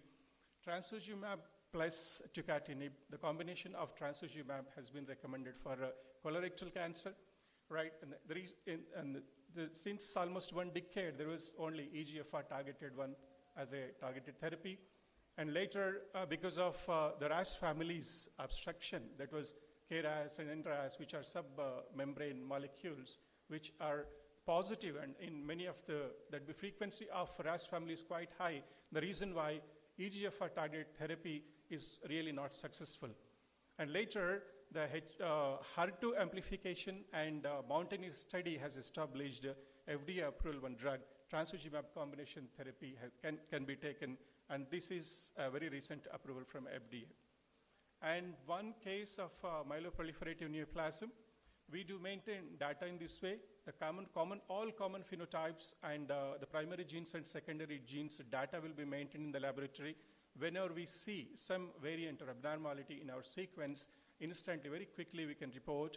And a JAK2 targeted ruxolitinib that is also available, and which gene is favorable, which gene is unfavorable prognostically, and we have our laboratory data with us. If CALR positive, favorable, immediately we can say, and if it is TAD2 is favorable, these two things are favorable, then when it comes to MPL and SXL, that is non-favorable variants.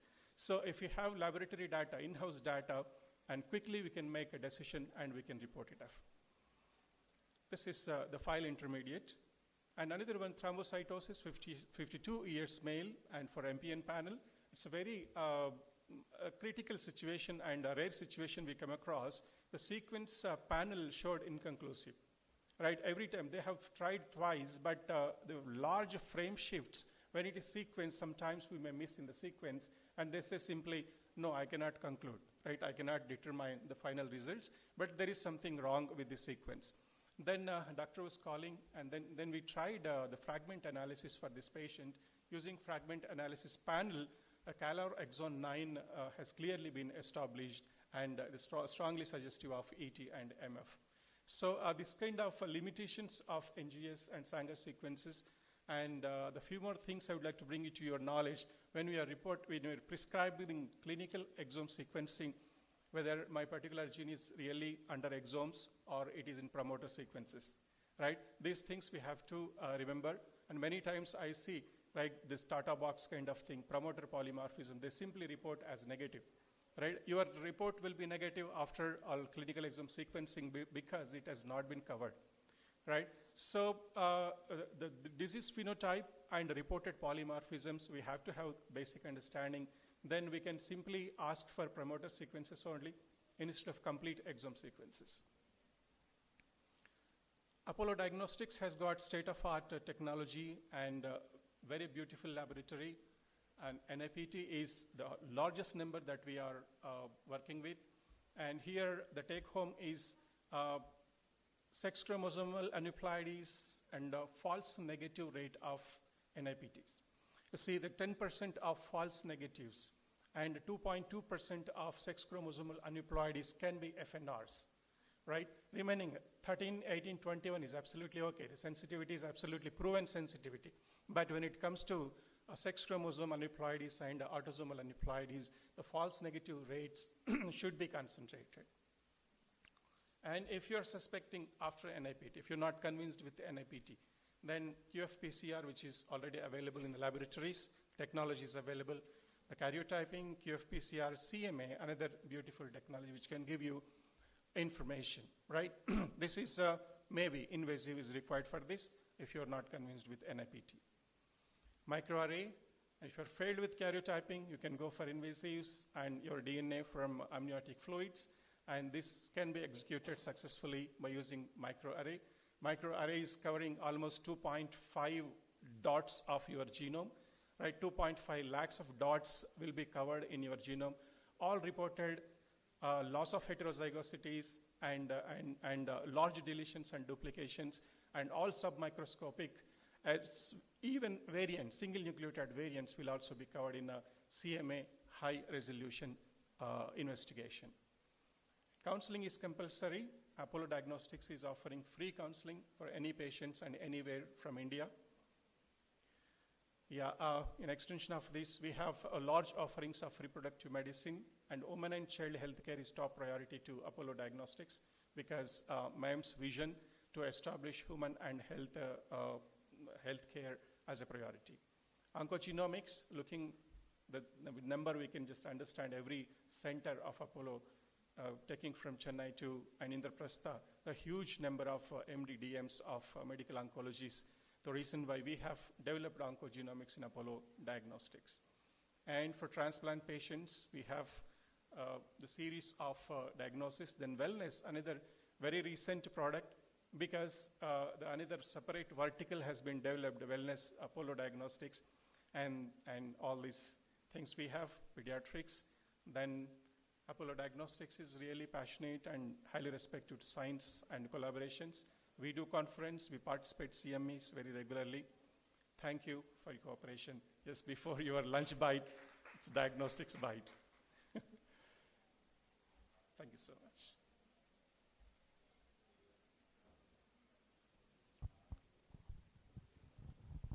Thank you, sir. Thank you for all the wonderful work that you're doing at Apollo Diagnostics, and we're happy to be supporting you on this. Now, to everybody else, now is when we are breaking for lunch. Sorry to keep you all away from food for such a long time, but please do reconvene back at 2:15 max. So please, we're on a tight schedule. So sorry for that. Please do reconvene. Thank you so much. Thank you, sir.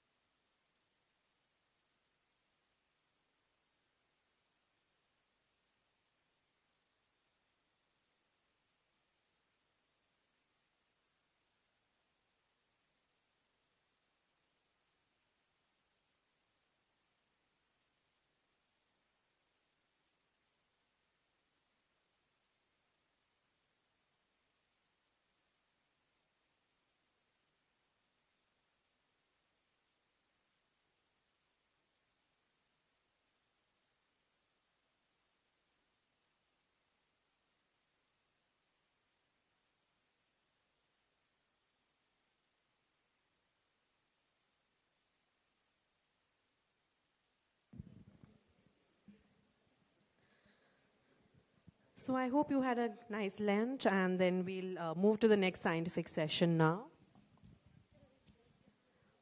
Welcome back. We now move on to the highlight of our day, the keynote session, and the prestigious Hargobind Khurana oration. For this,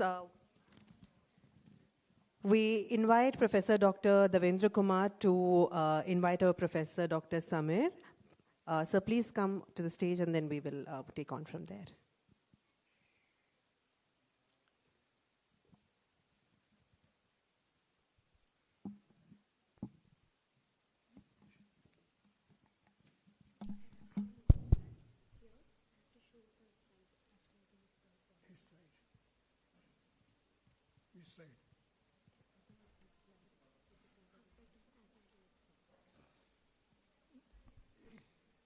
Welcome back.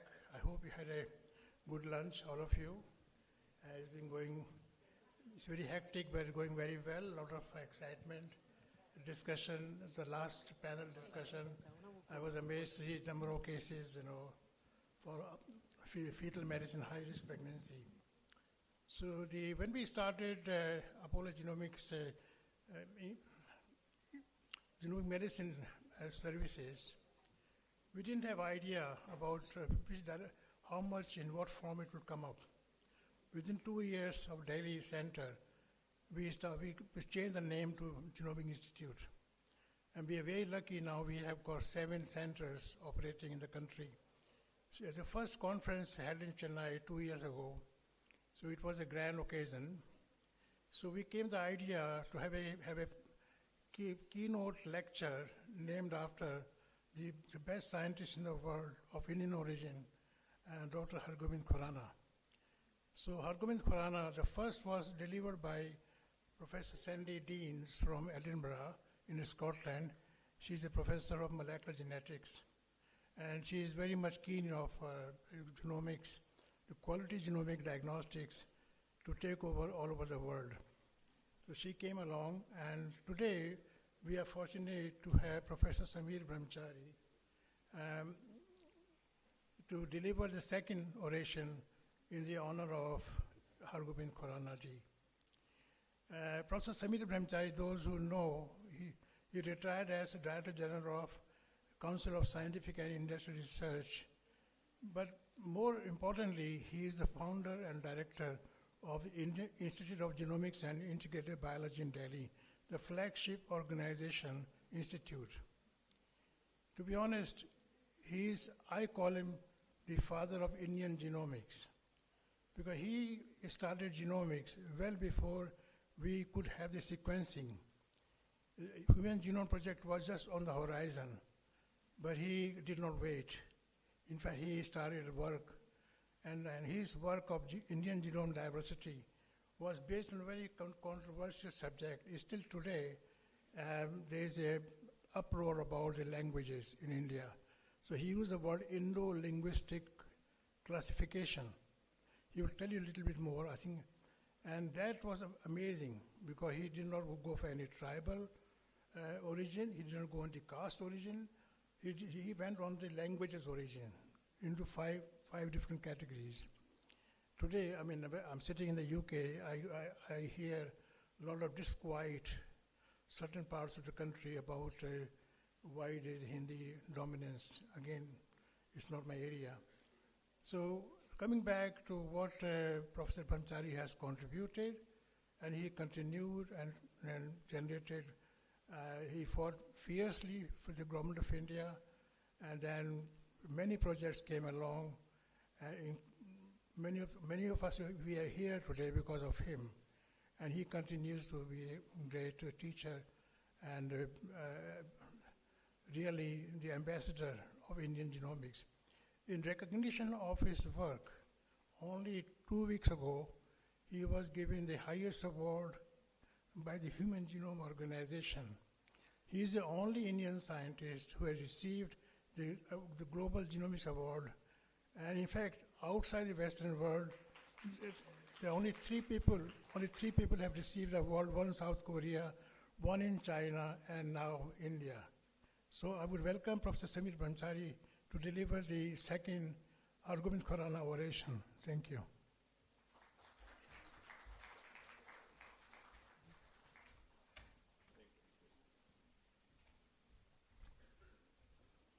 change it to that. Thank you, first slide. Devendra, I know him for so many decades. So he did this little conspiracy that bringing me from North Bangalore to South Bangalore to this lecture. But I always like talking to doctors. The reason is the doctors are the one whom we treat with highest respect, because we can't meet God, so we meet doctors to save our life. And I had the privilege of interacting and working and knowing absolute brilliant doctors in my entire scientific career. So when I address to these young people, you will see, I will go through, then you will realize that there are absolute brilliant people who did outstanding science in this country. I think it's an honor to talk. I heard about Dr. Khurana audition lecture, but I must tell that I had privilege of seeing him 3 times. And he is a very, very, very American scientist. And I wish Apollo will constitute a new lecture series, which I'll do on whom. I actually believe science is boundaryless. We are partitioned not only medicine, engineering, but we are partitioned also medicine, neurology in one side of the demands, psychiatry is in the other side of the demands. So all this we have divided. So I started in corridors of chemistry, came to molecular biophysics, Indian Institute of Science, where biophysics, then evolution of genomics, and eventually at Delhi. Since I retired, I realized that I wanted to complete my open source drug discovery project, which I'll share a little bit. I worked with undergraduate students because I realized it is the 18 years to 22 years are the best time to induct them into scientific thinking, and they're very original. And as an academic person, I mentor a lot of startups. I have one charitable organization I run for the underprivileged school children. About 21,000 kids we have so far supported in this Sahaj part at West Bengal. I bring this light of all the startups that I work with, and the iNICU is an integrated NICU, neonatal ICU. In Apollo, my startup, that startup has implemented in 10 of the Apollo cradle 200 beds. So this is a student of mine who joined me in 2013. After my retirement, he continued as an academic professor. He not only did a PhD, he published 2 papers, 2 patents, and 2 companies, and implemented the product in Apollo. Today, it's a $100 million valuation company in America. So I just wanted to say, it is possible to do science in India and take that science into the market and actually make a difference for the people of India. I was lucky. I was lucky to have mentors like G.N. Ramachandran, and I wish Apollo will institute a lecture on his name, because he did his science sitting in India in 50s and 60s, and if he was alive today, this year's Nobel Prize in protein design, based on his principles of 5-Si map, he would have got the prize. Unfortunately, he would have been 102 years old. Right? So to get a Nobel Prize, you have to live 100 years. If your ideas are far ahead of time. So, so I can tell, if I ask here, raise your hand, how many of you have heard the name G.N. Ramachandran? Raise your hand. You see? Less than half. How many of you have heard the name of Horace in Khurana? Raise your hand. Right? How many have heard Watson and Crick? Raise your hand. Everybody hand go. This is our colonial mindset. We have to recognize the leaders who are far ahead of time. And I learned to dream big. and I learned from the masters structural biology. So that is a very important, Shekhar thought of left-handed DNA much before zDNA was discovered. So I was very lucky to come to Bangalore in 1974, 50 odd years back, to do my PhD at this environment. So I was lucky to have seen giants dreaming big with very limited resources. So when I became faculty in 80s, this paper was there, saying very clearly, working on repetitive DNA is considered to be seeking function for junk DNA, that their efforts may prove to be not only intellectually sterile, but ultimately futile. I thought this is fantastic. I should work on repetitive DNA because no American will get grant. I went to Charles Cantor's laboratory. He said, no, there will be no money on repetitive DNA. I was very happy that I decided to work on this. So I spent decades on working on various unusual structures of gene expression using repetitive DNA, telomere structure, but I won't have time to discuss all this today. Just to tell you, I was a biophysicist worrying about DNA much before triplet repeat associated genetic disorders was discovered. So it was curiosity-driven interest and fundamental work that went in. Then my work took me to New York for an invitation for a few months in summer in 1985. In 1985, Charles Deleuze called Charles Cantor to discuss Human Genome Project. I won't forget that evening. Charles Cantor coming back from Washington, D.C. to the Columbia University. They say, Shamir, let's go for dinner. Jim is coming, so-and-so coming. And he asked me, you eat fish? I said, yes. I'm a Bengali, eat fish, no issue. We go to a Japanese restaurant, and I never forget it, that I never ate raw fish. So that I remained hungry. But I was intellectually fantastic. These people are thinking of doing 3 billion nucleotide sequencing, discussing. And when we were doing 200 nucleotides in a week in the Richard Axel's laboratory downstairs. So this was the dream. So my baptism happened in genomics because of a giant, Charles Cantor, who was a biophysicist. Andrei Mirzapekov in Russia, he came to India in 87. Then I had an Indo-Russia project. I saw him thinking of putting acrylamide gel, putting hexanucleotides, saying that I will have a DNA chip. I said, crazy, absolutely crazy ideas. So I was lucky. So therefore, I came back. Elizabeth Blackburn has just shown telomere repeat. I said, I must work. I should solve the structure. So we solved the structure of telomere repeat, which is the end of the chromosome. I didn't know cancer. I didn't understand that if I would have patented this, it would have fetched a lot of money because a lot of anti-cancer drugs are targeted here. Okay? So then what happened? Actual crystal structure came in 2003, and it showed that our structure is the right structure. So I proposed that how tetraplex can form various recombination, these, all sorts of structures we wrote. We also demonstrated that the nucleosome formation in TG repeats are loose, so that transcription takes place. TC repeats are very tight, so there is strong nucleosome. All possible limited resources we worked on.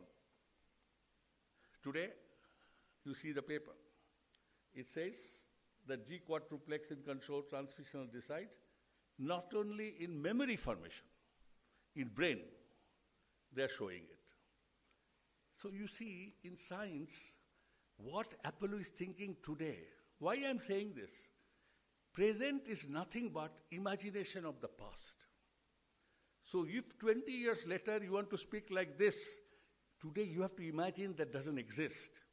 Unfortunately, from the morning, I heard what you are talking is what exists. Right? What will be the future?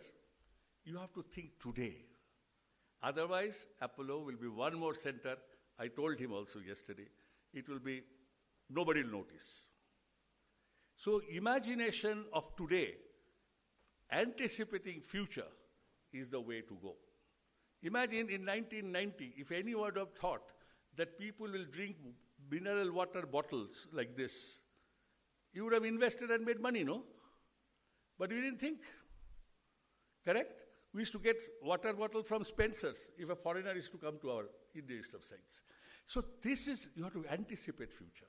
So anticipating future, and that's when you feel nice that you see, oh, you thought of it, now today it is recognized. I met two doctors. I was like a typical Indian Institute of Science professor pursuing excellence, scientific excellence, next paper, next publication, next award, next recognition, next grant, next best student. And I became fellow of the National Academy where you have to ask that upliftment of humanity. So I thought humanity is only myself. To me, humanity means only me. Have I thought for anybody else? So in this context, I met Dr. Geeta Talukdar in Calcutta, where I went to look for, because that time 75,000 nucleotide of beta-globin gene was sequenced. So I was interested in thalassemia patients who has fetal gene expression so that they don't get frequent blood transfusion, and wanted to look at the gene expression. So I went to Calcutta Ramakrishna Mission Hospital where there was a thalassemia clinic, and I see second child coming with thalassemia. I said, how come? She said, yeah, we can't do test. I said, how? No, we have to send a sample to England, Weatherall's laboratory, that will go via Juhu Clinic. There is one Chakravarti who worked as postdoc of Weatherall, and it cost 10,000 rupees. I was feeling miserable. I run the oligonucleotide synthesis facility at Indian Institute of Science, sequencing facility. I have 6 PCR machine, and that changed my mind. And then I dedicated 20% of my time and developed all these primers, and this was commercialized with Bangalore Gini. And next time when I was called for a Thalassemia Congress to give a talk in 1998, I was presented with a 16 children photograph who were born healthy out of thalassemia carrier parents. That was like 16 PNAS paper. So I realized in 97 that it cannot be done without an institution. By the time I'm working on triplet repeat, how just it has come, so I was creating synthetic triplet repeats like Corona, synthesize, clone, show that in various genes it can be down-regulated expression. But my papers came back saying, no, disease cannot be so simple, it has to be very complicated. So to show it in real patient, so I went to Dr. Gauri Devi. This Dr. Gauri Devi told me, myotonic syndrome patient I'll give you, but come in the evening clinic. By the time I met Sanjeev Jain, a young man, has come from England, and he knows PCR. I said, oh, you know PCR. And then he wanted to do some test PCR in my lab. So Dr. Gauri Devi took me in the evening to the DMD clinic. I was in tears. Why the second child boy comes and do the disease? He said, that's why I brought you. And I had no idea how big is the Duchenne muscular dystrophy gene. No idea. You have done thalassemia. I said, okay, I'll do. Without knowing, it is so complex. And of course, it took 5 years to eventually develop. And I'm sure Nimans has done that. So this is the early paper of the doctors who changed my life. Worrying about your individual excellence, how to do science that will make a difference. That gave me the courage to take away, of course, we did some activist job also, myself and Sanjeev, to protect genetic material in India. So I did actually the myotonic dystrophy, patient samples, atomic force microscopy, and could do actual looping there. But in 1995, I had to build a genomics center in the Indian Institute of Science. Unfortunately, I did not get support. And this is a quote, not my quote, it's a quote by Seema Singh in Meet Bekar Kiran Majumdar book, where actually I got only one vote, Dr. Naik, who will always vote whatever I say. So I had 2 votes out of 54. So I went to Professor Padmanabhan. This is an article Professor Padmanabhan wrote in my 60th birthday, and he told that it is better you go and build an institute, because we cannot give you more than 2-3 crores. I said 30-40 crores will be required to do genomics. So And he said, Shamir, you need to have your own institute. This did happen. Everyone knows. He turns around CSR Center for IGAB. So, CSR was known for its generic drugs. Today, 50% of the world benefits from Indian generic drugs. I don't know what will happen after 2nd April, because if the Trump puts a tax, what will happen, I don't know. But this is what provides. 50% of the vaccines we give to the world, we should be very proud of it. And this is because Indian indigenous production at capacity and the Indian scientists who could create the new processes. Today, we wanted to go from there to genomics, medicine in 1997. I'm glad that we are here. And of course, to COVID surveillance, Chairman talked about it, your Chairman. Technology, gene editing now is happening in CRISPR at IGIB. Devajyoti is doing sickle cell anemia.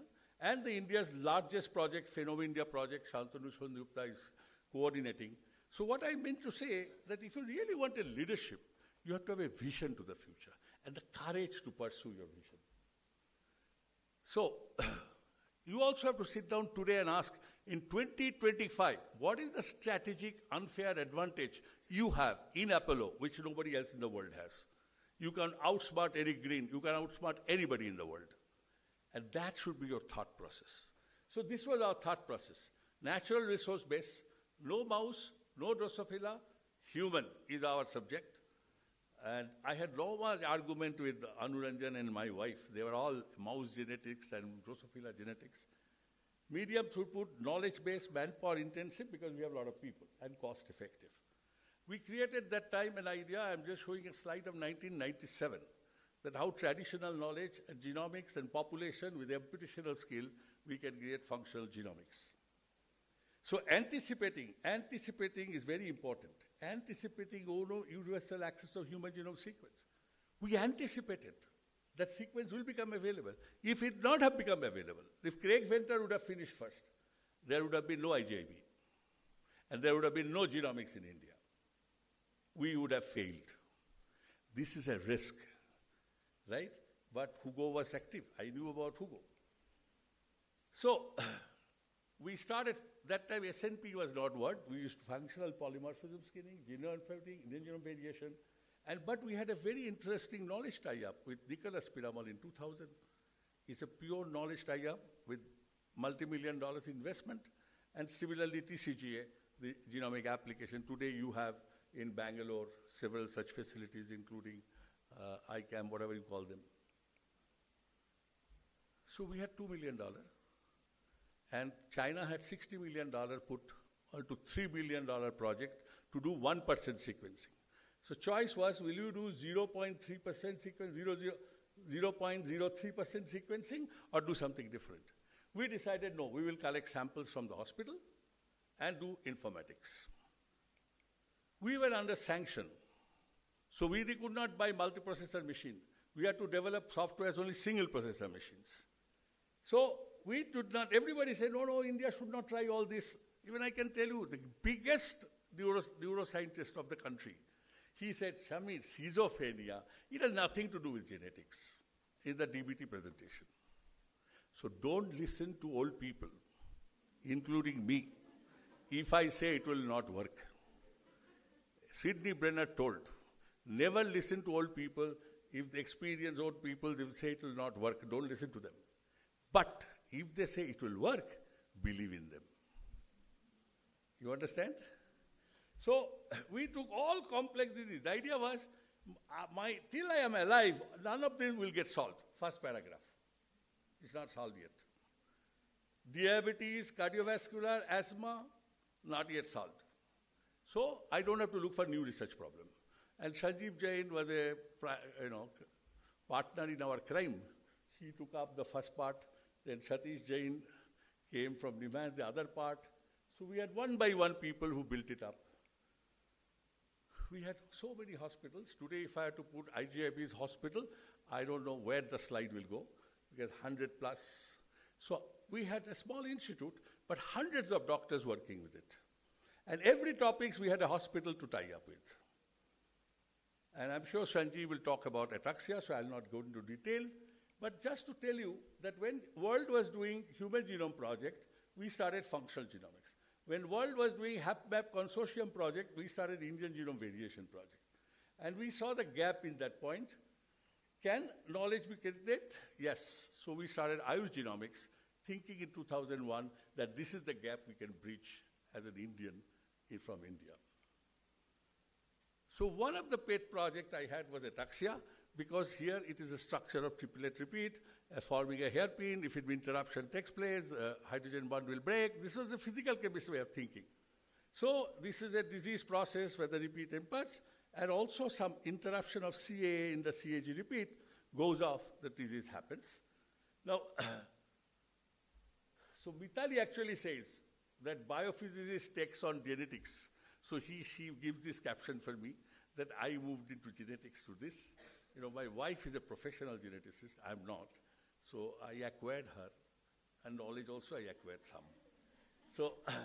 So we used a very unusual combination of peptide with physical chemists, bacteriology, all these people together, and simultaneously population sample from there with Satish Jain's population.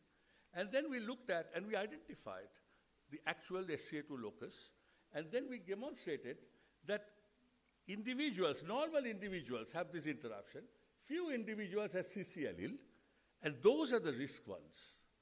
And if you have one more association goes, CC, CAG becomes CAA, you are stable. When CAA becomes CAG, you are unstable.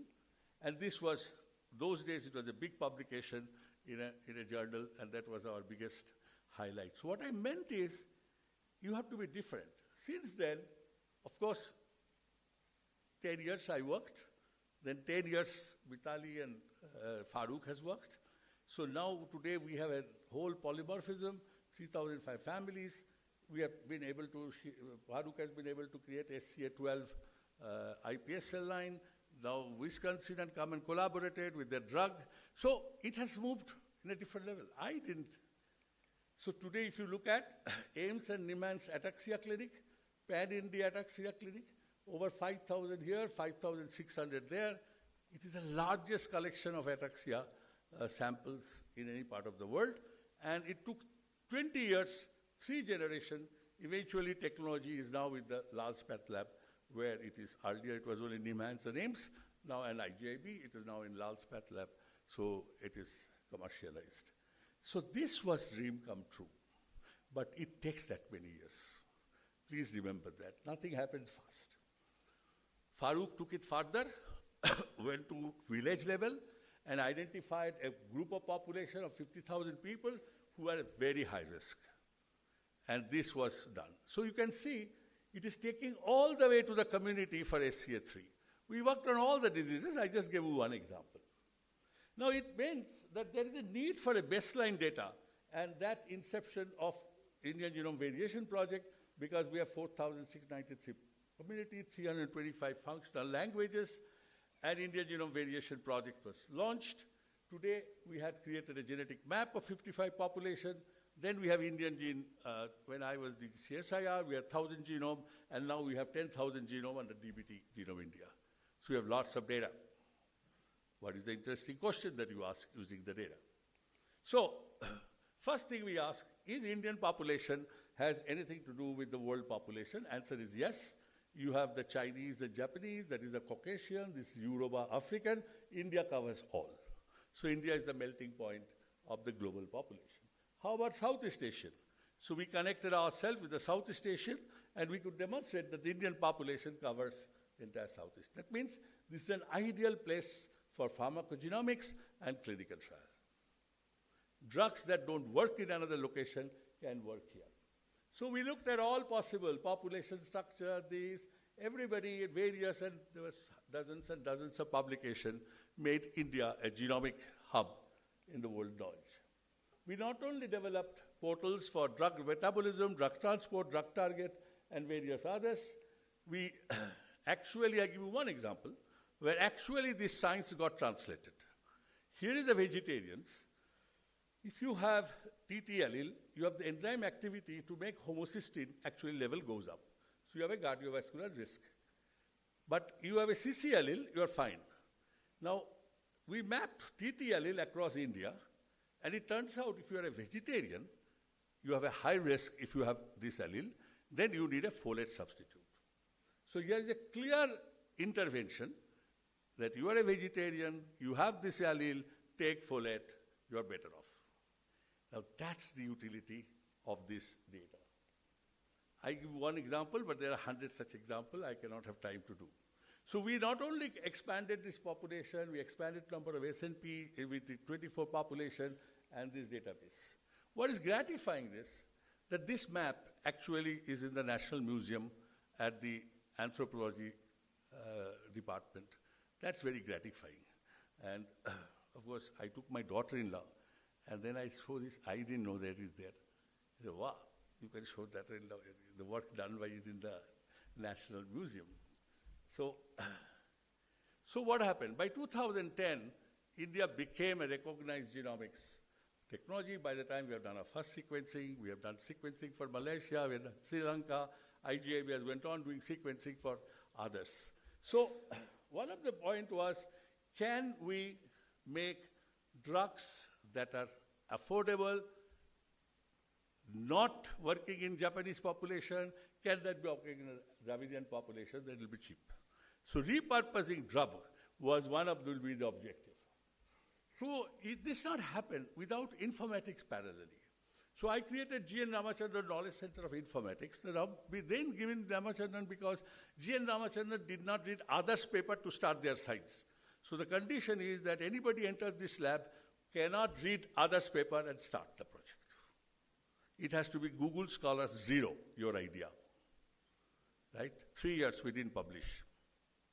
But 4th year, 3rd year after that, we published. And this became the most prolific projects of CSIR because we thought differently. And we had 14 IIT students coming. We commercialized our first software package. We handed over this, we developed BioSuite with TCS. TCS does today about $500–600 million of business on bio-IT. So it is possible. I give one more example, discovery. miRNA was discovered. There's a surprise for genome completely. And Vinod was my student, Vinod Skaria. And everybody knows Vinod Skaria. He's in Hindu all the time. Veena was a young faculty. So one of the surprise was this. So we immediately started working and said, can miRNA do a regulation? And why HIV patients, some of them have slow progression, some of them fast progression. Can it, so we looked at the mapping computationally because we didn't have much money, so we did computationally and identified that HIV sites can be targeted by miRNA. And then idea was very simple. We could not publish in big journal, we published in BBRC. But next issue of Nature Drug Discovery covered this, saying it's a brilliant idea, this is a possibility. It took, I think, over 12 years, Beena pursuing with cohorts, experimental validation, getting at Chennai a cohort of HIV who are fast progressor and slow progressor and actually demonstrating that it is so. So it is actually, today we have more than 500 citations on that paper, which we could not publish in bigger journal. So I retired, but my dream is there. Can this regulation be built in as a computationally? I understand 1 or 2 mathematicians are sitting behind. So we tried to build a network of transcription factor and miRNA to regulate gene expression. I want to bore into mathematics, but I'm sure Prashant or somebody will be interested. So we looked at 1760 intronic miRNA targeting 14,894 miRNA. And this was all done by undergraduate students. Okay? We discovered that apoptosis is the process on which maximum, the reason is simple. If you have a protein gene transcribed, messenger RNA inside, you have the miRNA, it goes and blocks, then you will have an autoregulation. And this autoregulation can be done as well as it can go and somewhere which otherwise would have activated this gene. And this turns out apoptosis process as a major cellular activity. And you know in cancer how important it is, right? Today, circulating blood with cell-free DNA is because of the apoptosis. We then looked at the molecular function, and it turns out the transport activity is the maximum regulated by mRNA. Okay, so after I retired, this is my now science hobby. I work with young people and to finish something that I wanted to do. You know, 2007, I was interested in solving, all of us promised human genome that will solve problems. But actually 10 years TB was solved. Genome was done. Human genome was available. But still 4,000 people were dying. Today 3,500 dies. 800 will die today in India. But nobody will bother. It's not COVID. 1,000 people die in COVID, there will be huge noise. Because they're poor people. So we decided, why not we go open source and try to do different things for discovery. When you fly 380, you realize what a fantastic aircraft, all built in computer. But Wright brothers' computer was trial and error. Today's drug discovery is trial and error. It has not gone into system biology level. So idea was, can we create a system level so that we can create this? So see, when SARS happened, we made it the first time open source and recognized. Then TB, I took 67 targets, patent, non-space target, but nobody was interested. No, Pfizer, no company was interested. They said, give me a drug where cancer progression I can measure so that I'll have the patient coming back again and again. Not TB. TB has no market. I got very frustrated. So I said, let's launch open source drug discovery. This is a time now. You launch open source, understanding why a breast tumor becomes metastasis for somebody and not for others. Why a tumor becomes aggressive and another tumor does not become aggressive. Let's take this challenge. Let Apollo take this challenge and say this will be a national movement. We will coordinate with our hospitals. We'll take up startups. We will bring data analytics. We'll bring AI. Everything and put together. And then institution and young people will join. You have 150,000 students, engineering students in Karnataka. They're sitting. Tamil Nadu.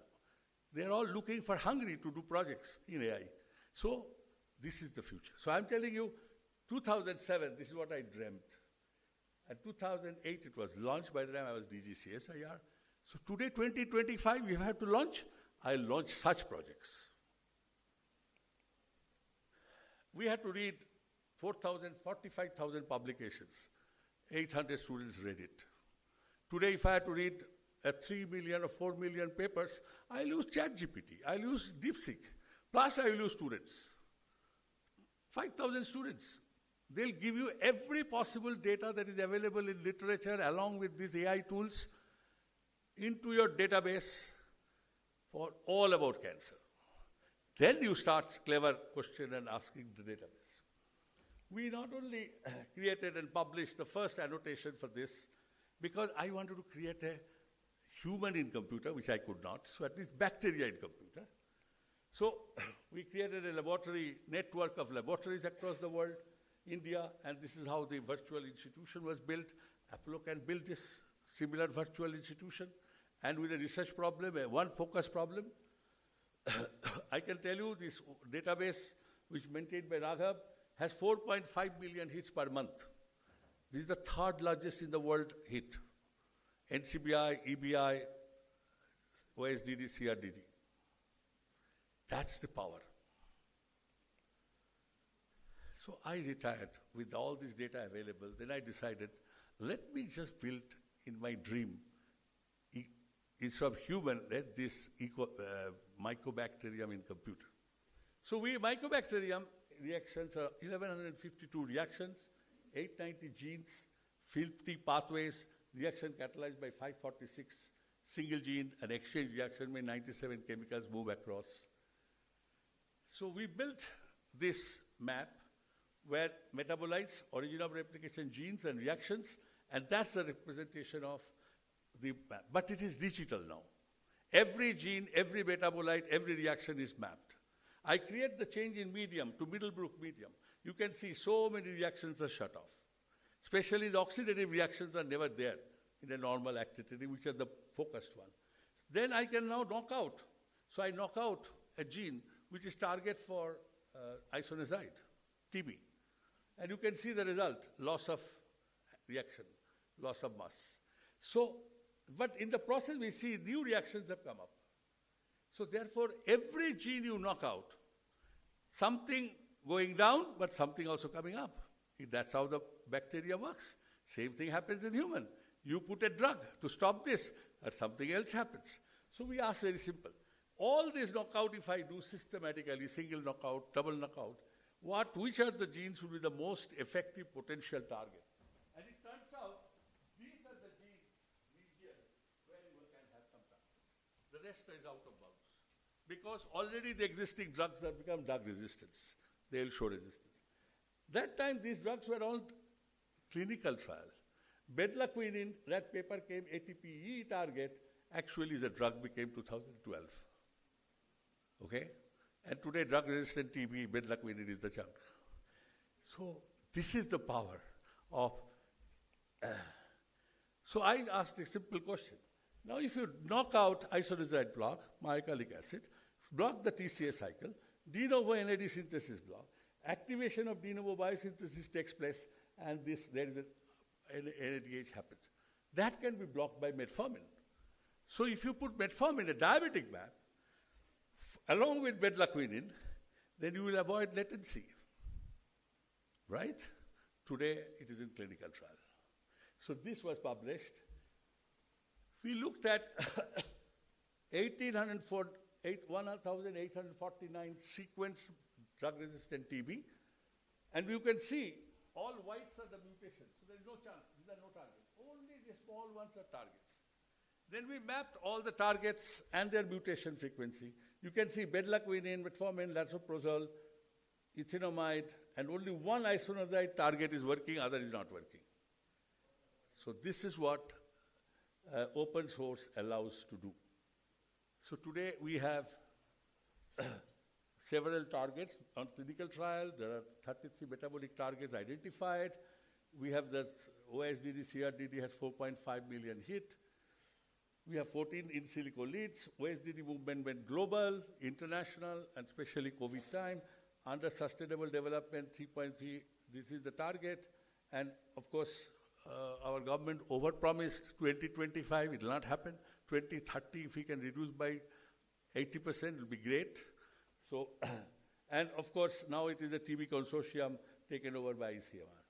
There is a book written by Mark Stevenson where this whole story is covered as a story, The Bug in the System. COVID is a great example where everything became open source. We wrote when the beginning of the COVID that make it open source, 80 scientists across the world, and it is now one of the examples. If we have to do this for human, what do we need to do? We need to create, I realize a pathway-based understanding of complex disease system biology is important. So you have to put all possible high-throughput genomics and high-throughput biology together. And that, Sanjeev will recall this paper. We wrote this in 2007 thinking we'll be able to 5. That we'll simulate. There was no way we could simulate. So we simulated only 16 genes. This is the schizophrenia neurotransmitter pathway. We simulated 16 genes, and we demonstrate that other than dopamine, DRD2 receptor, calcium is also an important component. And there's a recent paper showing calcium is an important component in schizophrenia bipolar. But I don't give up. After I retired, again, I look back. Now the computer is big, facility is big, Sanjeev is still there. So we actually identified using 47,000 SX's data, 38 GWAS data. We got centenarian genome, 95 genome, 685 variants across 88 genes. We could identify 10 critical genes and targeted 34 FDA-approved drugs which could be used for repurpose. And that's the power of computational approach to the understanding. What is the business of genomics? Today, genomics market in India is $1.85 billion, 5.5% of the global market, which is very reasonable. 14% of the population holding 5.5%. The valuation has gone to $510 billion. And it will go all the way to $2.1 trillion. Bioinformatics market is $337 million and is likely to hit by 30 to $1.8 billion. So if those who are interested in investment, invest in genomics, you will make money. But is it? So where is the future we are talking about P4 medicine? Can we treat 1.4 billion people as a curative medicine? Answer is no. We have to make sure that the young generation don't fall sick. And therefore, we wrote a paper that how do you make a P4 continuum from proactive, from reactive? And how do you integrate Western medicine with modern medicine and the traditional medicine together? So therefore, you really look at very differently. And if you ask me, Ayurveda actually thought of it long back. So 2001, we thought of it, that based on Vata, Pitta, Kapha, individual, personalized, and based on that, actually you can decide medicine. So, what precision medicine we are talking about is very old, and it has been done in Vedas, 1500 years, and it took us from 2001 to 2008 to publish the first paper to show gene expression correlation with Vata, Pitta, Kapha. Then it took us another 2 years to publish a PNAS paper with Sanskrit Sloka, demonstrating molecular basis of this understanding. Then we went ahead, Mitali actually took it forward further, and eventually we demonstrated that traditional knowledge-based medicine is actually a possibility of integration in this. So Ayush Genomics was born with an idea, and this was established for high altitude sickness. It was very clear the animals like yak, which has a allele frequency, allele is different than cow, and those individuals, human who has stayed in high altitude with that allele as an advantage, whereas others, and this helped Siachen soldiers. We could provide this to Abdul Kalamji, and he was very happy. So therefore, because we lose a lot of soldiers at high altitude because of their having the wrong allele for this purpose. And I had the privilege to get access to the Jiva data. I understand now you have Apollo, Ayurveda, right, as the new centers. So Jiva has provided me a data. So we had the 353,000 patients data, 300 Ayurveda doctors, tele and in-person consultation. 82% present has chronic 1 year. Ayurveda treatment offered complete or partial relief to 75%. We did the largest data analytic. And you can see certain age, certain disease is problem, but then it becomes okay. You can see the skin is acne and the young age people and then go with it. Whereas you can see it is a skeletal disease. It was fine at this age, but then becomes arthritis, osteoarthritis. Similarly, obesity to diabetes, and you will see the connectivity relationship. So it has a full paper. I won't have time here, but that's how we demonstrated first time a large data analytics on Ayurvedic data. So now you have these Ayurveda hospitals, you have your modern hospitals, and you can do everything. So if you look at what is that in principle difference, this is not published, but this is my slide. You are a healthy, then biological expression is sign, clinical expression symptoms. So doctor gets a patient at the stage C level, right? Because after symptom, a diabetic guy arrives. Then you do backward measurement. Then you say, oh, you have a diabetes. Then you start treating.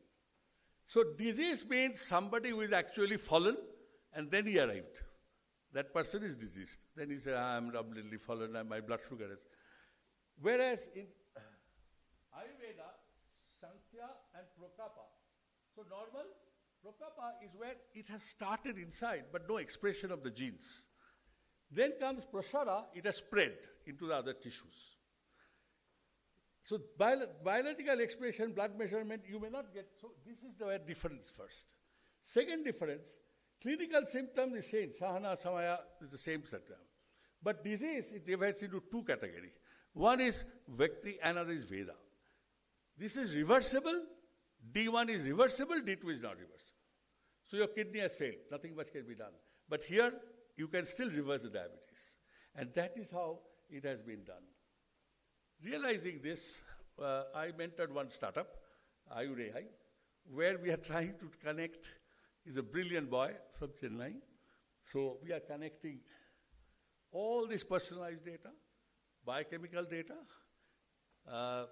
this digital data, assessment through Ayurveda, then gut microbiome data, and then collecting genomic data and integrating and creating an opportunity. So we have already AI well, patients, and then individual healthy people, and the doctors, and you connect.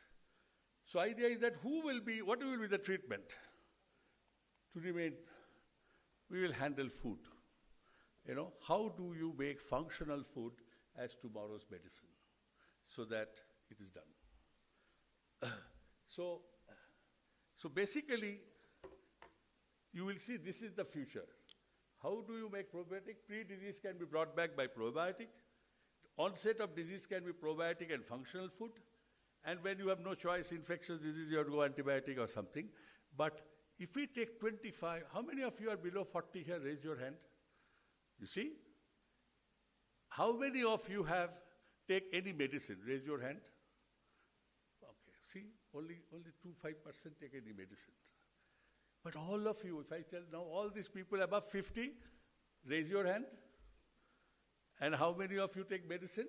No hand will come down. You don't want to be them. So your choice is to get into this. We are recruiting 300 clinical trial for this on,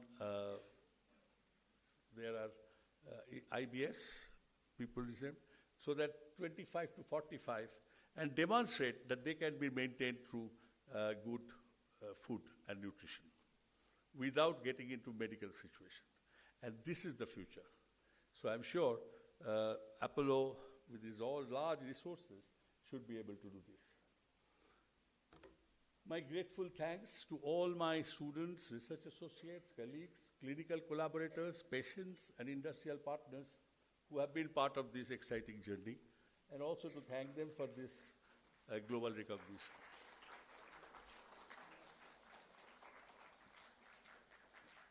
Thank you.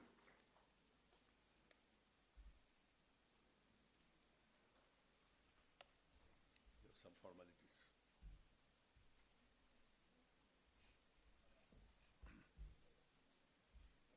Thank you, sir. Thank you very much. Traditionally, we are not expected to ask any questions for anybody who has delivered a distinguished oration. But given the depth and the scope of his work, lifelong work, quite likely that some of you will have some questions. So I can only ask Professor Samir's permission. No, sure. If anybody has any question, I think I can break the tradition, and then anybody, so do not hesitate, even though you may have very trivial question. Yes, sir. We got it. See, Kriti.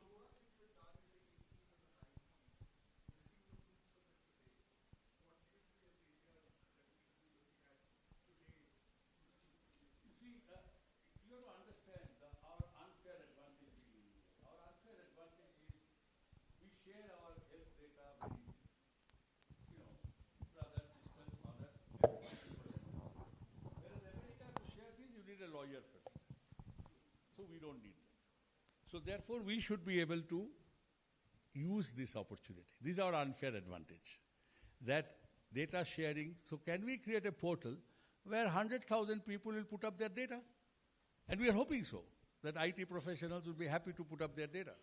Because if you are putting up your all sorts of fancy dress, all sorts of pictures in Facebook and Instagram, why not? Right? What you are eating. So we'll ask them, you put whatever you are eating, right? So in the process, we'll calculate calorie. We'll know what you are doing. So this is our possibility. And that's why we want young people. Because young people will not be hesitant to share all this. My son or daughter, may I put up something which they will not share with me. So they don't allow me to be their Facebook friend. You understand? So this is where opportunity is. Data sharing. And you think open source is a problem? Answer is no. Computer, CEOs of computer, all these big Cray, big Apple, IBM, everybody learned that Unix is open source. 95% of the global supercomputer runs on those Linux. How? So therefore, pharma of Linux of pharma we need. Unfortunately, CEOs of pharma, they do not understand this. That by sharing data, you're actually creating wealth. This is not understood. It is CEOs of computer understood. That's why Apple made Siri open source. That's why you have an Apple stores. If there was no Apple stores, and every app was developed by Apple, Apple would not have sold machines. Nobody would have bought Apple computer. Because they allowed third party, this is the same way pharma CEOs haven't understood. Because tomorrow pharmaceuticals will be dying. It will be replaced with functional food. So if you invest in functional food, it will be different. I managed my own diabetes for 25 years only by food and medicine. I have never have, but I stopped nothing. I today eat jalebi also. But I know what I have to eat along with it. You follow?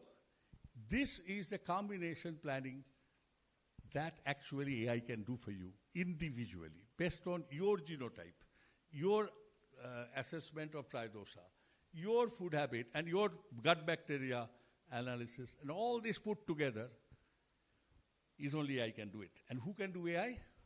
20 years kid. And who are 20 years kid in this world? 65% of them are in India. So if you don't use it, I think you are making an opportunity loss. 20 years later, you will buy this energy to Apollo will buy those technology and provide services. This is my point. 25 years back, 30 years, I used to tell Narayan Murthy-ji, I can openly tell, that if we leave software for GE, that software we are selling, we are earning money. But that GE is selling back the machine with our software, and we are paying for that license. And our next generation to next generation will go on paying for it. And this exactly has happened. Like today, every GE machine, software is generated in Bangalore, but it comes back. Apollo pays for the service license. And all patients pay for that cost. So it is this 20 years later you will do if you don't do it today. I won't be there. Maybe my digital me will be there. Okay? I think, Tushar, you'll have, yeah. Well, okay, last question, Dr. Charu.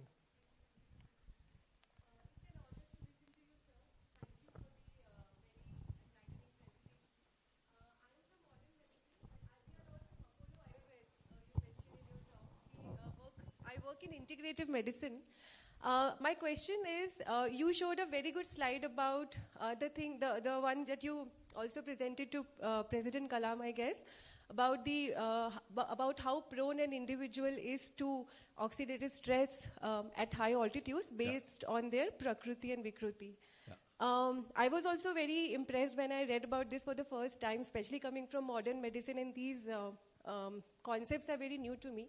My question is, why do you think this is not as widely known or as widely practiced in today's world? Very simple.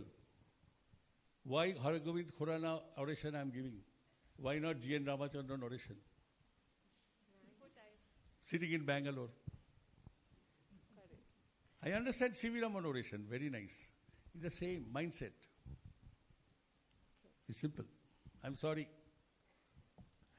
If it is okay, I would love to connect with you after the session, please, sir. Yes. Thank you. 981044. 9810443272. My colleague noted it down. Okay. Let us just give a Thank you. huge round of applause to Sir and Professor Dhavendra for this wonderful talk. I now request Professor Dhavendra to please hand over the oration to Dr. Samir, sir.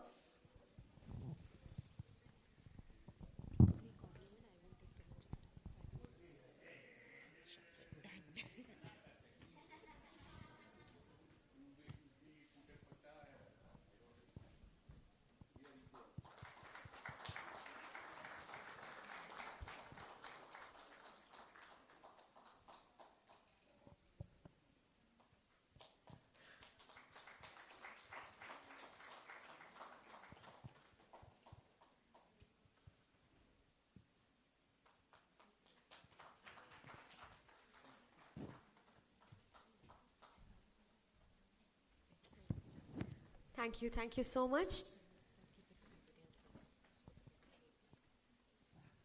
With that, we move on to the next session. So for the next session, we have Dr. S.J. Patil, sir. He's a senior clinical geneticist.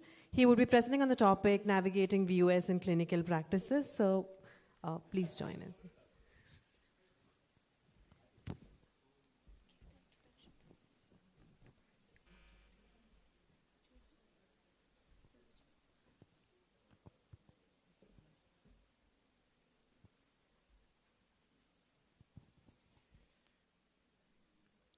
Good afternoon, everybody.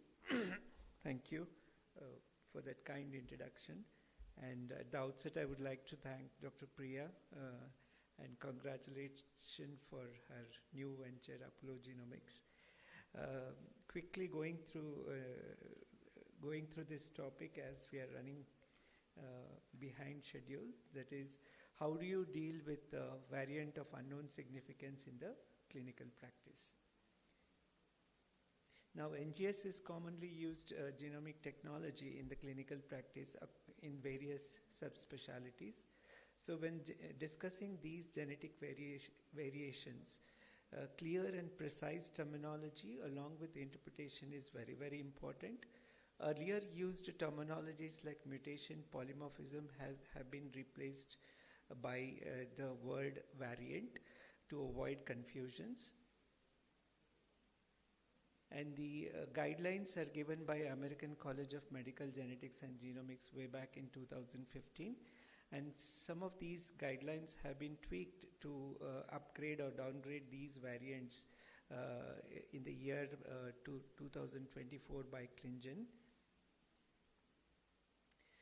So coming to the interpretation of genetic variants, variants are classified into 5 categories, as you all know: pathogenic, likely pathogenic, benign, and likely benign.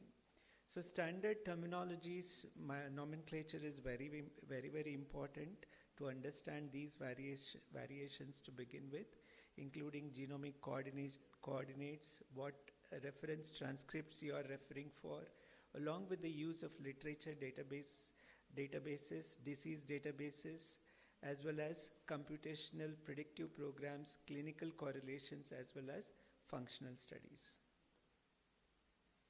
So this is the pipeline we use when we analyze the data, whether it is whole exome or clinical exome in the clinical practice.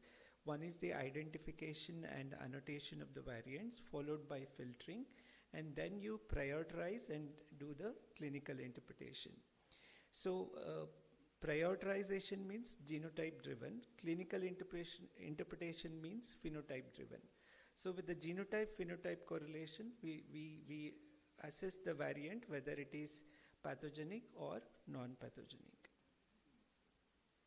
So these are the various databases, available population databases. We look for benign and likely benign variants. And further, we have disease databases commonly used are ClinVar and OMIM. So these are the guidelines given by American College of Medical Genetics, ACMG Guidelines 2015, where we categorize the variants based on their features, like very strong to moderate and supportive. Very strong means they have loss of function variants. They are loss of function variants where the protein function is lost. Right? And whereas in strong we have PS1 to PS4, if you take PS3, it is a well-established in vitro and in vivo functional studies, which is standardized and reproducible. And we have moderate criteria, PM1 to PM6. For example, PM2, the given mutation variant should be absent in the population databases, right? And it should be seen in the disease databases commonly. And we have supporting evidences starting from PP1 to PP5.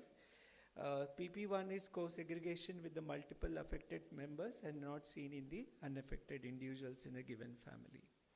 So that's the supporting criteria. So then we have a criteria for benigns, then again strong supportive criterias. Just one example is BA1, where the allele frequency is very high in the general population, more than 5%.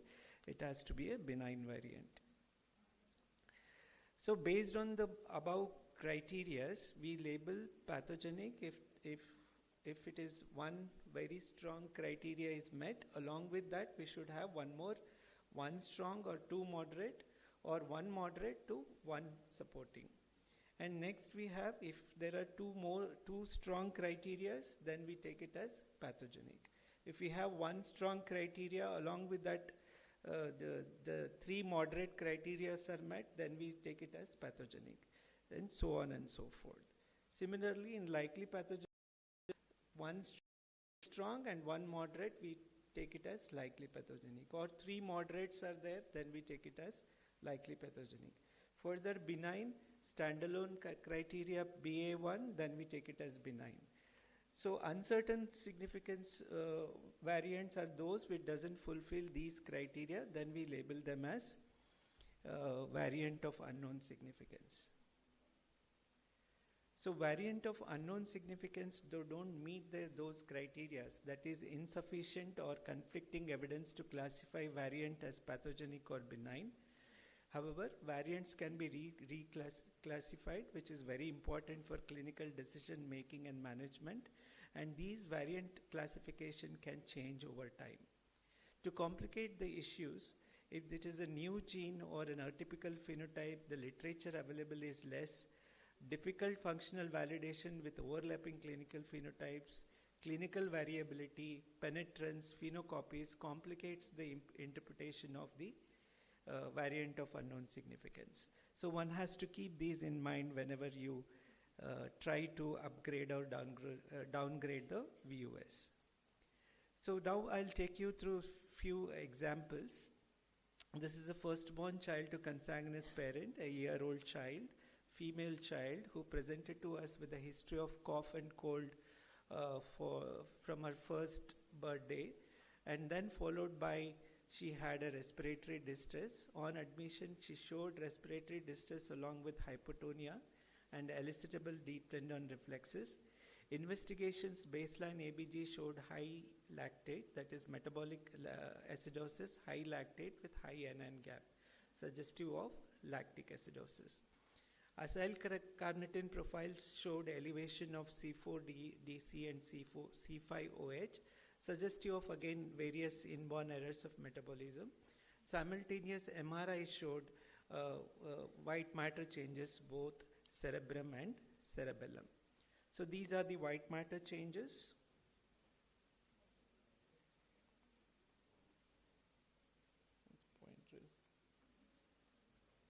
So these are the white matter changes you can see here.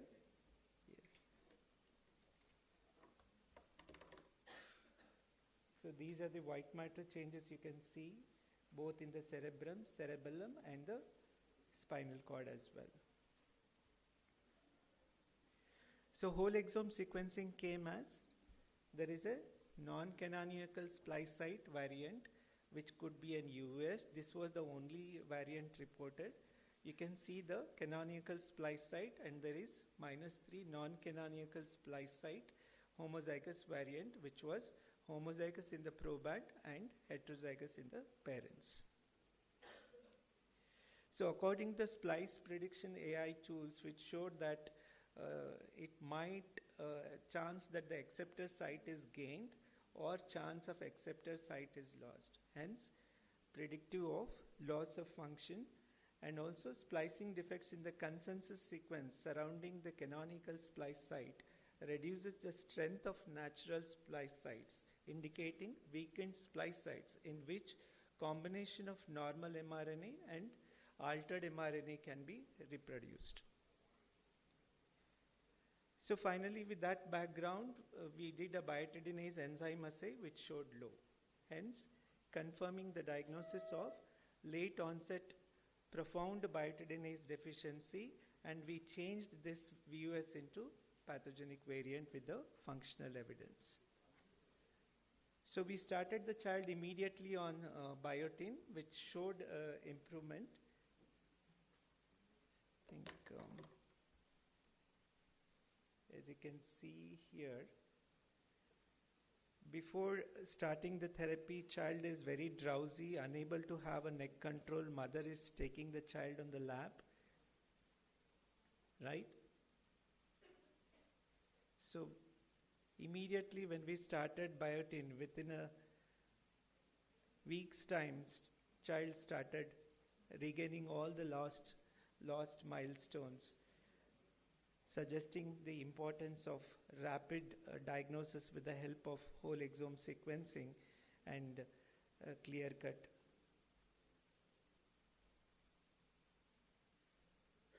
response to the treatment.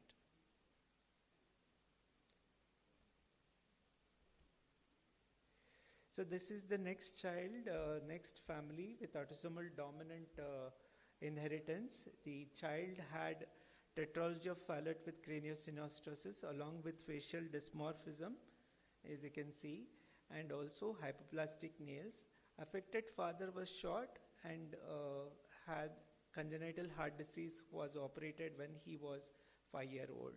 So this is a family with clinical variability because the father is having VSD, the child is having TOF along with craniosynostosis. And whole exome sequencing showed, PRKD1 splice site variant in the canonical splice site. So it got segregated with the affected family member, that is the father. It was coming from the father, and mother has a wild type. And RT-PCR done on the cDNA showed the exon skipping of exon number 14, indicative of loss of function variant. Unlike the previous case, where we have the functional assay like enzyme assay for bitidinase, here we don't have any biochemical marker. So we have to prove by mRNA analysis showing the exon skipping resulting in the loss of function. Hence, that particular variant was classified as pathogenic with clinical variability. Right? So this is a family which showed clinical variability. That is CHD-ED syndrome caused by novel pathogenic PRKD1 variant, and also Sanger chromatograms. When we did, there was a exon skipping here in the proband and the father. This is the control, where there is no exon skipping. So the next family is very atypical phenotype. Normally what happens is fast KD2 presents with chronic neurodevelopmental disorder with seizures, kind of epileptic encephalopathy like picture. So these two siblings who actually died with the illness had recurrent episodes of vomiting, encephalopathy, leukopenia, thrombocytopenia, rhabdomyolysis resulting in acute kidney injury. And in between the episodes, they were absolutely normal, something resembling the intermittent in IAMs like MSUDs or urea cycle disorders, right? So all those were ruled out. And the exome showed negative for those IAMs, but these two variants were found, exon 2 and exon 9, fast KD2, which is the condition is combined oxidative phosphorylation deficiency type 44. Both variants are classified as VUS. Now the phenotype is somewhat overlapping, but it is completely different from what is reported in the literature. So we went on to do the functional assays along with parental segregation.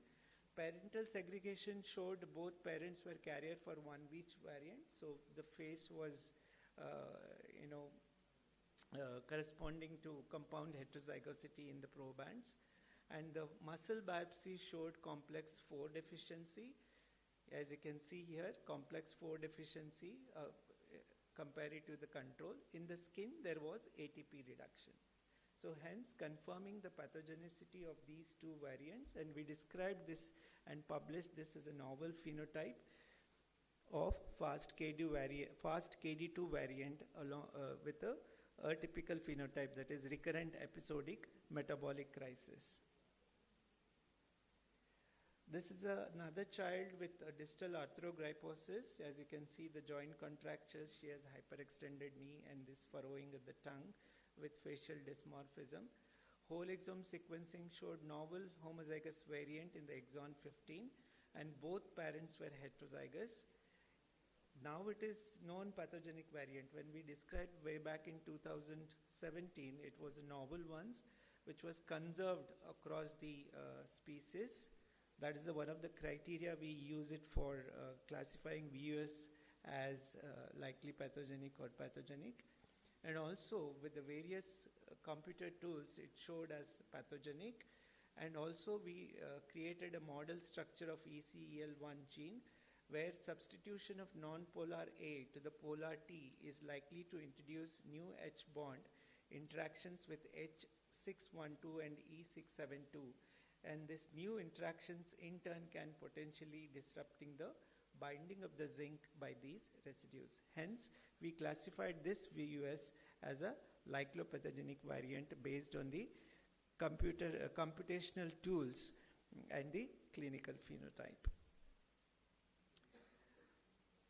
This is another child. Recently, we have seen this child last month, was labeled as having a cholestatic jaundice. On investigation, she was diagnosed to have familial intrahepatic cholestasis based on liver biopsy and liver function tests, and clinical exome showed ABCB11 exon 12 heterozygous variant. This is an autosomal recessive disorder. If you label it as PFIC2, only the one variant is identified. So it was referred to us to understand what is the cause for this cholestatic jaundice and to understand the nature of the disease and underlying genetic cause.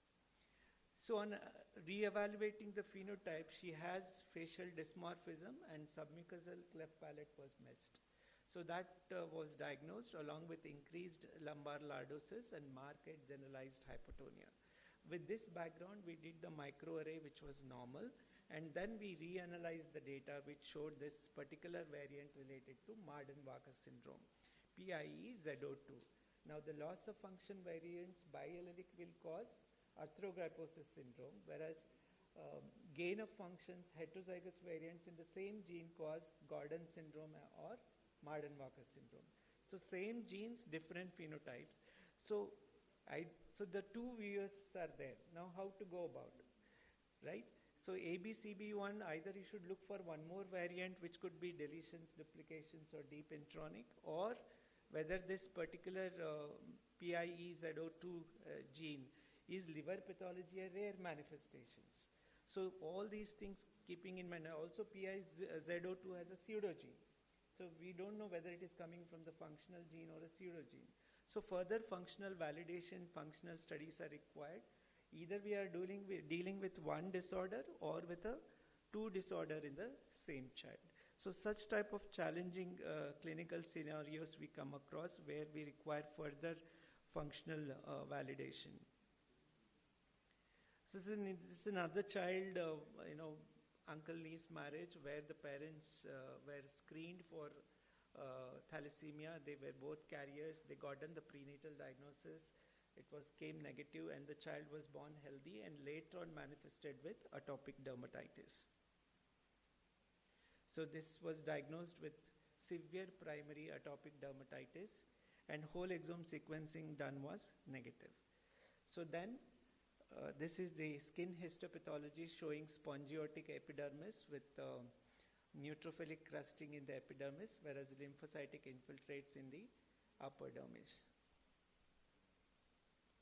So there was a new gene, loss of function variants. This gene was thought based on the genotype, loss of function variant. If you remember the ACMG guidelines, PVS1, the loss of function variant is a very strong criteria.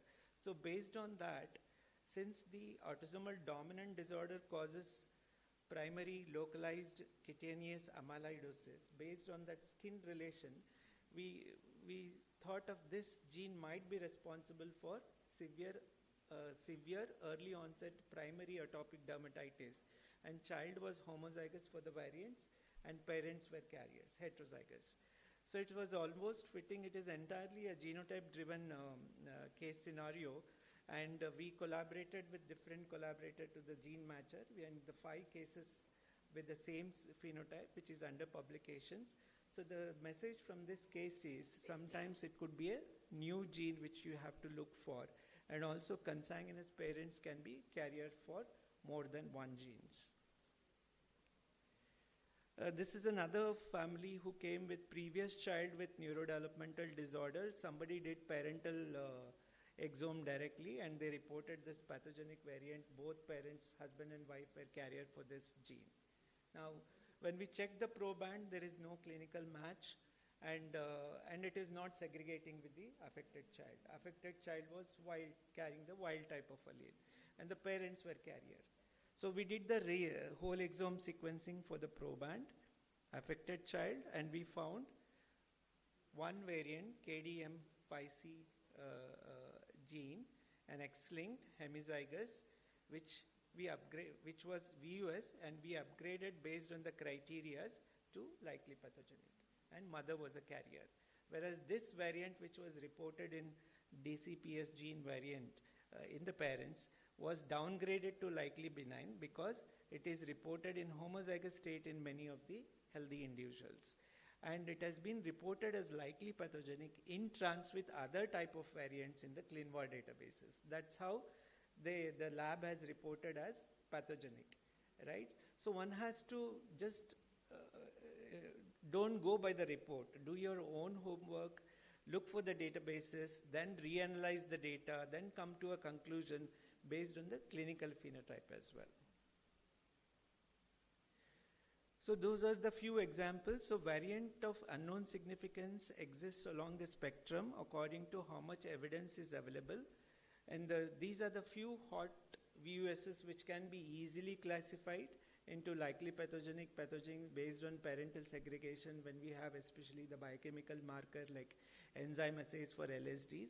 And some require further workup like functional assays, cell-based assays, computational tool usage, as well as parental segregation and segregation of unaffected individuals as well. So according to the international guidance, a VUS should not be used in the clinical decision making. One cannot confirm or exclude the diagnosis, nor can make any management decisions, especially when we use it in context of prenatal diagnosis. No prenatal diagnosis should be done for VUSs. Neither termination decision can be taken for VUSs unless otherwise proved. So whenever you get an exome report, have a VUS, read the report properly, understand the clinical consequences of your decision and counseling for the parents or the patient family, right?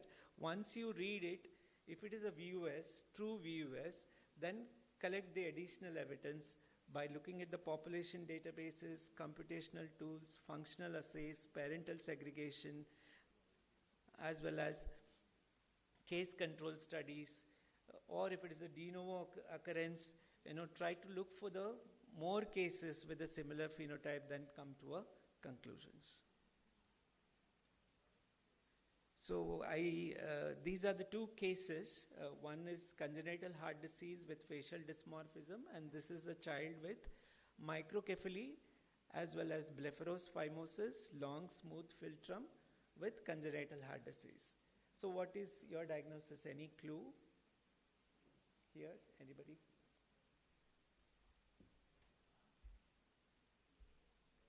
Anybody? So this is a child with low levels of mosaicism trisomy 9, right? Indicating that whole exome is not answer for everything. Try to have your own clinical impression. Simple karyotype can give the answer. Karyotype still has a meaning, still has a value. Do the karyotype wherever it is indicated. And this one, any guesses? This is a child with fetal alcohol syndrome. So again, family history, taking pedigree, physical examination, clinical phenotype is very, very important, because these phenocopies, whatever exomes, microarray, genome, whatever you do, they all come negative or they will give some VUS in the report, right? So your clinical phenotype is very, very important along with family history, pedigree analysis, and etc. So thank you.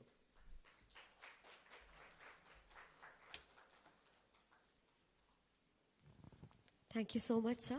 I would like to call Professor Dhavendra sir once more to felicitate our speaker, Dr. Patil sir. And this was really an insightful talk on VOUSs. I think all of us get stuck in the VOUS reclassification, and the new models are really, really helpful. Thank you so much, sir.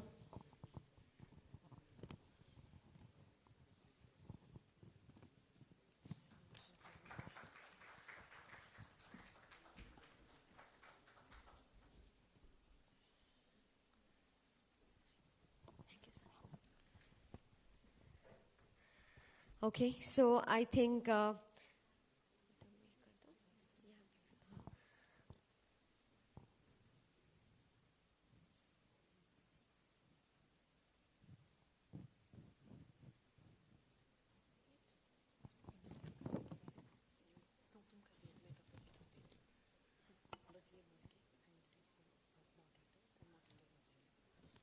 okay. So without further delay, we are now moving for our final session, that is going to be on genetics and genomic neurology. And to moderate this session, I would like to call our very own Dr. Snehal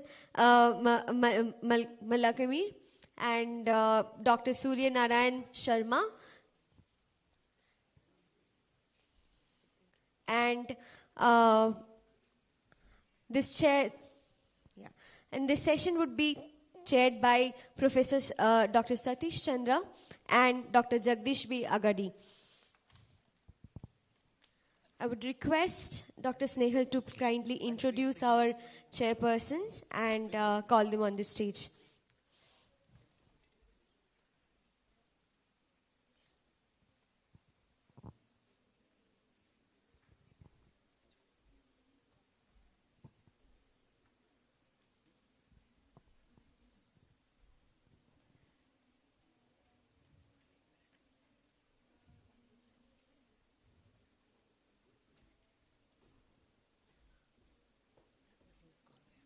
I welcome chairpersons for this session, Professor Satish Chandra, who is a renowned neurologist at Apollo Hospitals, Bangalore, and former Director Vice Chancellor, NIMHANS, and Dr. Jagdish Agadi, who is also a distinguished neurologist, currently at head of the Department Neurology, Bangalore, Apollo Hospitals, Bangalore.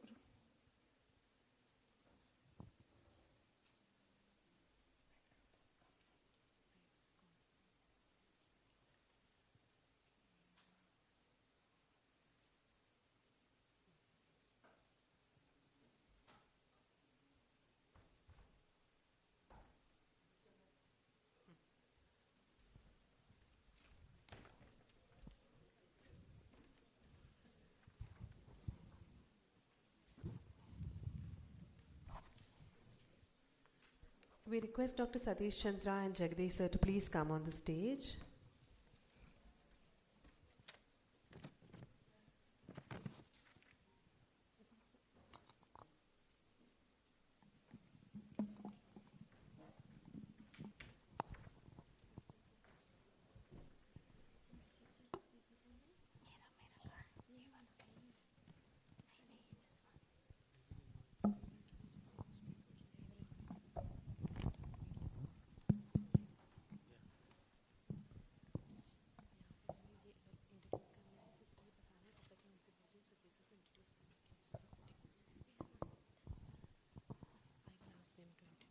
Shall we start without wasting the time?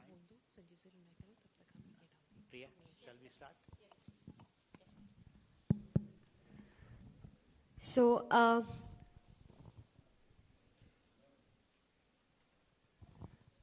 let us start. Yeah. Yes, sir. Yeah.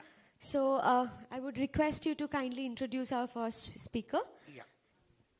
Yeah. We are now moving from oncology and fetal medicine to another important area of neurology. And in neurology, we were all talking about only the classification and the diseases and degeneration. and giving the big labels. And that is what everybody was criticizing, all of us, saying that we have only the big names and nothing more. But we have moved on now, and there are now diagnostics, and now there are genetics, and also now precision medicine.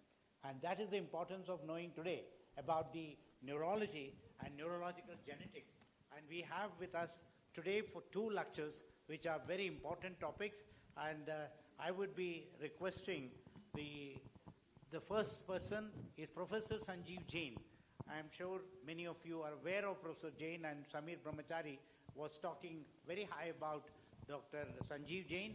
And Sanjeev Jain is from NIMHANS, and he's currently an emeritus professor of psychiatry at National Institute of Mental Health and Neurosciences. We worked together for a very long time, and I have a personal association with him. And his area of interest is genetics and omics of psychiatric and neuronal diseases, and psychopathology and history of psychiatry and neurosciences. And he has worked with neurology and psychiatry, a true replica of NIMHANS. And that is what exactly we liked about. And he started the laboratory of genetics in NIMHANS, which has already completed 25 years. And that 25 years standing reflects of his work. Sanjeev, please. First disclosure, Professor Satish Chandra was my senior resident when I joined NIMHANS. So we go back a really long way. But all morning you've been listening to all the slides that we saw, physical anomalies, developmental defects, and obvious physical anomalies that you see. Now this is a completely different field, where we are talking about disorders of the brain and the mind. You can't sample the brain, you can't biopsy the brain, you can't pathologize the brain, you can't image a brain. So now we are in a very different scheme of medicine. And before I start, I'd like to thank all my colleagues who have contributed to this. The Department of Psychiatry and Neurology, especially Meera, Biju, Senthil Reddy, Uday, starting from Uday, Pramod, Ravi, all the people from the Movement Disorder Services who have helped us in our career all these years. The disease, our interest started, as Professor Brahmachari mentioned, from about 30 years ago. We've noticed that there are profound ethnic differences in the prevalence of Parkinson's. It occurs more in people who are white and less in people who are darker. And this correlates with the amount of substantia nigra in their actual brains. So darker people have a much more prominent substantia nigra. So does this indicate some actual ethnic differences? And of course, we also discovered that along with when you're looking at trinucleotide repeats, that the size of the repeat differs between species. Human primates have very large, much larger trinucleotide repeats than other animals. And within humans, there's a distinct difference in the size of the repeats. And that seems to correlate with the prevalence of diseases like Huntington's or ataxia. So the fact that genetic variation, a very subtle genetic variation, increases risk of disease becomes very important. And this could be extended to all kinds of genes. Professor Brahmachari already alluded to this Huntington disease issue. So we find, in our initial studies, we found that the Huntington disease haplotypes, which are observed in NIMHANS, in our cases, had a somewhat different structure than the ones which are observed elsewhere from India.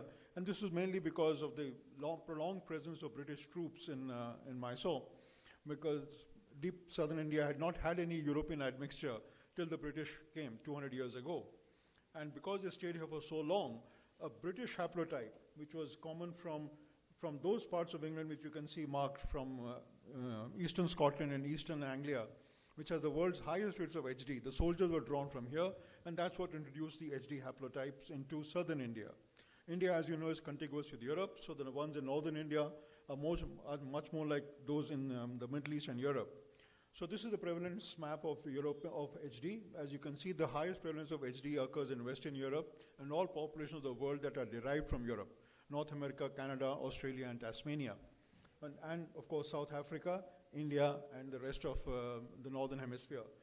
So you can see how the reds have influenced the pinks, and how the green one is a completely separate mutation. And when you do the haplotypes, you find that there's been a steady migration of Huntington genes from Western Europe to all over the world. But now, as you can see in that circle below, within India, you get an admixture of both the Chinese haplotype, which is a separate HD mutation, which has occurred independent of the European mutation in China.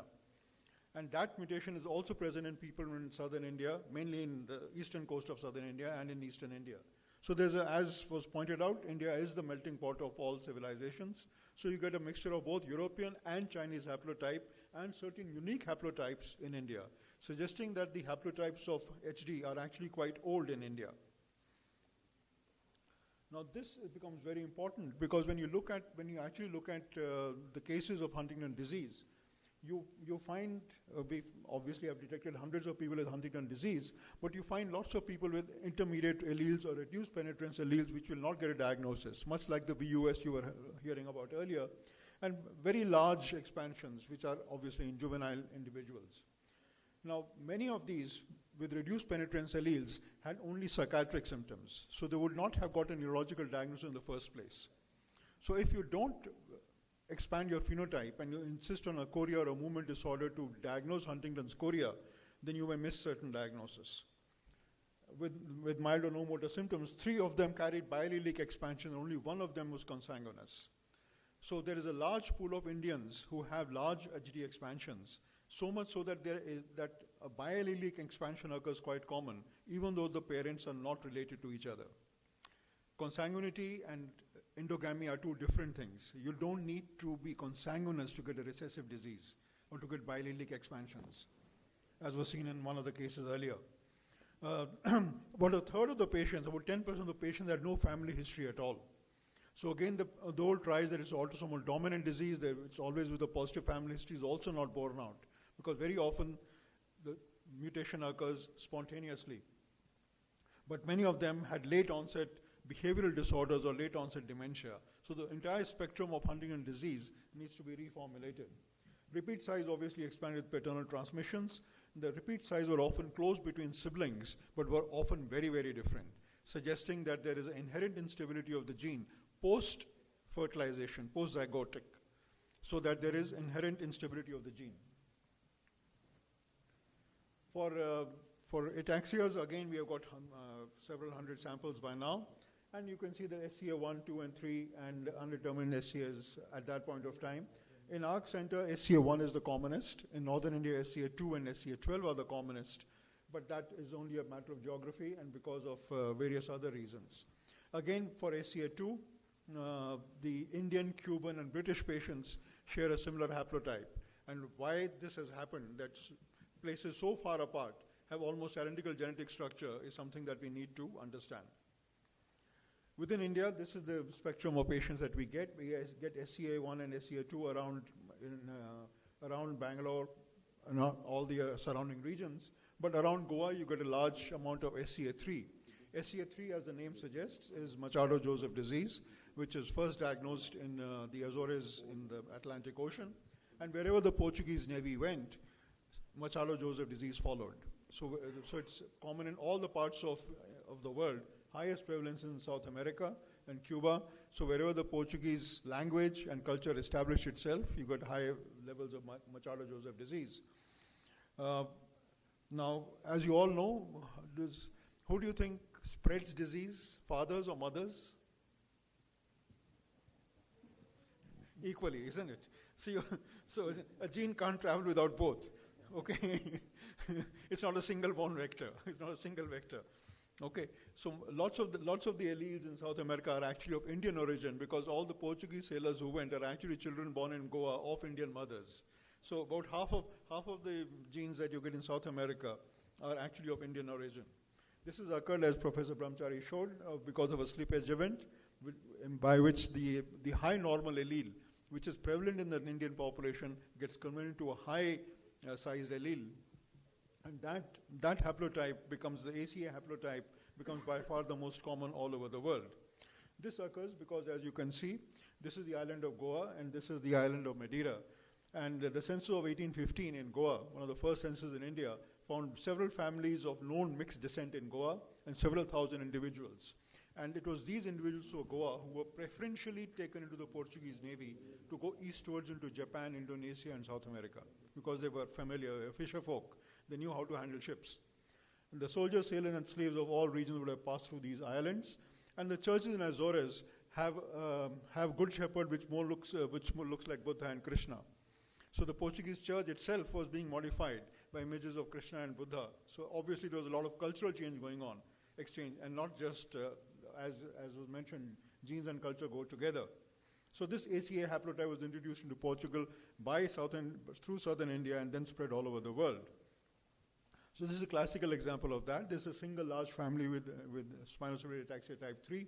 150 individuals were studied, 52 of which 52 were affected, 38 DNA was examined, 18 confirmed SCA, and we had a juvenile SCA, we had adult onset, and we had late onset. The adult onset, the youngest one had the largest number of repeats, the next had 66 repeats, and the adult onset had 58 repeats. So you can see a clear correlation between repeat size and the disease.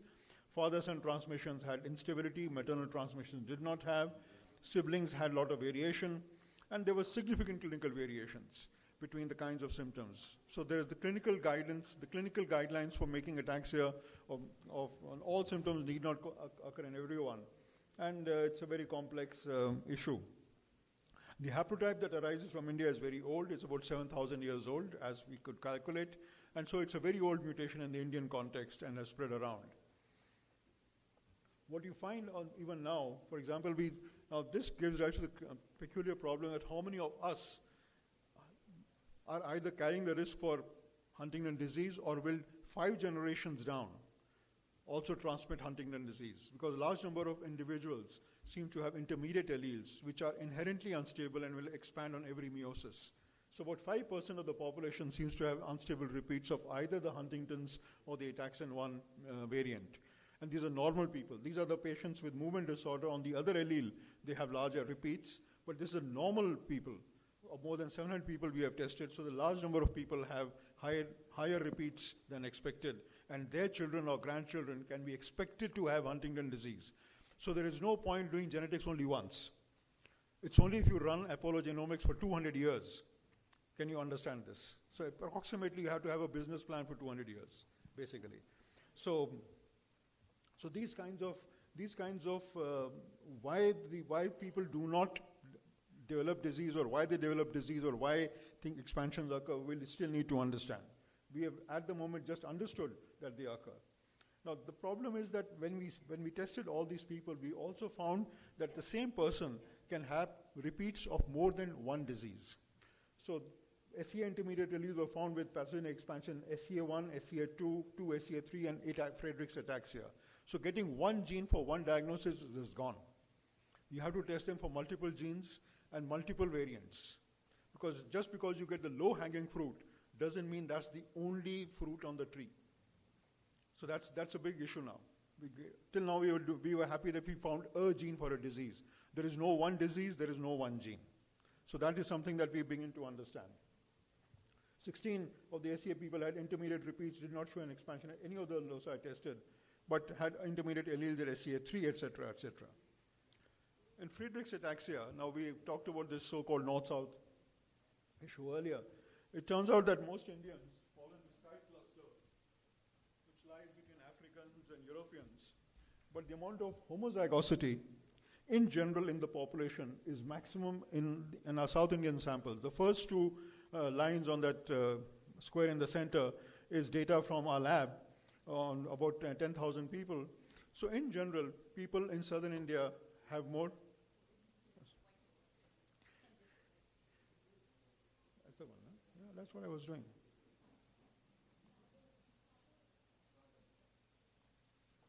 This one, huh? Oh, this one. Okay. Yeah. So as you can see, the people in southern India tend to have a larger amount of homozygosity than otherwise. And Friedreich's ataxia, large alleles seem to be occurring in about 6% of the population. So about a third of the patients we detect to have Friedreich's ataxia have no reported consanguinity at all.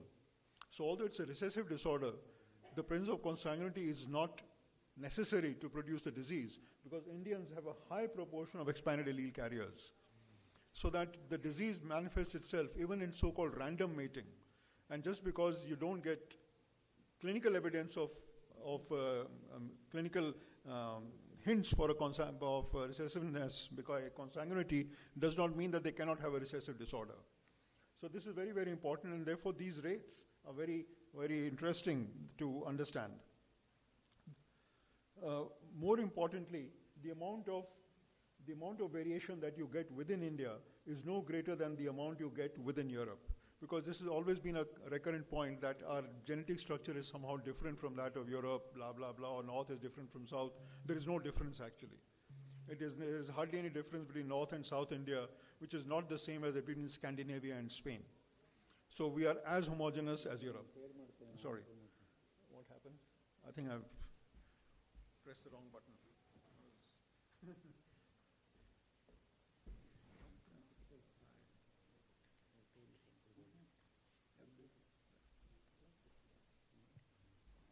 Now, this is some work that has been done very recently. It's just been submitted. This is a new ataxia called SCA27B, FGF14, recently discovered partly from NIMHANS. Dr. Nalini sent some families for sequencing. And it's a very peculiar repeat because it's actually a promoter sequence in the PPR2 gamma gene. But it shows a big stutter. The size of the repeat is very different. It is not a single peak. It shows both to the left and right. And when you do long-range sequencing, you see that the individual actually has multiple copies of the repeat. This is the most common pathogenic repeat, but there are different sizes apparent in the individual. How this occurs, we have no idea. But this is very different from, let's say, Huntington disease or SCA2, where it is much more symmetrical, that you either get one repeat and you get large number of similar kinds of repeats. Here the sizes are varying enormously in the same person. There's a 17 base pair sequence upstream of this, and this is the sizes that we get. We get a large number of normal people who have got expanded repeats. So they have no clinical symptoms at all. So the fact that you get a genetic test doesn't really differentiate it much. This 17 base pair sequence seems to occur only in people who have short repeats, who have below 25 repeats, and all those who have longer ones will tend to have unstable repeats, sometimes going up to 250 plus. So this 250 repeat, but we saw a patient with 229 GA repeats. But what also happened is that he has a mutation in exon 8 of the FAN gene, which is important for DNA maintenance. Because of this mutation, DNA could not be repaired correctly. So this 229 repeats in the blood expanded to 250 repeats plus in the brain, which is what we think has happened, because the gene is inherently unstable, and in the brain it has a different size than in the blood because of the presence of this mutation. So the point being that just getting one test without understanding the other genes that may affect the biology of that gene may not give you an accurate idea of the disease. This is exemplified also in this kind of experiments where we have the SCA12, which is the commonest cause of ataxia in northern India and in Bengal. It seems to run only in one particular surname group, which is quite unusual, although it's autosomal dominant disease. Why 90% of the patients belong to one ethnic group in India, I have no idea. But it is like that. So with the help of Anita Mahadevan and the patient's family, who were kind enough to donate a brain, we measured the SCA12 repeat size in individual cells in the cerebellum. And turns out that they are very unstable. The repeat size of the person's blood was 55, in the brain it was 60, and within the brain, within the cerebellum, it was 59. So there was a difference in the amount of instability, somatic mosaicism caused in the gene in different parts of the brain. As you can see, the SCA12 cerebellum sections show marked reduction in Purkinje neurons, which is the pathology of the SCA12, and the gene expression is also very different in neurons and glia. Now this particular, the point being that the body tries to overcome this instability, and the Purkinje neurons of the brain are the most tightly controlled in terms of genetic fidelity. So areas in which the gene expression of other genes which are involved in DNA repair was high, because of that the DNA repair modifier genes became higher in cerebellum. The cerebellum was trying to adjust to this pathological protein by correcting its instability over and over again. And therefore we found that the instability in the cerebellum is much lower than in the frontal cortex. So how genes mutate during life in the brain, much like cancer, may also hold a key to neurodegenerative disease. So in a sense, technically speaking, it is getting to be more like oncology or cancer progression, except that you don't have biomarkers. You have to look for genomic markers, which is a very different space altogether. To go back to the kinds of things that we were talking about, I think I can do this here. Anyway, but it's a young lady who had been diagnosed, who had been seen by child psychiatry somewhere else, then adult psychiatry somewhere else, and came to NIMHANS with a diagnosis finally of schizophrenia. We gave her antipsychotics, and she became board-like, became stiff as a board, had severe EPS, had a decreased speech output, had bradykinesia. We got F-DOPA uptakes done, FD-PET done. We have all the toys at NIMHANS, thanks to Dr. Satish Chandra. So FD-PET, we did caudate atrophy, we did all those things. And then we got the sequencing done. It's a Parkinson's 14 mutation, which is, and therefore it is a particular mutation which changes arginine at 741 to glutamine. And all the pedigrees in the world are from South Asia. Whether they are Indian, Pakistani, or Saudi families, they invariably come from the Maharashtra, North Karnataka, Karwar region. So all these mutations are from there, and it occurs mainly with consanguinity. So you can see a different pattern of mutations in the North American context and different set of mutations here. Now the differences why these occur, we have no idea, and as you can see, psychiatric cognitive issues and psychiatric manifestations occur in about 20 to 30% of patients with these kinds of mutations. Surprisingly, the same mutation occurs in the same gene. 3 different sets of mutations which are wide apart, the Chinese, the Japanese, and South Asians, develop identical illness. Now, and all these have to be homozygous. So whether the Chinese and Japanese have equivalent rates of consanguinity, we don't know. Are they large carriers for these rare variants? We don't know. So unless you really do a genome diversity map of risk alleles all across the world, you will not be able to explain the heterozygote and the homozygote risk of all the damaging alleles that exist in the human genome. So it's very, very important that these efforts to identify the genotype-phenotype clusters are expanded, just like we heard in the earlier one, how the pains you have to make a BUS, a disease, has to be made much more elaborate. The changes in these genes affect the protein in a particular way. It's a shuttlecock-shaped protein which tends to trap molecules, fatty acid molecules and dopamine, and pack them into the synaptic vesicle. Because of the link with EPS, before we do that, the PLA2G6 gene interacts with alpha-synuclein and makes all the disease biology of Parkinson's disease amenable. So till now we've understood Parkinson's disease as a dopamine pathway problem, but now we are saying it's also a metabolic disease problem. PLA2G6 is a phospholipase, and therefore there may be a metabolic aspect to Parkinson's disease. Because the protein structure was known, we could model the protein, and Dr. Meera looked at it in great detail and found that the part of that shuttlecock protein which binds, which carries most of these mutations, is also the binding site for chlorpromazine.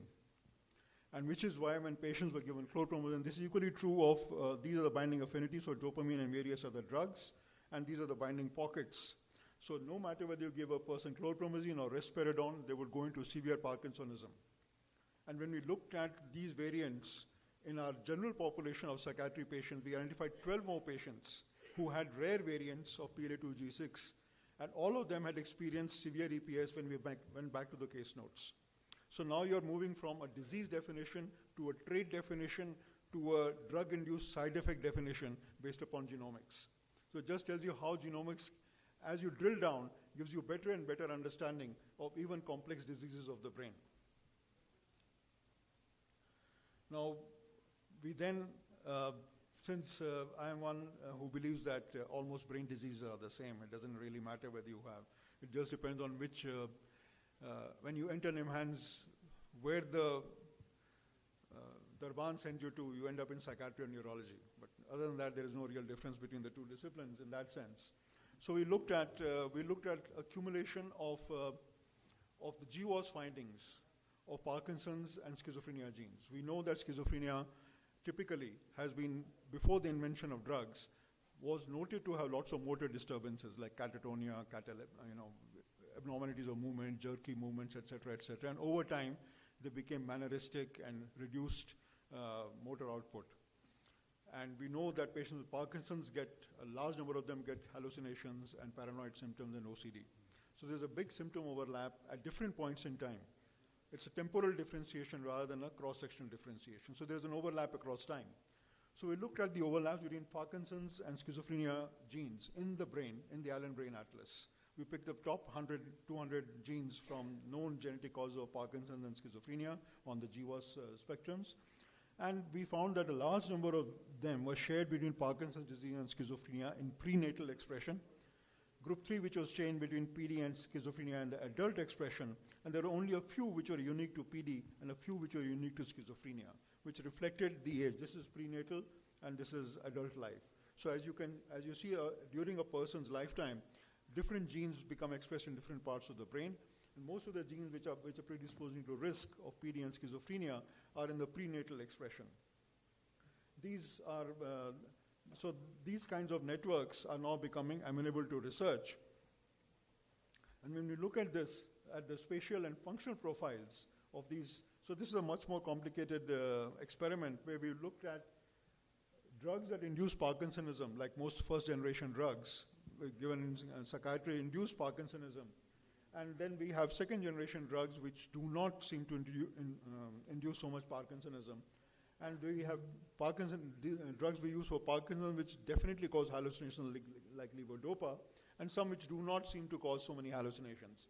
When we intersect these, we intersect these with the risk-producing genes, with the risk genes for schizophrenia and Parkinson's. We find that drug target genes and the disease-associated genes are usually just one or two network nodes away. So you can link up the effects of the drugs to the susceptibility in a very definite manner. And the first generation drugs showed much more overlap with Parkinson's risk disease genes, just like we saw with PLA2G6. As a generic group, the genes that seem to predispose to schizophrenia also seem to predispose to Parkinsonism when exposed to first-generation drugs. So these kinds of modules now let us identify what are the actual biochemical and biological parameters in the brain that we can understand to explore this further.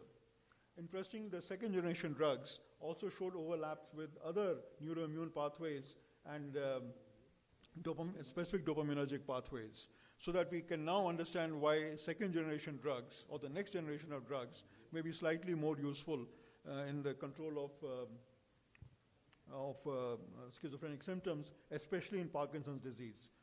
So the FGA targets directly interacted with Parkinson's disease-relevant genes, and whereas SGA targets overlapped mainly with schizophrenia genes and contributing perhaps to a different treatment profile. This has just been accepted in translational psychiatry a couple of days ago. The point one is trying to make is that these old ideas of a Mendelian disease or a polygenic disease are no longer valid. Every Mendelian disease will have modifier genes which will affect the way the person expresses the disease. There is no pure classical form. As you saw in all the case reports that were being presented, each individual has a different set of symptoms. So these are polygenic disorders, which is typically seen as psychiatry, and the Mendelian disorders, which are typically the inherited disorders of like Huntington disease. What I've shown you over the time is that both factors seem to combine, that there seem to be polygenic factors, mixed factors in the expression and in the clinical care of classical Mendelian disorders. So minor alleles of large effects are necessary but not sufficient. The Mendelian disease will allow a certain amount of precision medicine, but a disease-oriented medicine which will identify targets which you can try to interfere with, even though you can't interfere with many of these disorders. So there may be pathways or processes that you can identify by using multiple genetic methods so that you can both treat the mutation, treat the background, and treat the symptoms at the same time. But to do this, you need a whole genome or a much better understanding of genomics at a wider space than is clinically available right now. So where are we right now? Genetic confirmatory tests that we are talking about are just the beginning of the next wave, as Dr. Brahmachari mentioned 20 years ago. These are just the first wave of that. You cannot do very much with it. It is not directly clinically relevant. You cannot interfere with this. And therefore, these are insufficient to explain clinical heterogeneity or the progression of disease or to guide treatment response. So how do we change the genetic information into something tangible for the patient? We need to look at variants in modifier genes, both rare and common, which may influence disease risk and severity. This is a talk on ataxias and movement disorders, but we find that very commonly in dementia. People may have an ApoE4 gene or homozygosity of ApoE4 plus some other rare variant which is causing dementia, which then makes dementia occur in a 30-year-old rather than a 60-year-old. The youngest person we had frontotemporal dementia is a 16-year-old boy. And although everybody thought it was schizophrenia, it was actually frontotemporal dementia. So don't let age or this or that interfere with your understanding. Do the genetics, then think about it. Significant differences occur across population in frequency of mutated, pre-mutated, and modifier variants. Many of the ones which are being classified as VUS are only because Indian data has not been uploaded into ClinVar. So unless you keep on documenting and uploading, these definitions will not change. Somatic mosaicism and effects on specific cells, tissues, and regions of the brain may vary. So we need not think of genetics as a fixed data point. Somatic mosaicism is common. It is common in the brain. Although we are all taught that the brain does not divide, neurons do not divide, it is not true. There is significant cell division and replacement of neurons. As we all know, tumors do occur in the brain. So it's not under that tighter control. So some amount of subtle genetic variation will occur. Huntington disease can be 40 in the blood and can be 400 in the brain. So the amount of variation that you get in the brain is very, very high. How will we understand this? For that, we need functional genomics and model systems. So colleagues of mine are growing brains in a dish, not only to test the effect of the mutation, but also to test the effects of various drugs on people who carry different mutations. So you don't need a whole human to do brain drug testing. You can test it in a Petri dish with people who have different genes. And you can therefore try and discover pathways to treat these disorders with small molecules or with other molecules. So deep genetic analysis would be preferred for accurate diagnosis and prognostication. A single gene testing is no longer valid. Because the brain is much more complex, we think, because we are from NIMHANS, so we always think the brain is slightly more complex than the liver or the heart. But perhaps it is. I mean, it uses 40% of your metabolism for some purpose. But because it's such an inaccessible tissue, and because its inner workings are so poorly understood, unlike that of the liver or the heart, we really need to exercise great ingenuity to understand this. And genetics and genomics offers one of those windows by which you can explore the brain much better than, to complement all the other investigation processes, we need to understand the genomics of the brain in a very deep way in the future. Thank you very much for your attention. Thank you, Sanjeev, for bringing out the complexity of the brain and its involvement in psychiatry and neurology together, and how to borderline between the two disorders, which is very, very important. I am sure there may be one or two questions. I hope you will be able to take one or two questions. Please, Samir.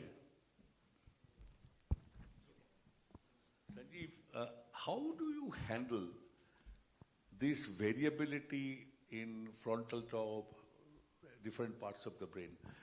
So, if we do more, will you be able to learn some more how actually self-correction takes place? Genomically or psychologically? I don't know.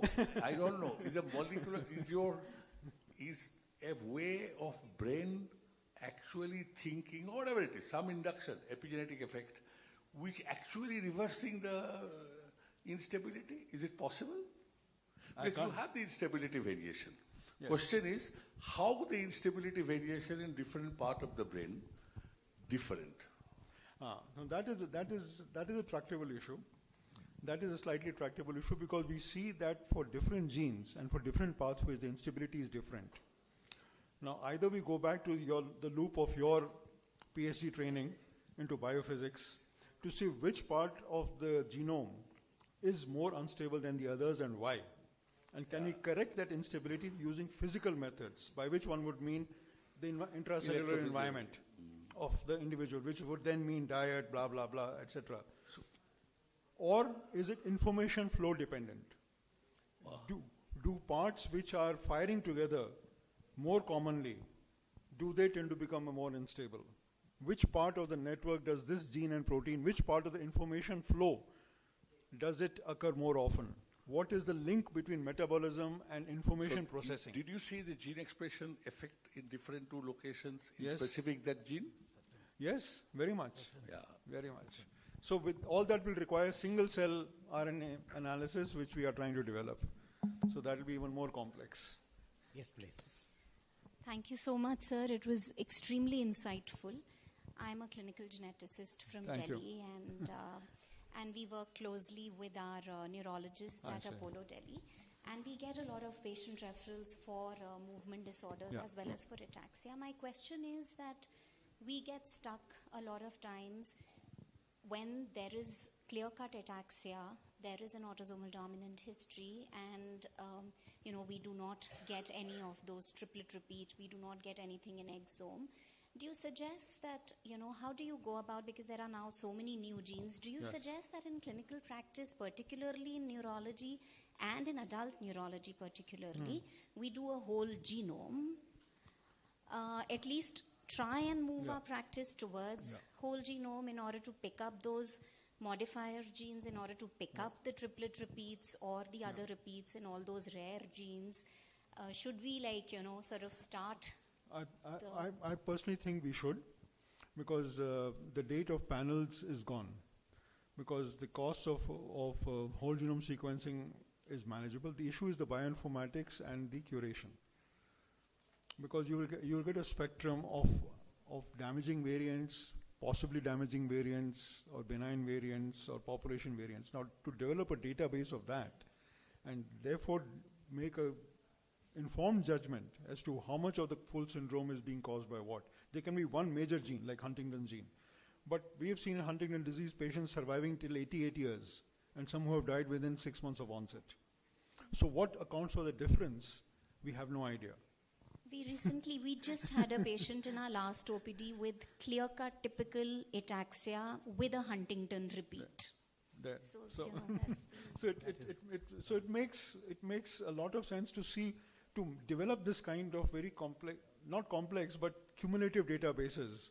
So as an effort, we've started a Huntington Disease Society of India, which now has almost 300 members. So we'll be following up these individuals and things like that. It's a family, it's a patient-led organization. So it's not run by doctors, it's run by patients. So hopefully, and they're very keen that something be done, just like HDSA does a lot for Huntington disease in America and EHDN in Europe. So the effort is that, so the users demand it. For adults, see, pediatric and fetal medicine is one thing. Cancer has a finite endpoint in 1 year or 2 years. Here we are talking about patients who have 50, 80 years more of their life. And they want an answer. The most humbling experience was when we did prenatal testing. Out of the 12 people we have tested, only 2 went in for termination. 2 of them were software scientists who went to the literature and said, with my repeat size and given this much anti-triplet expansion per maternal transmission, the child will get this, which will mean it will develop the disease only at 40. She did a complete computer modeling. Until 40 she'll be happy? So why should I deny a child 40 years of happiness just because I think they'll develop Huntington disease at 50? Valid point, and the child is now 20. So it's troublesome. And the other one is even more troublesome, because they say, doctor, you've been taking blood from us for years. By the time these children grow up, you should find a treatment, shouldn't you? So we better hurry up about it, because these diseases are not going to go away. Like I showed, the pre-mutations or the intermediate expansions occur in 5% of the human population. And this is true of Scandinavia, it is true of India. I don't know the data from Africa, it is true of South America and China. So even if you do prenatal testing and eliminate one group of Huntington disease, new ones will emerge 2 generations down. So it's not going to go away. So we have to invent interventions. So it's not like the other diseases that you think you can somehow with proper genetic counseling stop the disease from transmission. These diseases are not going to stop being transmitted. Than that. Thank you, Sanjeev, for a very interesting talk, and I'm sure there will be many more questions, and you can discuss with him personally also. Thank you, sir. I now request Dr. Satish Chandra sir to just felicitate the Dr. Sanjeev sir.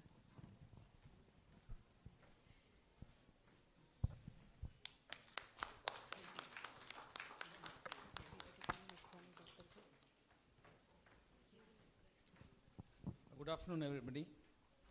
I have great pleasure in introducing my alumni 50 years back from the then Bangalore Medical College. Now it is Bangalore Medical College and Research Institute. I hereby introduce Dr. Satish Chandra Girimaji. He is a child and adolescent psychiatrist and neurodevelopmental disorder specialist at Ramaya Memorial Hospital, Bangalore. He has more than 36 years of experience at NIMHANS. He served as a senior professor and dean of behavioral sciences. His expertise lies in child psychiatry and neurodevelopmental disorders with around 110 publications. He will be speaking on the topic of genetics of autism and neurodevelopmental disorders. Satish Girimaji, for you.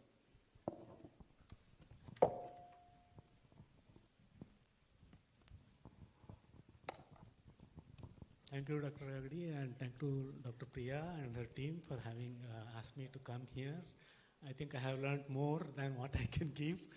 And one advantage of being one of the last speakers is many of the things that I have to say have already been said. So it might be some kind of a rehearsal for you or whatever you have gone through. Till the slides are settled down, I will start off in the next few minutes. I will talk about genetics of neurodevelopmental disorders. So what are neurodevelopmental disorders? These are disorders, heterogeneous group of disorders with onset in very early childhood, which affect one or more areas of development, which is either motor, cognitive, social, or language. And very often, multiple areas are affected, and they all have tend to improve with age, and especially more so with interventions.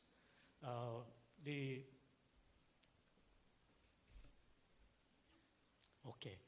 So how do you classify the neurodevelopmental disorders? I think there are three ways of classifying. One is depending on the predominant type of impairment. It can be intellectual developmental disorder or intellectual disability, or it could be, even younger ages when multiple areas of development is affected, it is GDD or global developmental delay. Or if social communication is the main area which is affected, then you have autism spectrum. Or everything else is all right, only speech and language is impaired, intact hearing, you call it a specific language impairment. So very often to see many of them going together, they tend to co-occur with each other. For example, a combination of ID with ASD, quite common. ASD with speech and disorder problem, quite common. ID with speech delay, quite common. And many other neurogenetically determined neurological disorders tend to go along, like epilepsy, and many other disorders like congenital heart disease.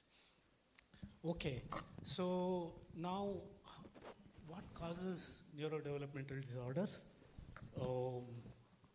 Okay, no problem. What causes neurodevelopmental disorders? Now, let's see. I will stop here and I will go back.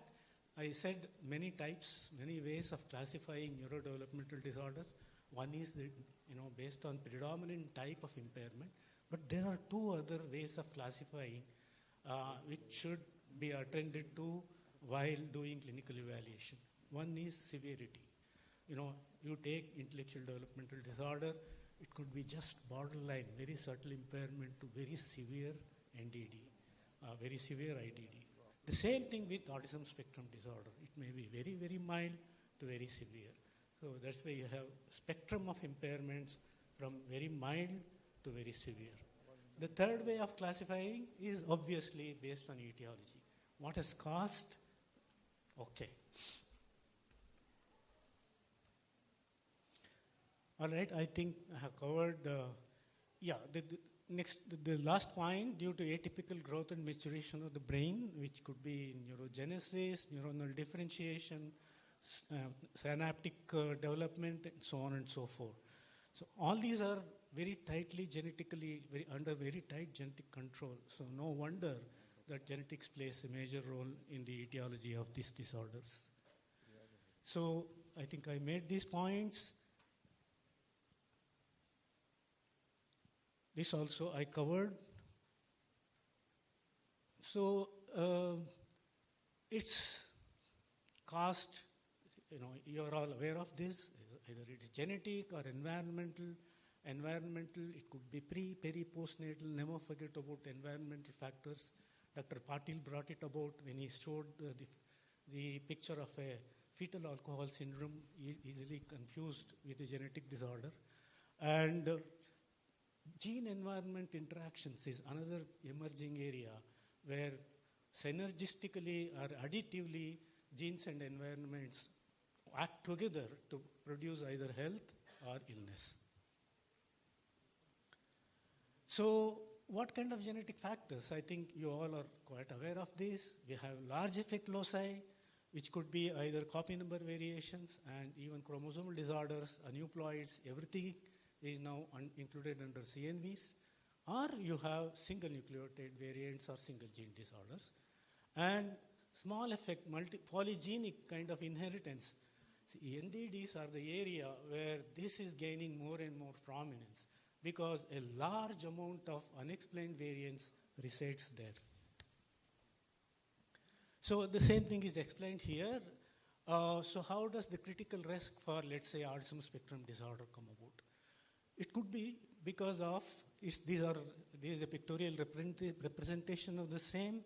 Horizontal line represents the critical risk, which can be achieved by a single big ice cube, which represents rare de novo or large effect variants, or 2 or 3 medium effect or moderate effect variants, or a large number of small effect variants, which is what is polygenic inheritance about, and all of them discovered by Jivas. This is the point which Sanjeev made, many other people made, which is the sharing of genes between these. This is an interesting Venn diagram which shows sharing of genes across 4 different disorders. You have epileptic encephalopathy, you have IDD, you have autism, and you have schizophrenia. So you can see that there is sharing of genes across all the disorders. Take, for instance, the one in the center, which is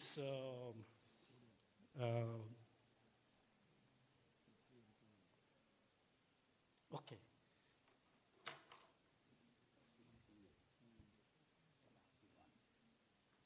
Sodium channel gene. You can see that this gene is involved in all 4 disorders.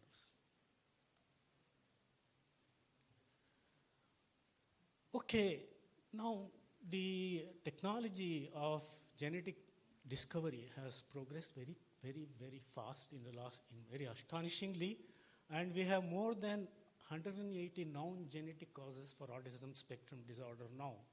But remember, they're all very rare disorders, but all of them put together, they make modest amount of cases of autism can be explained by these kind of rare genetic causes. And these are some of the common disorders that you would see: Fragile X syndrome, tuberous sclerosis complex, Rett disorder, Angelman syndrome, P10 mutations, especially, which is easily detectable clinically. IMDs is another important group. I will come to that later. And you have copy number variations, especially in 15q11.3, either duplication or deletion. They are one of the commonest CNVs that you see in autism spectrum disorder. Now, how do these genes cause the disorder? I mean, this has been an active area of research, and we have some data on this right now. It could be because of impairments in synaptic connectivity, neurotransmitter pathways, chromatin remodeling, or neural projection pathways. This is an interesting diagram showing how in a same molecular pathway you can have 4 different disorders because of the mutations in 4 different genes. This is a very well-known RAS-MAPK pathway, and there are 4 key proteins, and impairments in the genes which are responsible for these 4 key proteins can produce 4 different disorders. You have neurofibromatosis, Coffin-Lowry, PAC3 mutation, which is a non-syndromic X-linked ID, and Rubin-Smith-Davy. This is a wonderful website.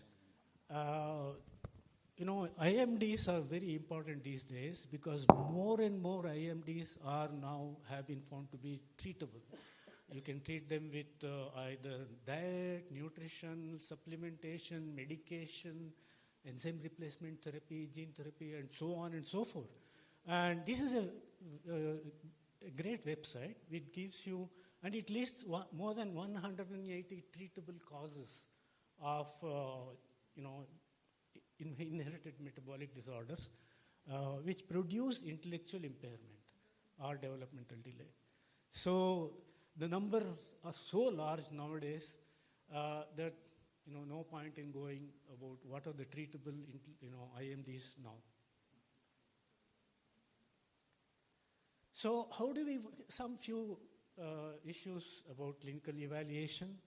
So how do we go work up the NDDs? You do a medical clinical evaluation stressed by almost all the speakers. You do relevant investigations, and then finally you do synthesis. I think the last step is also very crucial. Unless you do genotype-phenotype correlation, unless you kind of collate all the information together, I think Ramurthy mentioned it, Patil mentioned it, many other speakers mentioned it.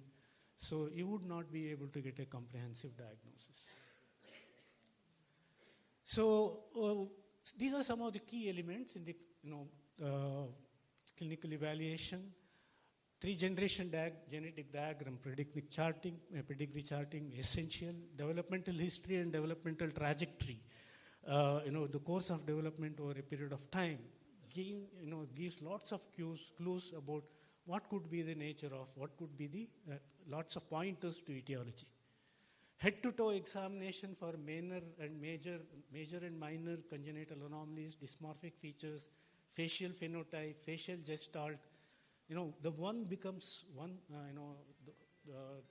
The more one becomes familiar with more and more, typical distinctive faces in different syndromes, the more one would be able to detect these conditions. Behavioral phenotype also sometimes gives clues to the etiology. For example, in an obese child who is skin picking, very likely to be Prader-Willi. This is usefulness of genetic diagram. This is one family that we had where 3 children, 3 individuals were affected, clearly X-linked transmission. We did sequencing and published, and we found PAC3 mutation, which is a non-syndromic. And the whole thing was that because of the type of transmission. These are the first cases of Fragile X syndrome that were detected in India and by my mentor, Dr. H.S. Narayan. And 3 SIPs, very typical faces. And this boy had clear macroarchidism and also had 2 of them had autistic features, all 3 had ID. So these are examples. The clue to a genetic etiology could be as gross as a very clearly abnormal facial appearance, or it could be as subtle as Conant's tumor, which could be the only indicator for tuberous sclerosis. Congenital microcephaly, another common cause of NDDs, especially in South India. When we started work on this, there were just 6 genes. We found the 7th gene, which was a stealth mutation. published it, and this is the typical appearance of, but it should be a congenital microcephaly, not at a later point of time. These children have very severe microcephaly, but only mild intellectual impairment, and they have no other kind of problems. Combination of several clinical findings can suggest a syndrome. For example, here you have a girl with very prominent nose, and look at the toes. You have bifid and broad big toes, clearly suggestive of Rubinstein Tabby syndrome, later on proved. Similarly, distinctive facial phenotype, as you see in Cornelia de Lange syndrome or Rockman de Lange syndrome, flat philtrum, simplified ears, hirsutism, Hannoveris. Just like, if you know this syndrome, you just look, you will be able to diagnose. This is one of the conditions which you can sometimes see in autism spectrum disorder. A child with macrocephaly, increased head circumference, with this kind of facial appearance, highly suggestive of P10 mutation. So the point that I am trying to make is the importance of doing a very meticulous clinical evaluation, which can help us in identifying genetic etiology. It need not be such gross kinds of things that you can pick up. They can be very minor congenital anomalies. More than 4 minor congenital anomalies, highly suggestive of a genetic etiology. Investigations, CMA has almost completely replaced karyotyping, which was the only thing that was available when I started my genetics journey. But nowadays, even now it has some utility, but CMA has almost completely taken it over. There are other things depending on the case. And so the question is when to refer for testing. I mean, there's no point in doing testing for all children who present with NDDs. This is from a kind of an interactive perspective between what what the parents want and what the clinician thinks. And the commonest situation is firstborn child having a problem, parents keen on having another child, which is about genetic counseling or reproductive planning. And second thing is ascertainment of the cause. Genetic cause is likely to help us in prognostication, in predicting any kind of complications, and be ready for that, or for management. Many times we come across situations where there is clearly no indication of a genetic etiology, but parents are very keen. They want to know, is it genetic? I would like to know. I would like to run all the tests. I would like to know whether my child, what is the cause for my child's problem? It's like something like they would be happier if they know the cause. So that is another scenario where the testing might be required. But how commonly do we find positivity when we do genetic testing? Not very high, very modest. If you take large number of samples, especially in milder forms of neurodevelopmental disorders, it's very, very less. It's less than 10% in mild ID. ASD population as a whole, again, it is very less. It's around 9%. But when you look at children who have more severe kinds of problems, the yield is much higher. And ASD referred for testing is still around, it's less, but it's double what you would find in ASD population as whole. There are many kinds of guidelines about how to go about testing in NDDs. I find that Canadian guidelines being quite useful. They have actually given the guidelines for 3 sets of conditions: GDD with or without IDD, and ASD without ID, and other NDDs. And you can see that first year testing is CMA with Fragile X testing, which requires its own test, and biochemical screening, and refer to metabolic studies if necessary. and then refer to genetics for the second tier testing. Okay, this is one of the last slides. And, there are very few examples of proven, genetics-based treatment for NDDs. You have, of course, hematopoietic stem cell transplantation for 4 conditions, many conditions, and most of them are lysosomal storage disorders. Gene addition therapy only for 3 conditions, that is ADL, MLD, and DMD. Stem cell therapy not recommended.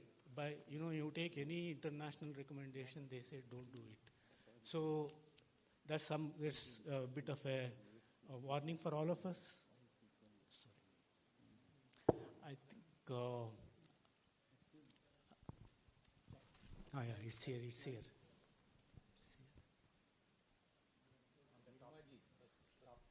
Here.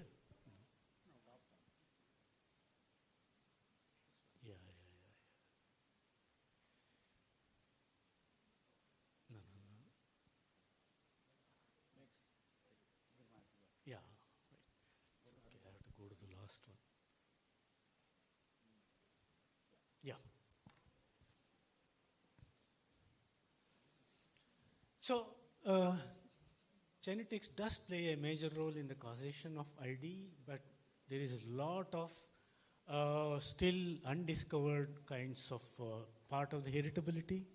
Clinical applications growing, expanding day by day.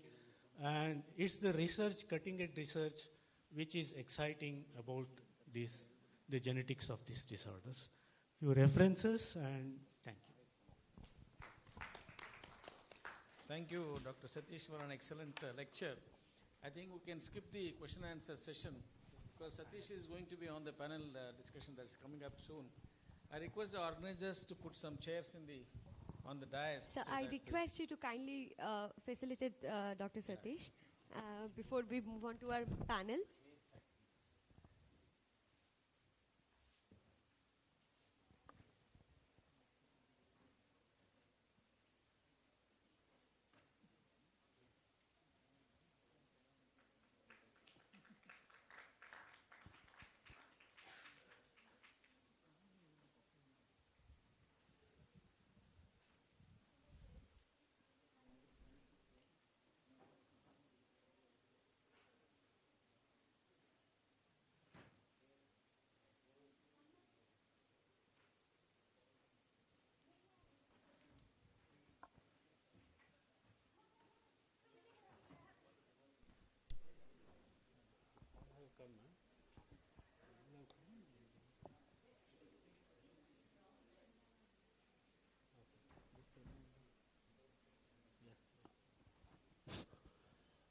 So let's come to the panel discussion on genetics and genomic neurology. This is about latest advances in neurogenetics. I request Professor Dr. Satish Chandra, moderator for the panel. He is senior consultant neurologist and clinical advisor at Apollo Specialty Groups, Jayanagar. And also, sir is ex-vice chancellor and director of NIMHANS.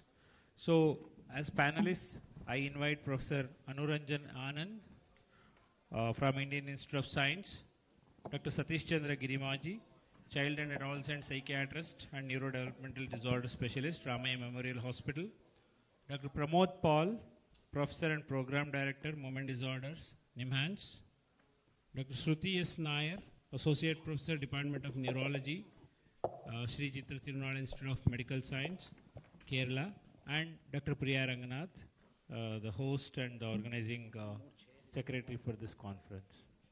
I think otherwise I will sit there. That will be the best.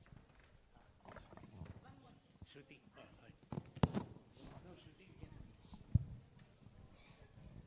can sit in there one more. Not a problem. So, seeing time, I think we will start the panel discussion. So we have heard about the 2 important lectures on spinocerebellar ataxia and movement disorder. And there are many more things in neurology where a lot of advances have happened. So I was thinking that we should have a panel discussion and get experts' opinion and they can also share their views and also have an interaction with the audience who are staying here. And we chose the three important topics. One is against spinocerebellar ataxia, which is a very important area where we need to learn many more things, as well as the neuromuscular diseases, which we have not talked about at all. And that neuromuscular diseases have played a very important role in the recent years, where there are a lot of precision medicine has come in, a lot of trials have already undertaken. Even in India, there are trials going on. So because of that, I thought that that is very important. And some part of neurodevelopmental disorders, we should give importance, as pediatric neurology is a very important area now. So first questions, I will start with the spinocerebellar ataxia.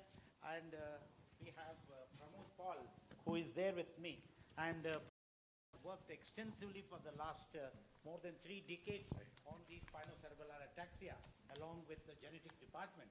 So let me first ask a question. We have hereditary and we have acquired ataxias. It is always a problem for the neurologist. How do you differentiate between the two?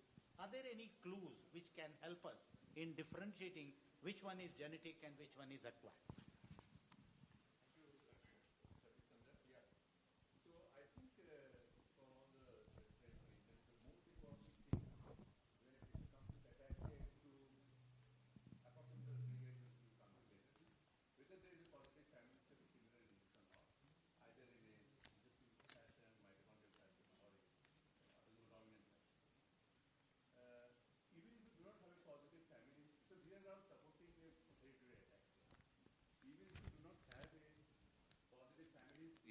Of a similar disease, but you may find somebody in the family may have some type of skeletal deformities or a pace covers, etc., which may point towards a hereditary nature of that index case.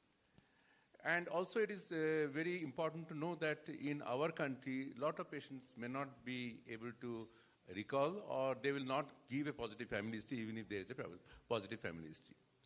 The second thing is then the clinical examination and the history taking. So if any ataxia comes acutely or subacutely and is a progressive course, very rapid progression, you should always think that you are dealing with a acquired cause, maybe paraneoplastic or other type of neoplastic, etc.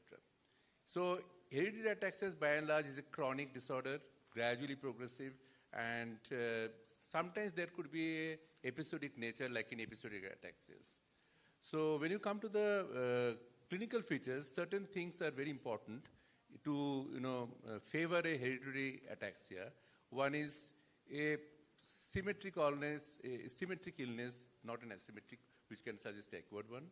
And lot of neuromarkers we look for, apart from the cerebral signs like conjunctival telangiectasia or early cataract or caveolate spots, other type of, then ophthalmological examination is very important, sometimes retinitis pigmentosa, so macular degeneration. These are all pointed towards a hereditary or a genetic basis. Then finally you come to the pure neurological examination where, apart from the cerebellar signs, if you get some of the Parkinsonian signs, some dystonia, so these are again in favor of a genetically mediated disorder. And ocular findings we give a lot of importance. The spinocerebellar ataxias type 2, type 3 have a lot of slow saccades, slow eye movements, so head thrust. So these are some of the signs. And finally, clinical examination, other things are like skeletal deformities, skeletal contracture, high arch palate. So these again are pointers towards a hereditary nature of a disease. So these are in a nutshell the pointers. And in the other category, in acquired disorders, if you have a preceding febrile illness or raised intracranial tension, history of raised intracranial tension, or weight loss, which could suggest a paraneoplastic disorder. So these things, GAD-mediated disorders, past history of CA breast, and now the patient has come with ataxia. So a lot of immune-mediated ataxias now we see, which is subacute onset and progressive course. And finally, the mitochondrial ataxias, you can, if you have a remitting relapsing courses, some febrile illness in children has ataxic disorder. Again, the patient has improved. So these are certain things which can suggest a mitochondrial disorder. So a neurologist will have always some points to look for and then divide completely between the hereditary and acquired. and investigate further. Yes. That is what is very important. And these are the clinical points which we require to look at it. And of course, any ataxia, we immediately ask for neuroimaging. And imaging is done. Yeah. So how do you differentiate in the imaging between the genetic and the... So most often, imaging in a patient of ataxia just helps rule out that a acquired cause of ataxia. Okay. It's like, in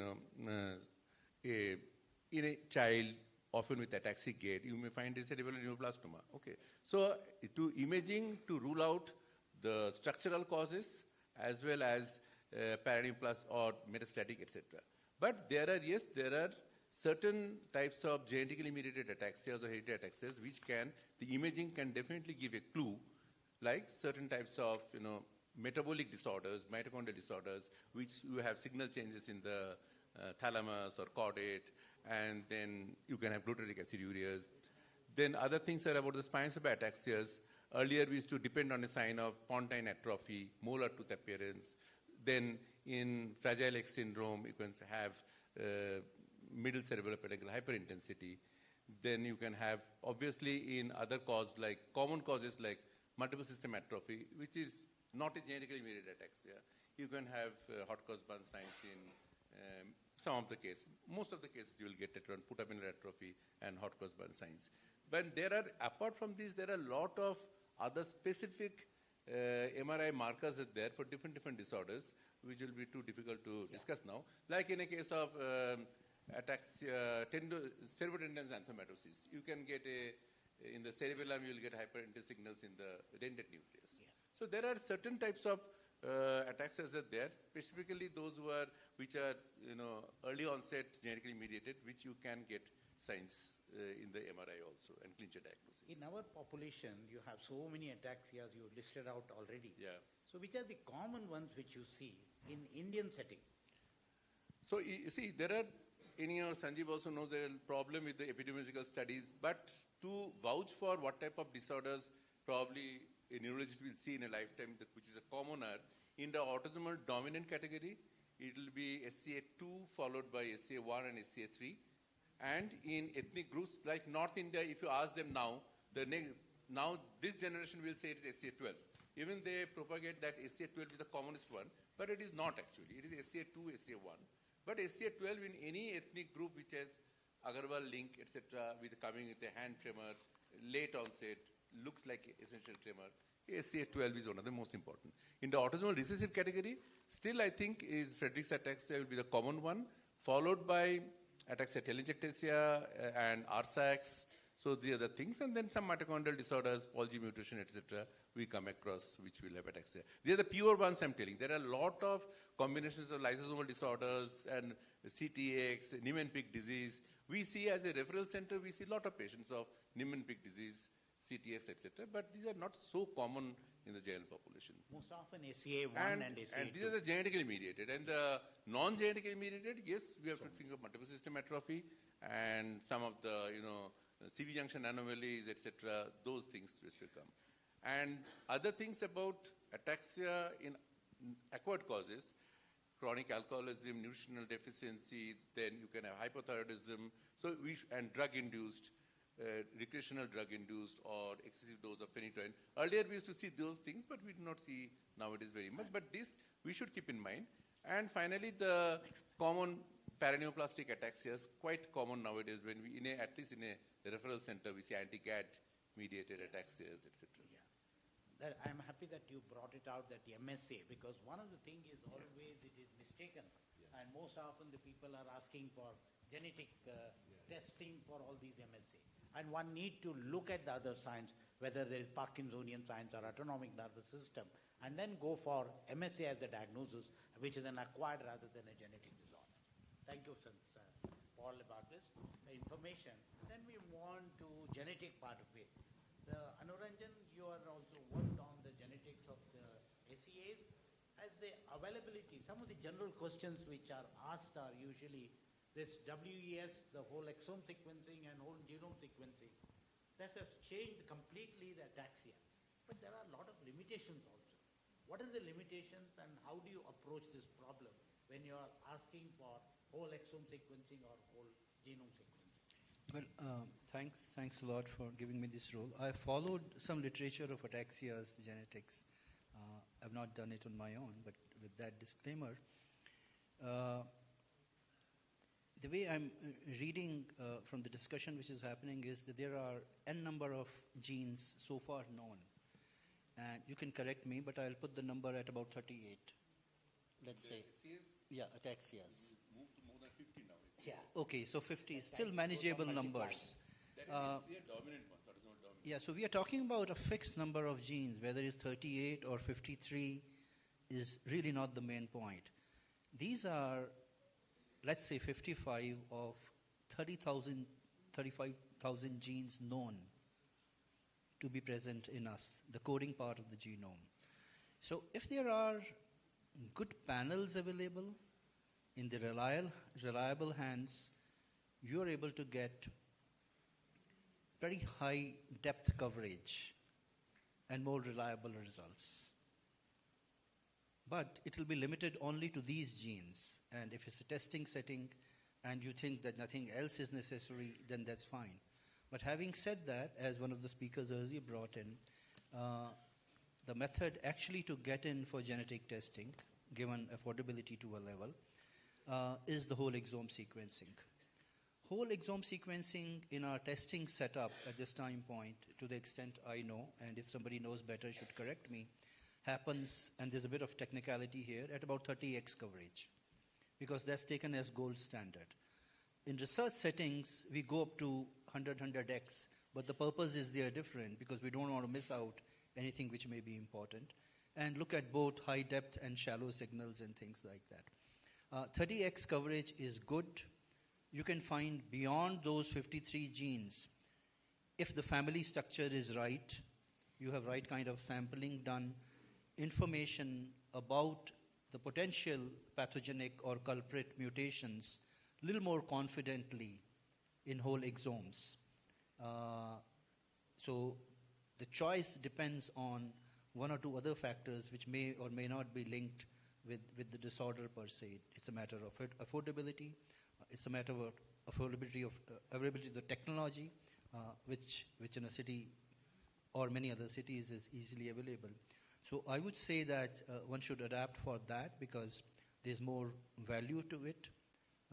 Limitation of that is that certain kind of mutations which are linked with copy number variations, etc., beyond certain size are not easily picked up by whole exome sequencings. I said there are other methods which need to come in there. Most of the commercial things, they ask for a panel. And it is very, very common that a clinician just write for SEA panel, do the testing. The two reasons so for do it. You think that is it adequate or there are a lot of limitation in that? Well, the limitation there is that one can check the genes only in the panel. If there's something else about which you can't, you'll never get. Advantage there is that the coverage is very high, your confidence in the data is higher there. Exome coverage for you to get 100x or 300x is way more expensive than the service which gets offered. So one has to balance out what the need is, how much of the clinical information and phenotyping is contributing to the surety of the disorder and its labeling and its categorization already. Then gene panel is fine. But if you have doubts there, I would say adopt whole exome sequencing. Quite likely, there are small chances of missing out there, but you'll still get reliable results. If there are long repeats, then certain kind of whole exome sequencings will not let you pick that up because they have a limit on the size of the expansions or deletions they can pick up. Dr. Paul, you see that many a time the panels are asked for. What is your comments on that? So I think whatever our understanding of this, when you find a patient with ataxia, if we suspect a SCA 1, 2, 3, 12, 7, yes, we do not go for the exome sequencing, but that will miss it. So we go for just repeat length analysis, okay. And if after after the panel is over, if it is a negative, then we ask for a whole exome sequencing and along with the mitochondrial, because now with mitochondrial whole exome sequencing is almost 2,000 difference. So different type of genes can be picked up because in fact, there were surprises when we find out Paul-G mutations, etc., in a mitochondrial screening. Okay. So first approach is go for a repeat length if you suspect a SA1, 2, 3, etc. Or a Friedrichs, then you go for separately. And then if you think that it is not a repeat length disorder, then you go for exome sequencing. So that was my next question regarding mitochondrial DNA ataxias. So how do you test for them? What do you ask for them? So these mitochondrial DNA mutations. See, I think now we ask for a mitochondrial panel, mitochondrial sequencing. I will not be able to tell what exactly they do, but it is a package we get now. We get it from NIMAS as well as the genome of the whole exome plus mitochondrial. Do you want to say something? I can add to that. You know, mitochondria, as most of you know, is present in our cells, is hugely developed an endosymbiotic relationship with the nuclear genome, which we call nDNA. So mitochondrial DNA is essentially, from sequencing point of view, is not a challenge. It's about 16.5 to 17 kb DNA, I think. It has several tRNAs, ribosomal RNAs, and a few other genes for the metabolic roles, etc., etc. Covering that up either on its own by conventional sequencing or as a part of the packages which offered is a non-challenge. It's not a challenge. I think it's becoming important to include mitochondrial sequencing for the kind of disorders, ataxias we are talking about, because a large number of them do map.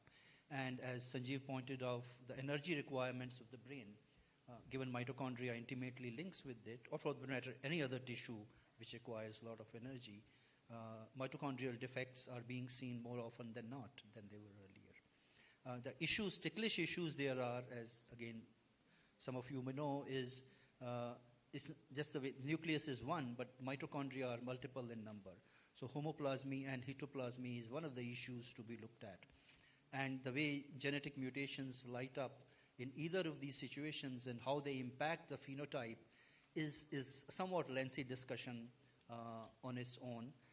But whether you're getting a clean result or you're getting a mixed signals in whether you go through a panel route or a conventional route for the mitochondrial gene needs a little more attention than the nuclear genes.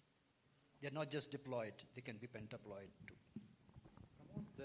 Having asked for the hereditary ataxias, types of hereditary ataxias and how to investigate them, is there any therapeutic approaches for this type of hereditary ataxia? Do you have any treatment options available for these patients? How do you manage this? We always look for treatable ataxias. That is the dictum. But most of the hereditary ataxias are not treatable. And among the hereditary ataxias or genetically mediated ataxias, by and large, the ataxias in childhood or due to some metabolic abnormalities, etc., could be treatable. And we try to, like biotinidase deficiency, okay, or vitamin E, AVID, vitamin E deficiency syndromes. So then A-beta lipoproteinemia, then Minger's disease. So cerebrotendinous xanthomatosis, we can have chenodeoxycholic acid, Niemann-Pick disease, we can miglustatin, another one which has come very costly, that is MIFLA or something. So certain treatable ataxias are there, which we have some treatment, but most of them, like Niemann-Pick, is out of the scope for our patients here. Regarding the Friedreich's ataxia, now Veloxone has come, but it is very, very costly, and I don't think anyone will be afford to afford it in India. That is Skylux, I think it's the trade name, just approved FDA. There are other group of ataxias genetically mediated which are episodic ataxias. So what Dr. Sanjeev Jain mentioned about the recent pickup of ACA27B, so this could be one of the commonest ataxias which we are increasingly picking it up now. And these patients also can have a episodic nature, which we may have missed earlier. Now, classically, episodic ataxias are 1 to 8. Yeah. Okay. But this is also one of the episodic ataxias. So depending on what type of episodic ataxia, like it is a calcium channelopathy or potassium, etc., acetazolamide as well as, mainly acetazolamide or carbamazepine, one of the drugs can be used sensitive ataxias. To prevent these ataxias. Other than this, I think the genetically mediated ataxias, there is nothing specific treatment. for No SCA1, specific 2, 3, all precision this. targeted No, therapy? they are trying. They are trying for mitochondria, improving the mitochondrial function. All are, in the animal models, etc., and also gene silencing or gene modification, etc.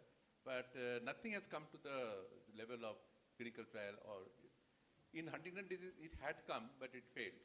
But in a similar way, the ataxin protein, which is, which they try to remove it, they are trying it, but there is no. So nothing in the near future. You are not thinking about any drug or precision medicine coming As up. of now, nothing is there. So you will have to manage with only the gait And one more thing, instability. I just want to tell you that one more thing. Recently, we concluded a study which has been recently published for ataxia telangiectasia. Uh-huh. So there a drug which was accidentally discovered that the patients of ataxia telangiectasia who had come to the, with severe dystonia, ataxia plus dystonia, had a very good improvement with steroids. Okay. So based on this about 5 years back at ataxia trial, international trial, we also participated in that, called Eridel trial, where they took out the blood from the subject, infused the RBCs with a particular amount of dexamethasone, and re-infused back to the patient. Okay. So this is the therapeutic strategy they have used. And though it was published recently in Lancet, so this is one of the trials which is going on with a promising result, and probably it stabilizes the patients with ataxia telangiectasia. And in other things, we have to, in ataxia telangiectasia specifically, we have to look for some malignancies, etc., DNA repair disorders. So to make the life, less miserable, some of the patients who have genetic mediated ataxias, we can definitely do something, especially in the childhood ataxias. Dr. Priya, we are talking about this prenatal now and natal, and a lot of things are happening in the field with the IUI, IUF, so many things. Where are we now, especially with reference to diagnosis and what do we do? And you yourself saw one case which we have experienced in our clinical setting. And it was a very interesting case of having undergone a donor transplant 30 years ago. And the patient was right in front of us, and the mother openly said at that stage that it was due to the donor transplantation, and at that time it was not screened even. Nowadays screening is possible. How are we doing now, and what are we? So ataxia as a prenatal and pre-implantational genetics is a very complex topic. The reason why it's complex is all these are late onset diseases, like we've had many speakers elicit from the morning sessions, that somebody might think at 40 years I develop ataxia. But up to that 40 years, I'm generally all right. So should I really do a prenatal diagnosis or a pre-implantational diagnosis? Now, pre-implantational genetic diagnosis for ataxias can also be challenging because the repeat expansion sometimes might not have gotten established at that point of time. So pre-implantational diagnostic genetic diagnosis setting is still controversial, but prenatal testing, for those who are wanting to do the prenatal testing, we do offer them testing for all types of ataxia, especially the childhood onset ataxias, like ataxia telangiectasias and others, where we know for sure those are autosomal recessive disorders, and we know for sure we have a very severe phenotype right in a very early age of the child. So as a clinical genetist, we see cases, and today just before coming, I had 4 generations of SCA in one family, and they have come all the way from Bengal. I'm referring that tomorrow to you. Yes. So how do you manage in managing the ataxia? So I go back to you. So the treatment for ataxia is not very promising, like sir was saying. The reason being these are triplet repeat disorders. So because of something called ataxin protein and others, so these are gain of function effects. So you actually get a long polypeptide chain that comes in. The only way you can attack this, or the only treatment that you can provide, which is curative, may be kind of gene silencing. So that has been tried, but gene silencing is a very, very difficult thing to achieve, especially precision gene silencing. So like sir said, in Huntington's, we have tried it, but it didn't work out. So we are trying to look at avenues where we can do it, but I think this will take some more time. Unlike the other type of genetic disorders that we have been discussing since morning, this will take some time to come for management and treatment guidelines. unlike the neuromuscular disease and all this. If it is an autosomal dominant, sorry. You have to use the mic. You have to use the mic. So I know that we are a lot of skeptics here that we don't have treatments, but genetics has churned out more treatments than any other branches in the last 20 years, and we can see more of them coming in the next few years. And we do have a drug called omaveloxolone, which is available for Friedreich ataxia. I did apply for this for one of my patients, and there is a bit of paperwork involved, but then it is not, they're not having access to certain centers which can actually distribute this. So I wrote back to them a couple of times, but I'm hopeful that we'll have it soon for Friedreich ataxia. And SCA, it's a bit of technical difficulty. Yes? That's what exactly he was mentioning. There is a drug, but it is very expensive and unaffordable. It has come, and I had a other experience with this. So when this came to the market, one patient who was not Friedreich's ataxia, but SCA, they wanted the drug. And then he filed a RTI and all that, why he should not be given that drug. Then I don't know what happened ultimately. But he, as a SCA, so we know about that drug, omaveloxolone. Yeah. Okay. Yeah. So we write to this. Next question to Priya now. Yeah. So Sorry, before you Priya, just for ask, stepping into I your just want to shoes. mention one more treatable thing, advances, is Yeah. in SCA 27B, 4-aminodopyridine is now recommended. Okay. So if you find a patient with SCA 27B or 4-aminopyridine is recommended, and probably it can be a treatment for that. Yeah. As we are talking about these drugs which are extremely expensive, so in a resource-limited settings like in India, how do you diagnose this? There are also certain diagnosis and other promising drugs which have some therapeutic benefit, albeit they're not curative. So again, this particular drug also falls under that category. So they're not curative. The challenges do exist. And like Dr. Surya rightly mentioned, we do apply through these portals, trying to gain compassionate access. But one such compassionate access was given for ma'am for one of the cases. But it is difficult. Yeah. Yeah. On a compassionate basis. So up until the state that we have these drugs available freely, we can actually access these portals, create some accounts for the patient, help them with their paperwork, and then get these drugs. So unfortunately, these are all families now. We have a family of 153 cases which he showed. Today's family, I have already about 10 patients are affected. Where is the question? These are all very difficult, and SCA dominant ataxias are running in the generations of generations. yes, sir. Even diagnosis is difficult in many of these patients. But there's a lot of drug repurposing which is happening. There are a lot of newer drugs that are coming. CRISPR is getting better. So I'm really hopeful. So we are hopeful that in the years to come, as a neurologist, we are also waiting for these drugs to come so that we can help Absolutely. them. Sorry? Sir, we have vehicles to actually, unload the drug for this. We'll be patient enough to hear to that. That's all. Sir, we are waiting for the last 20 years, and Paul and myself were involved. We are all working and we are seeing the patient. Unfortunately, we haven't reached anywhere. So we have to wait. Let us wait, because we have now Duchenne. We are going to talk about it now, how it has changed the scenario. Let us ask Shruti and then come back to the SCA afterwards. Shruti, you are working on neuromuscular disease. I think a lot of advancement has happened suddenly in neuromuscular disease. People were not interested at all in taking up this subject. But now, with the drugs coming up and seeing that the diagnosis can be made early, so the people are now more interested in this field. So can we talk about something like early symptoms and signs of a genetic neuromuscular diseases wherein we can catch them very early? Thank you for inviting me. It is a big honor. I think more than Duchenne, the drugs for SMA have completely changed the landscape of neuromuscular diseases. So basically, the symptom of neuromuscular disease is weakness.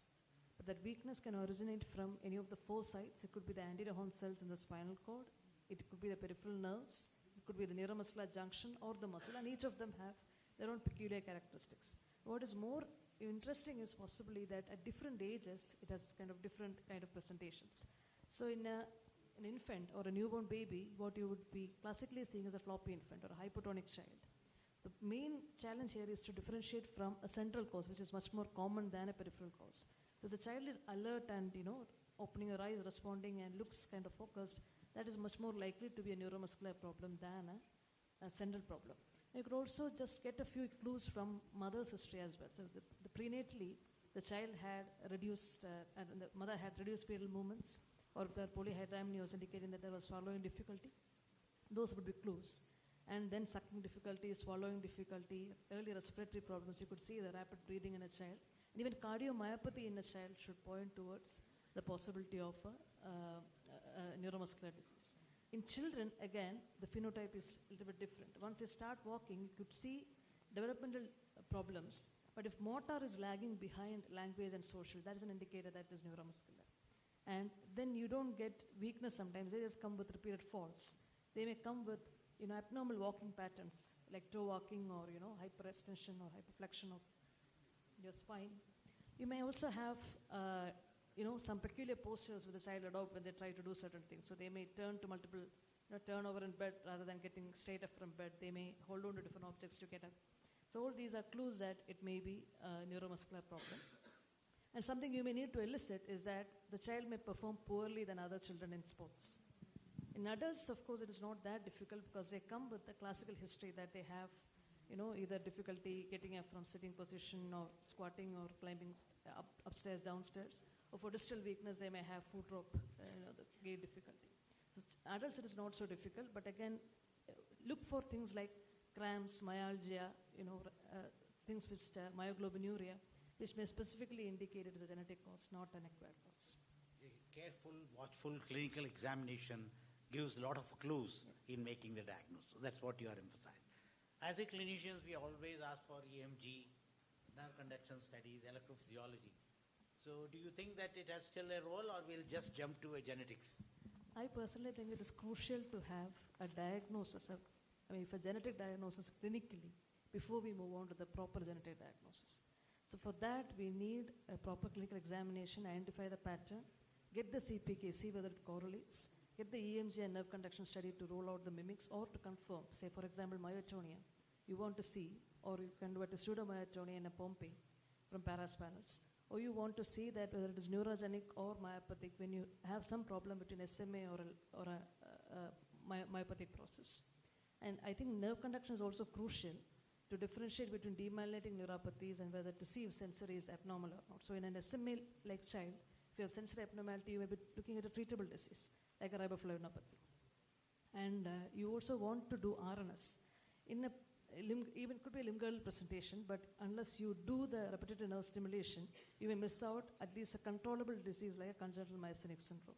So personally, I think it is crucial that we get all the paraclinical and the cheaper data before we move on to the genetics. And to make things worse, some of the most common diseases are not picked up by whole exome sequencing. So we need MLPA to diagnose PMB22 deletion, the Duchenne muscular dystrophy, myotonic dystrophy. FSHD requires a completely different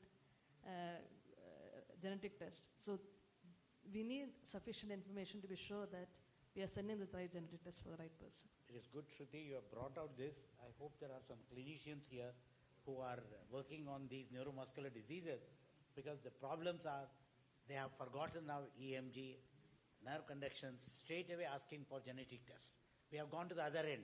So that is why this question was that we have to do clinical examination plus the electromyography, and EMG and nerve conductions are important in this case. But there is a problem of biopsy. Are we now still doing biopsy, or we should forget about biopsy? So if my primary diagnosis is genetic muscle disease, I prefer not to do biopsy as the first test because it is invasive. So you advocate biopsy? No, as the first test. But I think it is crucial as the follow-up test, because unless I know that it is a Duchenne muscular dystrophy, or say one of the known limb-girdle like dyspareuninopathy or calpainopathy or JNE myopathy, sometimes if 30% of the patients only come as pathogenic or likely pathogenic variants, then the rest of them are all VUS or genetic negative. It is these patients, they absolutely require further investigations and keep on investigating till we can get a diagnosis. And the next step would be a biopsy in these patients. And we have got many, for example, a patient who looked like a muscular dystrophy, genetics came negative or turned out some VUS, and biopsy showed it was a fatty acid oxidation deficiency. We gave riboflavin, coenzyme Q, he's now going to the gym. He was not able to walk 10 steps before that. And we had 2 children, teenagers, who presented with rapidly progressive muscle weakness. We thought it was inflammatory myopathy. Again, we sent the serology, something comes as positive, Rho52 positive, something like that. We treated for 4 months, no improvement. We found that the patient is having a rapid deterioration. Got a biopsy, both were dysphorinopathies. So yes, please. What is the role now of the muscle imaging and muscle ultrasound vis-a-vis the EMG you do, not for the neuromuscular transmission, EMG you do for identifying spontaneous activity or these things. So ultrasound and muscle imaging, does it supersede or it can help? It helps. It's only a complement. Ultrasound. Ultrasound is there. So how ultrasound helps in spontaneous activity? It can pick out fasciculations possibly better, and you can sample very extensively rather than the limited things.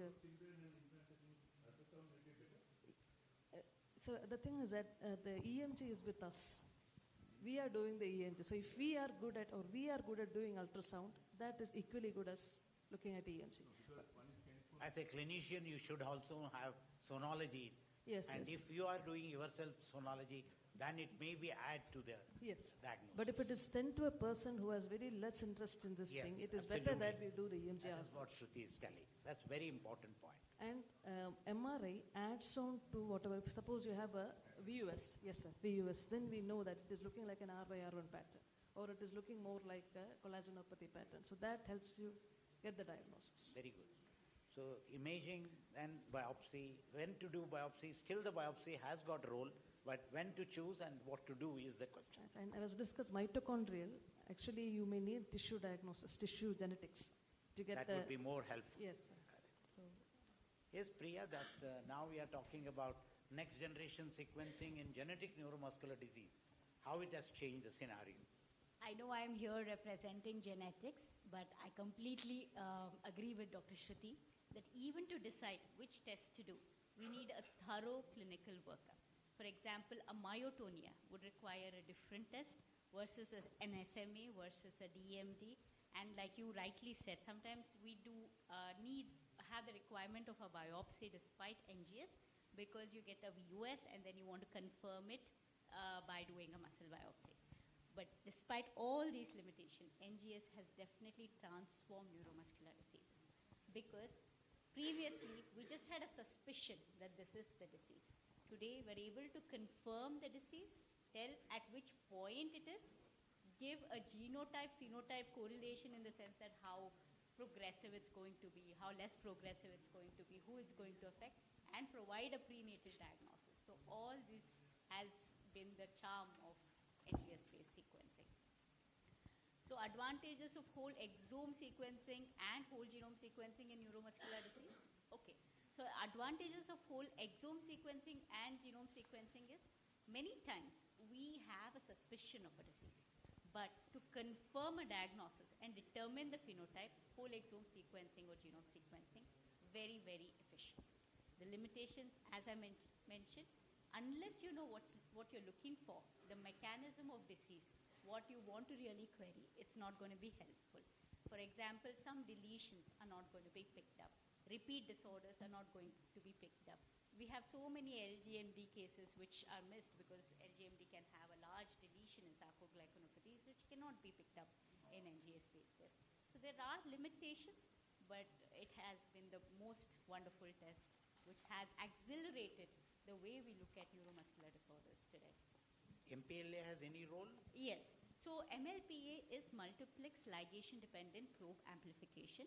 Now it's a test that is designed to look at exonic deletions. You can design it for multiple things, but for a large gene, like today afternoon we had a mention that DMD was such a large gene, we didn't even know that what is the type of mechanism that is going into causing DMD. the minute MLPA got discovered, we were able to see from which exon to which exon this deletion has happened. Not only that, today the therapeutics in DMD that we have are all based because of these deletions, that we are able to understand where the deletions are and give a precision therapy, for example, exon skipping based on that. So MLPA is also a very important test. So that leads to the therapeutics now. So now the neuromuscular disease and the therapeutics. Do you think that you have also involved in some of the trials of these drugs which have been brought out now for Duchenne? No, I think currently India is having only one trial ongoing. That is, no, we are not part of it. Most of the pediatric people are part of this trial. In your institution? Any drugs have been tried now? No, we have done SMA. Splicing? No, we have not done that. Not yet, but it is already there. In Bangalore, so what genetics they have done is they have recognized centers of excellence, and in these centers of excellence we have a very, very subsidized therapy which is available for them. It's not on a regular basis. We do have etiplursin, exon skipping therapies which have come up, like etiplursin and golodirsin and others, that is exon 52, exon 51 skipping therapy.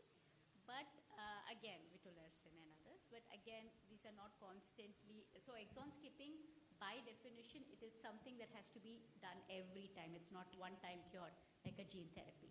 So you might get it for 6 months. There is some difficulty to sourcing. Those is something that we're running to. We're hoping when the patents run out and we can make our own drugs, we will be able to do more of this. Yeah. So there is still a hope for that. Yeah. What about the CRISPR-based gene? So there is now something called mini dystrophin-based therapy. That's what is written there also. So you require a minimum amount of dystrophin protein to retain the muscle function. Now, if you're able to provide even that much of dystrophin protein, the muscle function is very good. So for that reason, now you can actually, through a gun, inject this dystrophin gene, and just like how you have an mRNA-based therapy where in COVID vaccines, where the mRNA multiplied into protein and you got the protein. Similarly, the dystrophin protein can also be produced, but again, these are still under trials, not yet come in, and we will probably have a therapy in the future. Do you use steroid or steroid-sparing drugs for this? So mostly we use steroids. We use either deflazacort. Mostly we use that, or prednisolone when that is not. It's too costly for the patient. The new ones, the vamorolone and the givinostat, these are now approved, but still costly for Indians. We can source it, but it's quite costly.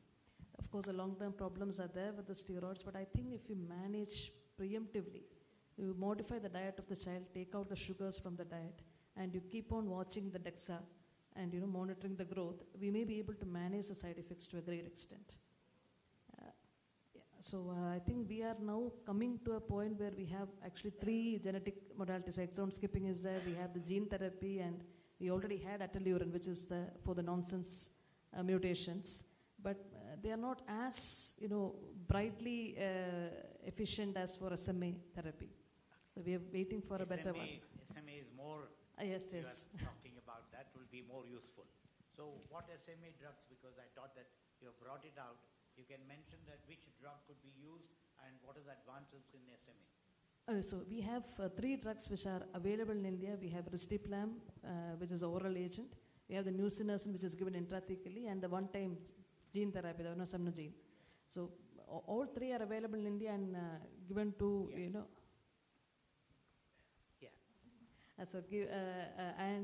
has shown similar efficacy that has been seen in the pivotal studies. And I think risdiplam in Kerala, it is actually given to a large number of children through certain governmental mechanisms. And I think here also.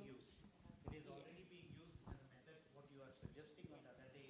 In Kerala, there are more than 20 children already on this risdiplam. So we have that here in Bangalore also, sir. So again, when you look at SMA-based therapy, you have gene therapy, and again you have something called mRNA-based therapies. Now risdiplam and nusinersen are the mRNA-based therapy, and you have the gene therapy, which is Zolgensma, which is curative. Now we have done a lot of trials, they have shown a lot of promising results. There has been even follow-up up to 3 to 4 years now, and they have improved with both. We are, as a resource person, center facing difficulty to source them, but not as much as we were facing 2 years back. So I think these are becoming available, and there is a definite positive hope that in the next 2 years that we will have these drugs very That easily. means we are still very hopeful. In few years, we may have many things which are available for neuromuscular diseases. And just one more point. It is very important to maintain the standard of care. That is the care of the heart, the lungs, the bones, etc. Even if you don't have the specific therapy given available at the point of time. I think Dr. Satish Girmaji has already given a talk on this, and most of the questions which I have listed out, you have already answered it. But just wanted to ask one or two questions only. That is, what are the latest advancements in antisense oligonucleotide therapy in genetic NMDs? It's all in phase 1, 2, not yet reached phase 3, sir. Yeah. So there still, there is some hope that things might work out. Neurodevelopmental disorders. No. There are some hope, maybe There is there. some hope. For instance, UB3EA, there is some talk about ASO technology or activation of one of the silenced copies of the alleles of the gene. So that is one approach which has been tried. Some phosphodiesterase, I'm not myself very conversant, So that because means they are all overall- high funda tech stuffs. Overall, autism spectrum disorder is still a long way to go. Very long way to go. Except on specific disorders. For example, recently Rett syndrome.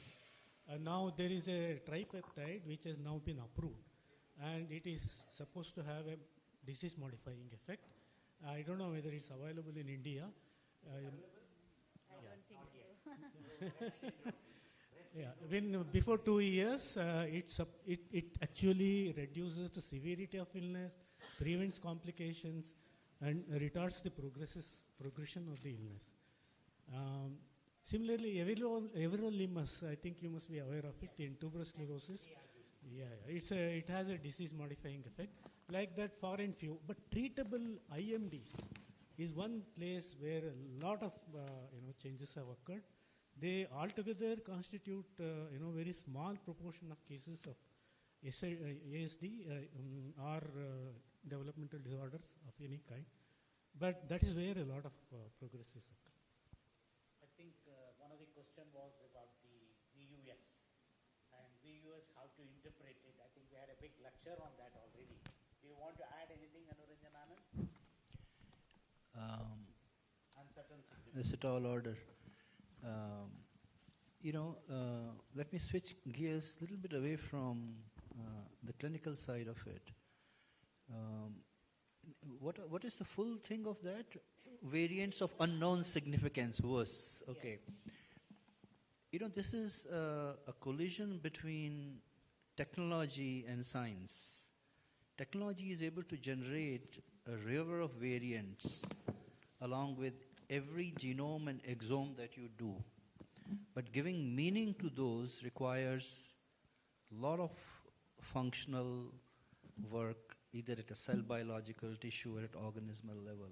And that hasn't caught up as much as the technologies have moved forward. This is where gene panels, when you do that, you're very sure that you'll capture, the yield will be good. Do not add to VUS too much. What exomes and genomes are going to add. And the reason for that is as follows, and this is critical. Most of our understanding about the genes that we talk about which we know genotype-phenotype correlations across medical specialties very well, let's put a number of them, 1,000 of them. Those studies have come from defined cohorts, familial basis, and the expression and penetrance of not the genes, but of the alleles. Different alleles, different variants in the same gene can have very different expression of the variants have come from those kind of studies. That penetrance seen in a familial case, when you go of those studies which were published and which we take them as paradigms and we follow them up, so gene very well connected to this. When you go to the population and ask for penetrance in the population, are they really equivalent or not? It turns out the answer to that is not very positive. Penetrance can vary from, as was seen earlier, let's call this 100%, to as low as 20%, and hence the dilemmas of the various sorts which are being talked about. The only answer to that is one has to take up studies on scale to examine as many variants as possible. This has been done for BRCA1, 2, and a few more genes, because those are the genes which set the proof of principle. We are close to 2,000 to 3,000 alleles have been examined in simple cellular assays. Those assays are done on those pathways which can be primed from many, many signal transduction pathways, as simple as cell proliferation, migration, apoptosis, autophagy, etc., etc. That is the minimum level of assaying to evaluate. Better so if those assays are done in a quantitative manner, so that for a particular gene, for the full variant series, 50 alleles found to date in the world, you can give quantitative meaning to those. It doesn't solve there. When they get embedded in tissues and in organism, there's a level of redundancy. We have many pathways which are sufficient but not necessary. We talk the reverse most of the time. And hence, system or a human being has a way to overcome the problems. This was highlighted by one of the talks by the expert who came from Delhi, saying that patients are fine, parents are happy, etc. So system has a way to overcome too. I think till that will not happen, WUS will continue. But the way we are handling in our research setting is we are looking at 6 or 7 bioinformatic tools, including the most latest one which have come from AlphaFold or AlphaMissense. The validity of those has not been fully established. And what we are finding actually is, don't take this message at home, take it with a pinch of salt, that AlphaFold Missense is actually not picking up many alleles which are declared by others as pathogenic and vice versa. And here what Professor Brahmachari mentioned is very pertinent. I don't know whether they have put in all the elements of G.N. Ramachandran's theory in that, or they are going purely by artificial intelligence, by looking at conservations and things like that. Thank you. So WUS will remain a challenge for some time. You would need to get deeper to find its meaning. But don't be discouraged. There are indications that by 2030 there'll be no WUS left. Congratulations to all of us if that happens. Thank you, Anand, for giving the ending, concluding comments about that. But it is very interesting. It's very interesting that we are in a good era. We are looking at genomics from the point of view of diagnosis and from the point of view of precision medicine and targeted medicine. And there are disorders which are hopeful now that we can look forward to some medicine, maybe if not today, maybe after 5 years, when an Apollo Genomics 5th conference is held, we will have something to answer. Thank you very much. Thank you, Dr. Priya, Dr. Shruti, Dr. Pramod Paul, Professor Anoranjan Anand, and Satish Chandra Girmaji. Thank you. Thank you. Thank you so much, sir. That was a very interesting and engaging session. So we just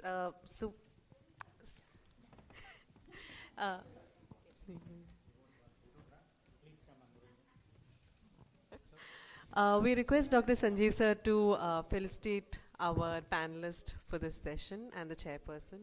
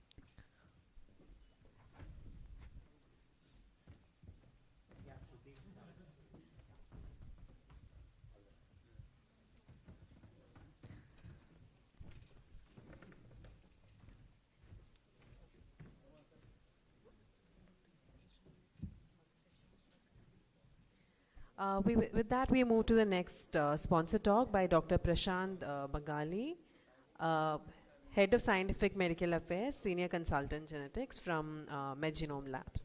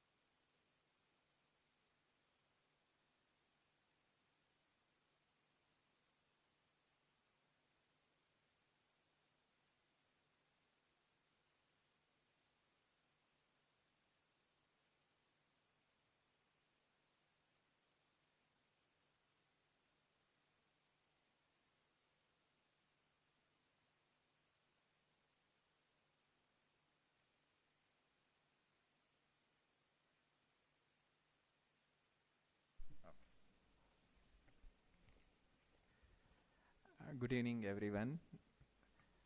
I understand the whole of the sessions and brainstorming things from the morning. And so we have the 5 minutes for me, so I will not take longer. But definitely, I will not disappoint you guys for waiting so long. So I have 2 things here because last 2 hours I was listening to the neurogenetics related aspects.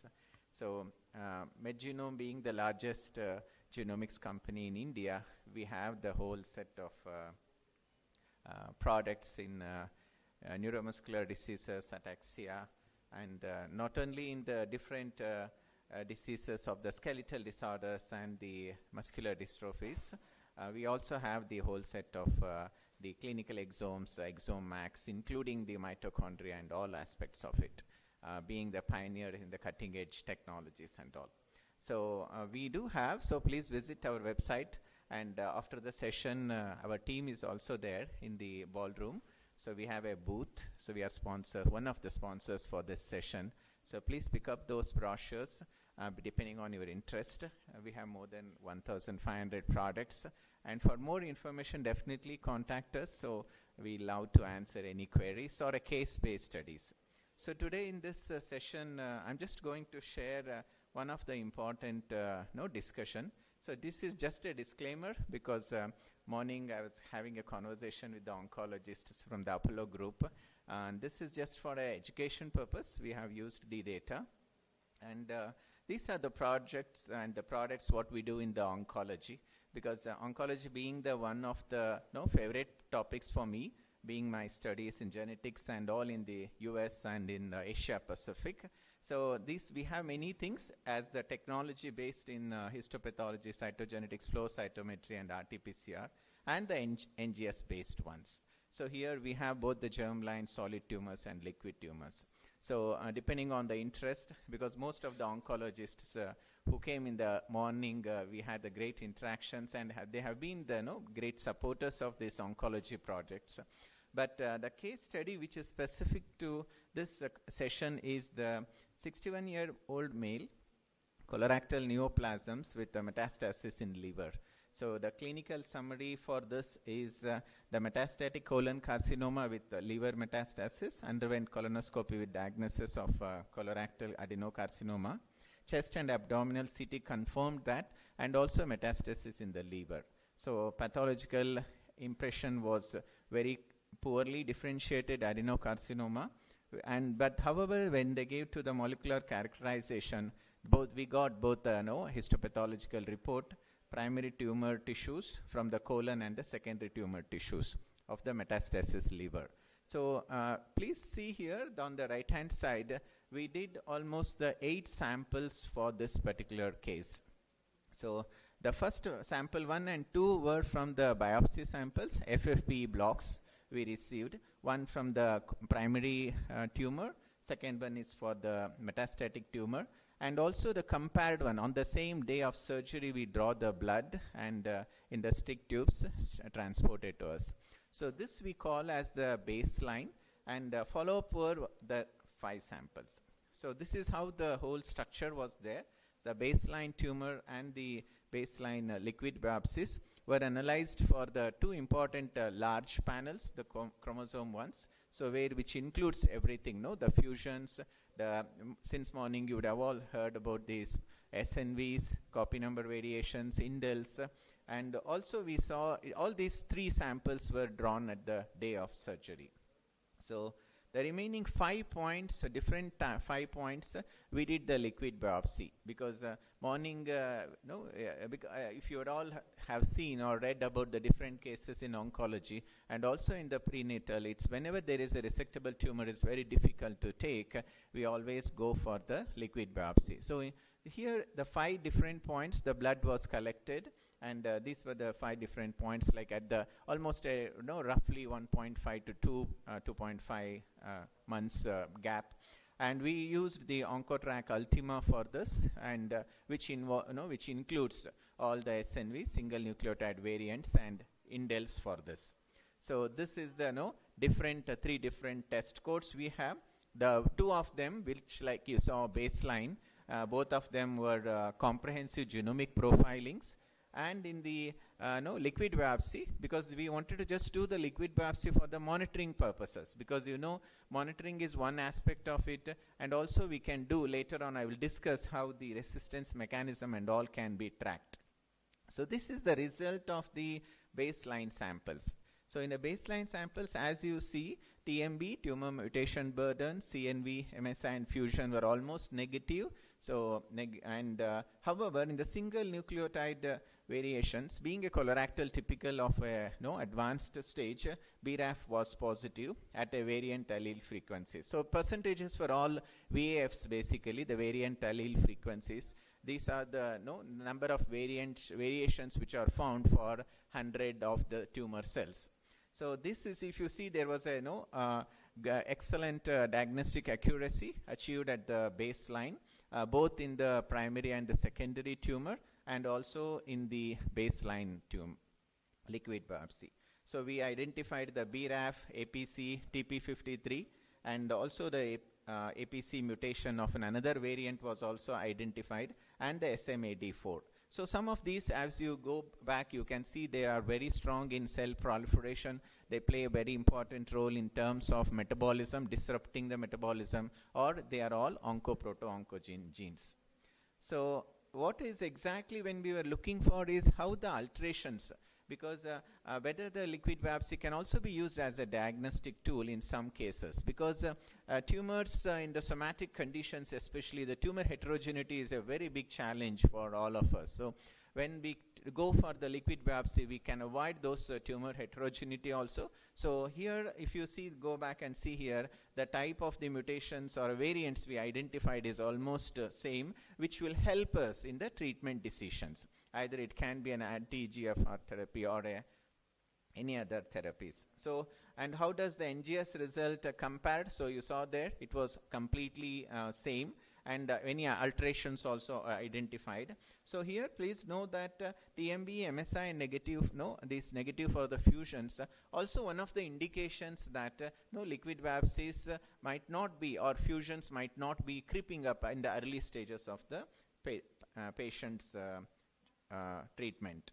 So, but MYC amplification was identified. MYC being the proto-oncogene was identified in the initial stages. So these are the results. So only disclaimer for me is I do have the treatment regimen, but of course we did not get the consent to share that, because as you know, each oncologist has their own way of treating it. But you can assume that some of the standard, whatever we have, clinical practice guidelines were used, and it was very good. The patient was aggressively responding for the treatments, whatever the advanced treatment, first line and second line, and he made an excellent progress for up to 6 months duration. So, but however, as a response to that, the CHEK2 mutation started appearing. So, being the kind of the colorectal, so we don't know, although the age group doesn't support for the Lynch syndrome or anything, because CHEK2 and the other kind of the variations are usually seen, which are having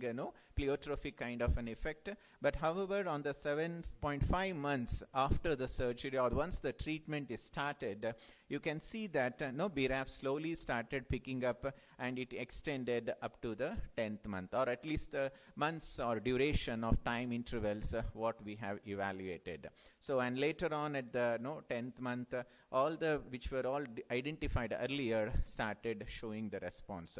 So what are the reasons for this kind of this kind of a behavior? So although the patient responded in the initial stages, please imagine here, if we were doing a repetitive biopsy for 5 times at the same localized region, or because anyway liver metastasis is very difficult to have a resection, but here imagine how repetitive biopsy would have been very, very painful to the patient. So liquid biopsy has really helped a patient in terms of monitoring also, up to at least wherever there was a progression-free survival, and later on a kind of a relapse, delayed relapse.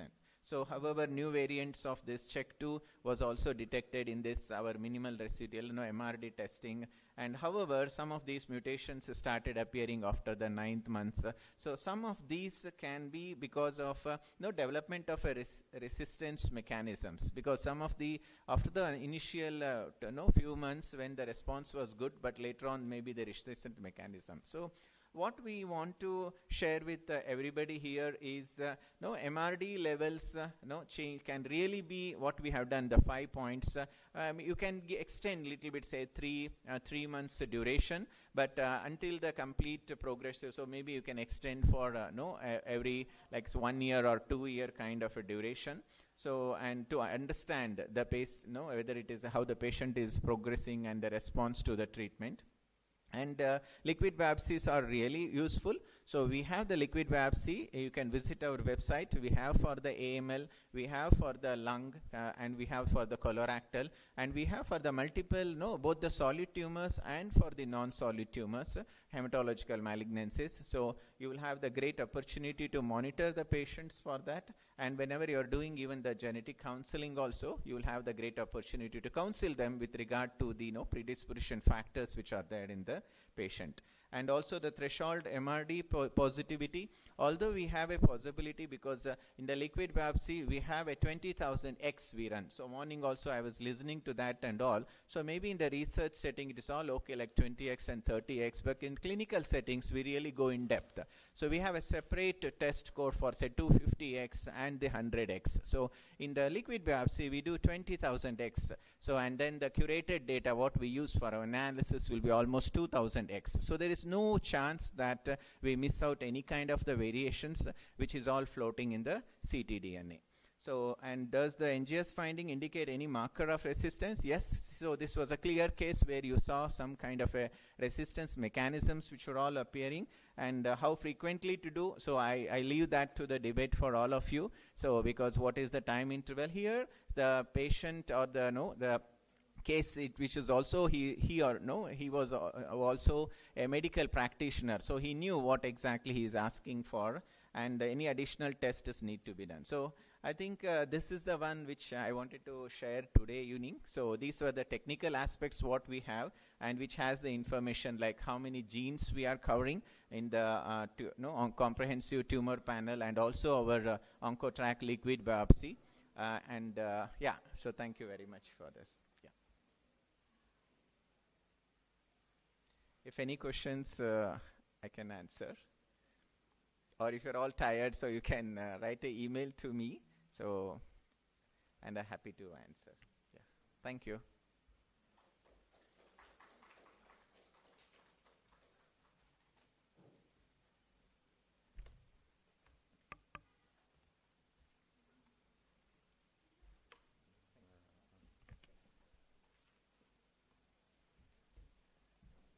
Thank you, Dr. Prashant. And now our next speaker is Ms. Shreya. She is a clinical genetic liaison for Centogen.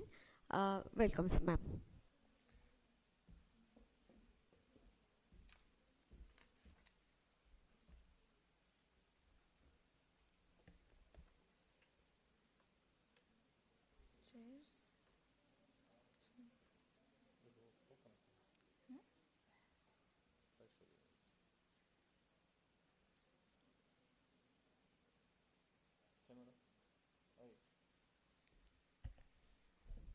Yes.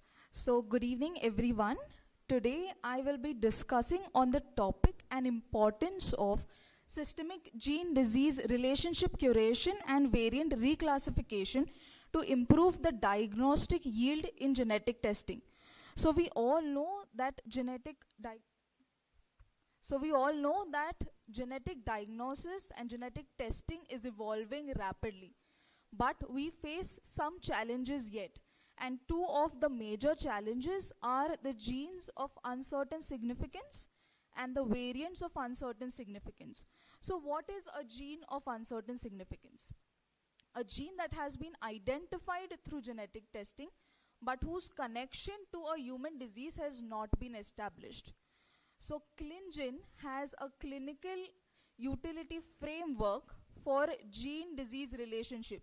So for example, you have a gene and you have a disease, and for establishing the relationship between that gene and disease, ClinGen has classified it into 5 forms, that is no validity, moderate validity, then strong, definitive, and between moderate and no there is also limited validity. So only if the gene-disease relationship has a validity of moderate and above, only then you can report a variant in that gene for that particular disease. And otherwise, the genes lie in the areas of genes of uncertain significance. And for variants of uncertain significance, we all know that it is a genetic variant that has been identified, but whose significance to the function or health of an organism is not known. So these are some causes because of which the exome yield is around 35%, the genome yield for exomes and the genome yield is around 45%, and the uncertain results in exomes and genomes are around 30% and above. So now with an increase in exome and genome sequencing, more variants are identified in such genes which have uncertain diagnostic value. And also, if you refer the common widely used databases like ClinVar, HGMD, OBIM, GenCC, etc., there is a disparity in the number of genes which are listed. Ultimately, what happens is, because of the uncertainty, many patients remain undiagnosed. So how can we address this issue of genes of uncertain significance? One way is to do a systematic and continuous gene-disease relationship curation. So this is a paper that I'm presenting for the gene-disease relationship curation done by Centogen's data curation and reclassification team. So in this period of a year, the team has studied 109 gene-disease relationships, out of which they were able to establish a moderate, strong, and definitive evidence for around 61 gene-disease pairs. That means this evidence of the gene and disease relationship was not available elsewhere, but because of this effort of gene-disease relationship curation, we got to know that there is an association of this gene with this disease, right? So here the ClinGen framework for evaluation of gene-disease relationship was applied, and most of these genes were not even listed in OMIM. And because of our huge biodata bank, which then was more than 6.7 lakh patients and now is more than 10 lakh patients, and based on the data available outside, we were able to do this gene-disease relationship curation. And the results are that we confirmed 61 gene-disease relationships, out of which 4 were definitive, 22 were strong, and 35 were moderate. And this helped over 400 patients who initially had a negative report, but because of this effort received a genetic report with clinically relevant variants in these 61 genes. And this is the workflow that was followed. So initially these 109 genes were selected. So this was based on the exome and genome sequencing already done, and if relevant variants were identified in patients with a matching clinical phenotype, these genes were selected, then evidence was collected on these genes from the internal biodata bank as well as the external evidences and databases. Then according to ClinGen guidelines, it was bifurcated into quantitative or genetic data or qualitative or experimental data. And combining both, we have a final gene validity classification which was assessed by 2 scientists and then confirmed by at least 1 medical geneticist. This effort was continued. So this is a recent publication where initially it was done on 109 genes. Now for the next 2 years, it was done on 500 gene disease pairs, and out of which more than 250 gene disease pairs have been established with either a definitive, strong or moderate level of evidence. So our conclusion here is that these results demonstrate how important careful assessment of gene clinical validity data is, especially with diagnostic labs who have a large repository, right? And we have done this and we have concluded that this assessment is feasible and relevant in the routine clinical diagnostic setting and can definitely contribute to maximizing clinical utility in diagnostic test design. The second issue that we face in the genetic testing setup is the variants of uncertain significance. And how can we address this issue? So one of the method will be by variant reclassification. So at Centogene, we have an inbuilt process of variant reclassification where if we identify a new evidence on a variant, so as we get continuous, during a continuous evidence review, if we identify new evidence on a variant, maybe the same variant is identified in a new patient or by family segregation studies, or the variant has been flagged during an automated review of internal population frequency. This triggers a reclassification event if the variant is potentially has the potential to reclassify. It automatically triggers a reclassification event where the variant review is done based on internal and external data, and the classification is done based on ACMG and ClinGen guidelines. And if the significance of the variant is changing, we issue a new report for the patient, and the respective doctor also gets the report via an email.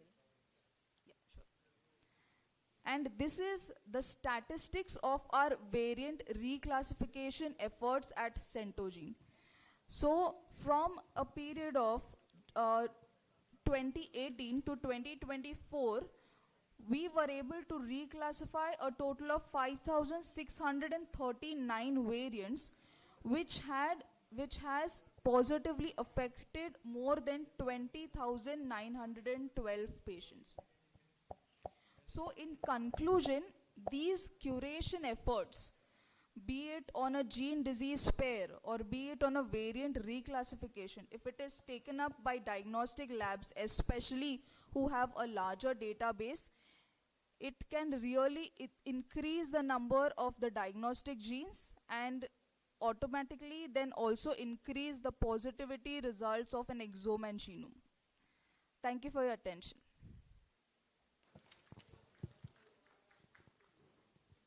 Thank you so much, Shreya. With that, we come to the end of today's sessions, and I would like to announce the oral presentation winner, who is Dr. Gayatri.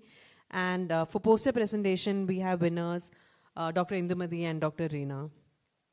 And also, I just welcome Dr. Priya to give the concluding remarks. So we don't have the poster presentation people, but we will get the message across.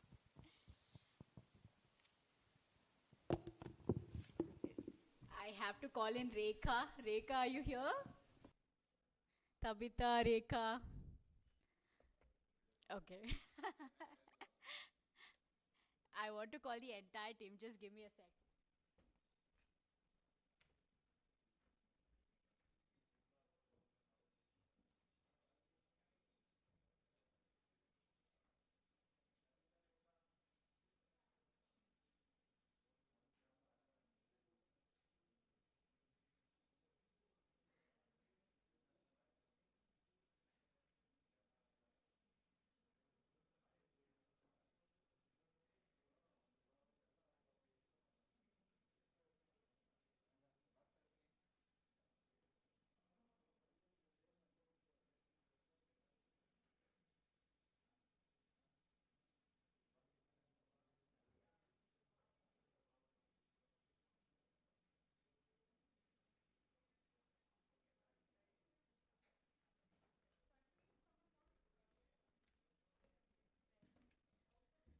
Okay, I won't take a lot of your time.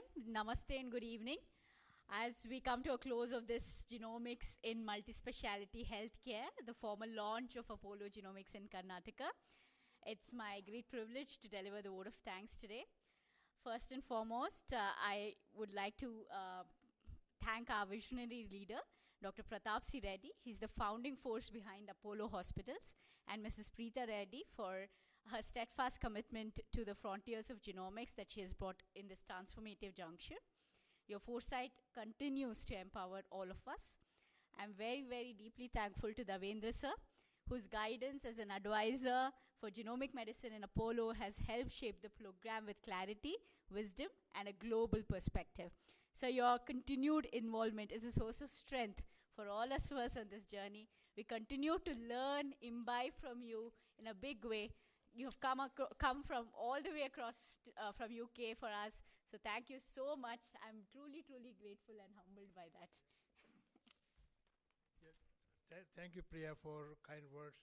I think this lady deserves a lot of applause. You know, she lost hopes many times. Would never happen. That's true. That's true. And I think almost, should I say close to tears? Yeah, almost close to tears also. You can be more specific that I did cry. So anyway, so I think, of course, there were a lot of difficulties, you know, in terms of planning and then maybe the difficulty was, and I agree, that I raised the stakes very high. I think she was frightened. How could that be achieved? But anyway, we achieved that. We thank you for organizers, Dr. Preetham and Dr. Matu, Bangalore team, and everybody, those who came here. Really, I think I got reflection from so few people. They had a good time, and we had a variety of people today. And I think a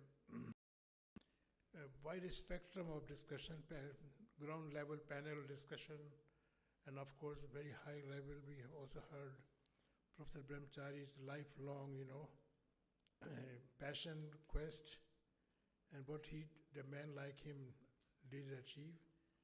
I think we need to carry on. The future is great. Thank you very much. This wouldn't be possible without Sibyl sir, Manish Matu sir, Govindaya sir, and our very own Preetham sir. All of them stood as an unwavering support of leadership and encouragement in every step. I've gone to their office in the last 3 months like 100 times and spoken very, very, very angrily. So thank you all for bearing with me and helping me to design this event today. And I really, really owe all and everything to that lady there, Miss Rekha, and the organizing team. They have truly stood day and night to make this happen. This was not their prerogative. They just got Manish Matu sir just instructed them, and they all stood behind me through every step of the way. I think me and Rekha would have exchanged 250 phone calls in a day, and it would be constant back and forth. And I can't begin to express what I'm feeling today. Thank you for all the support that you have given during this conference. I truly mean it from the bottom of my heart.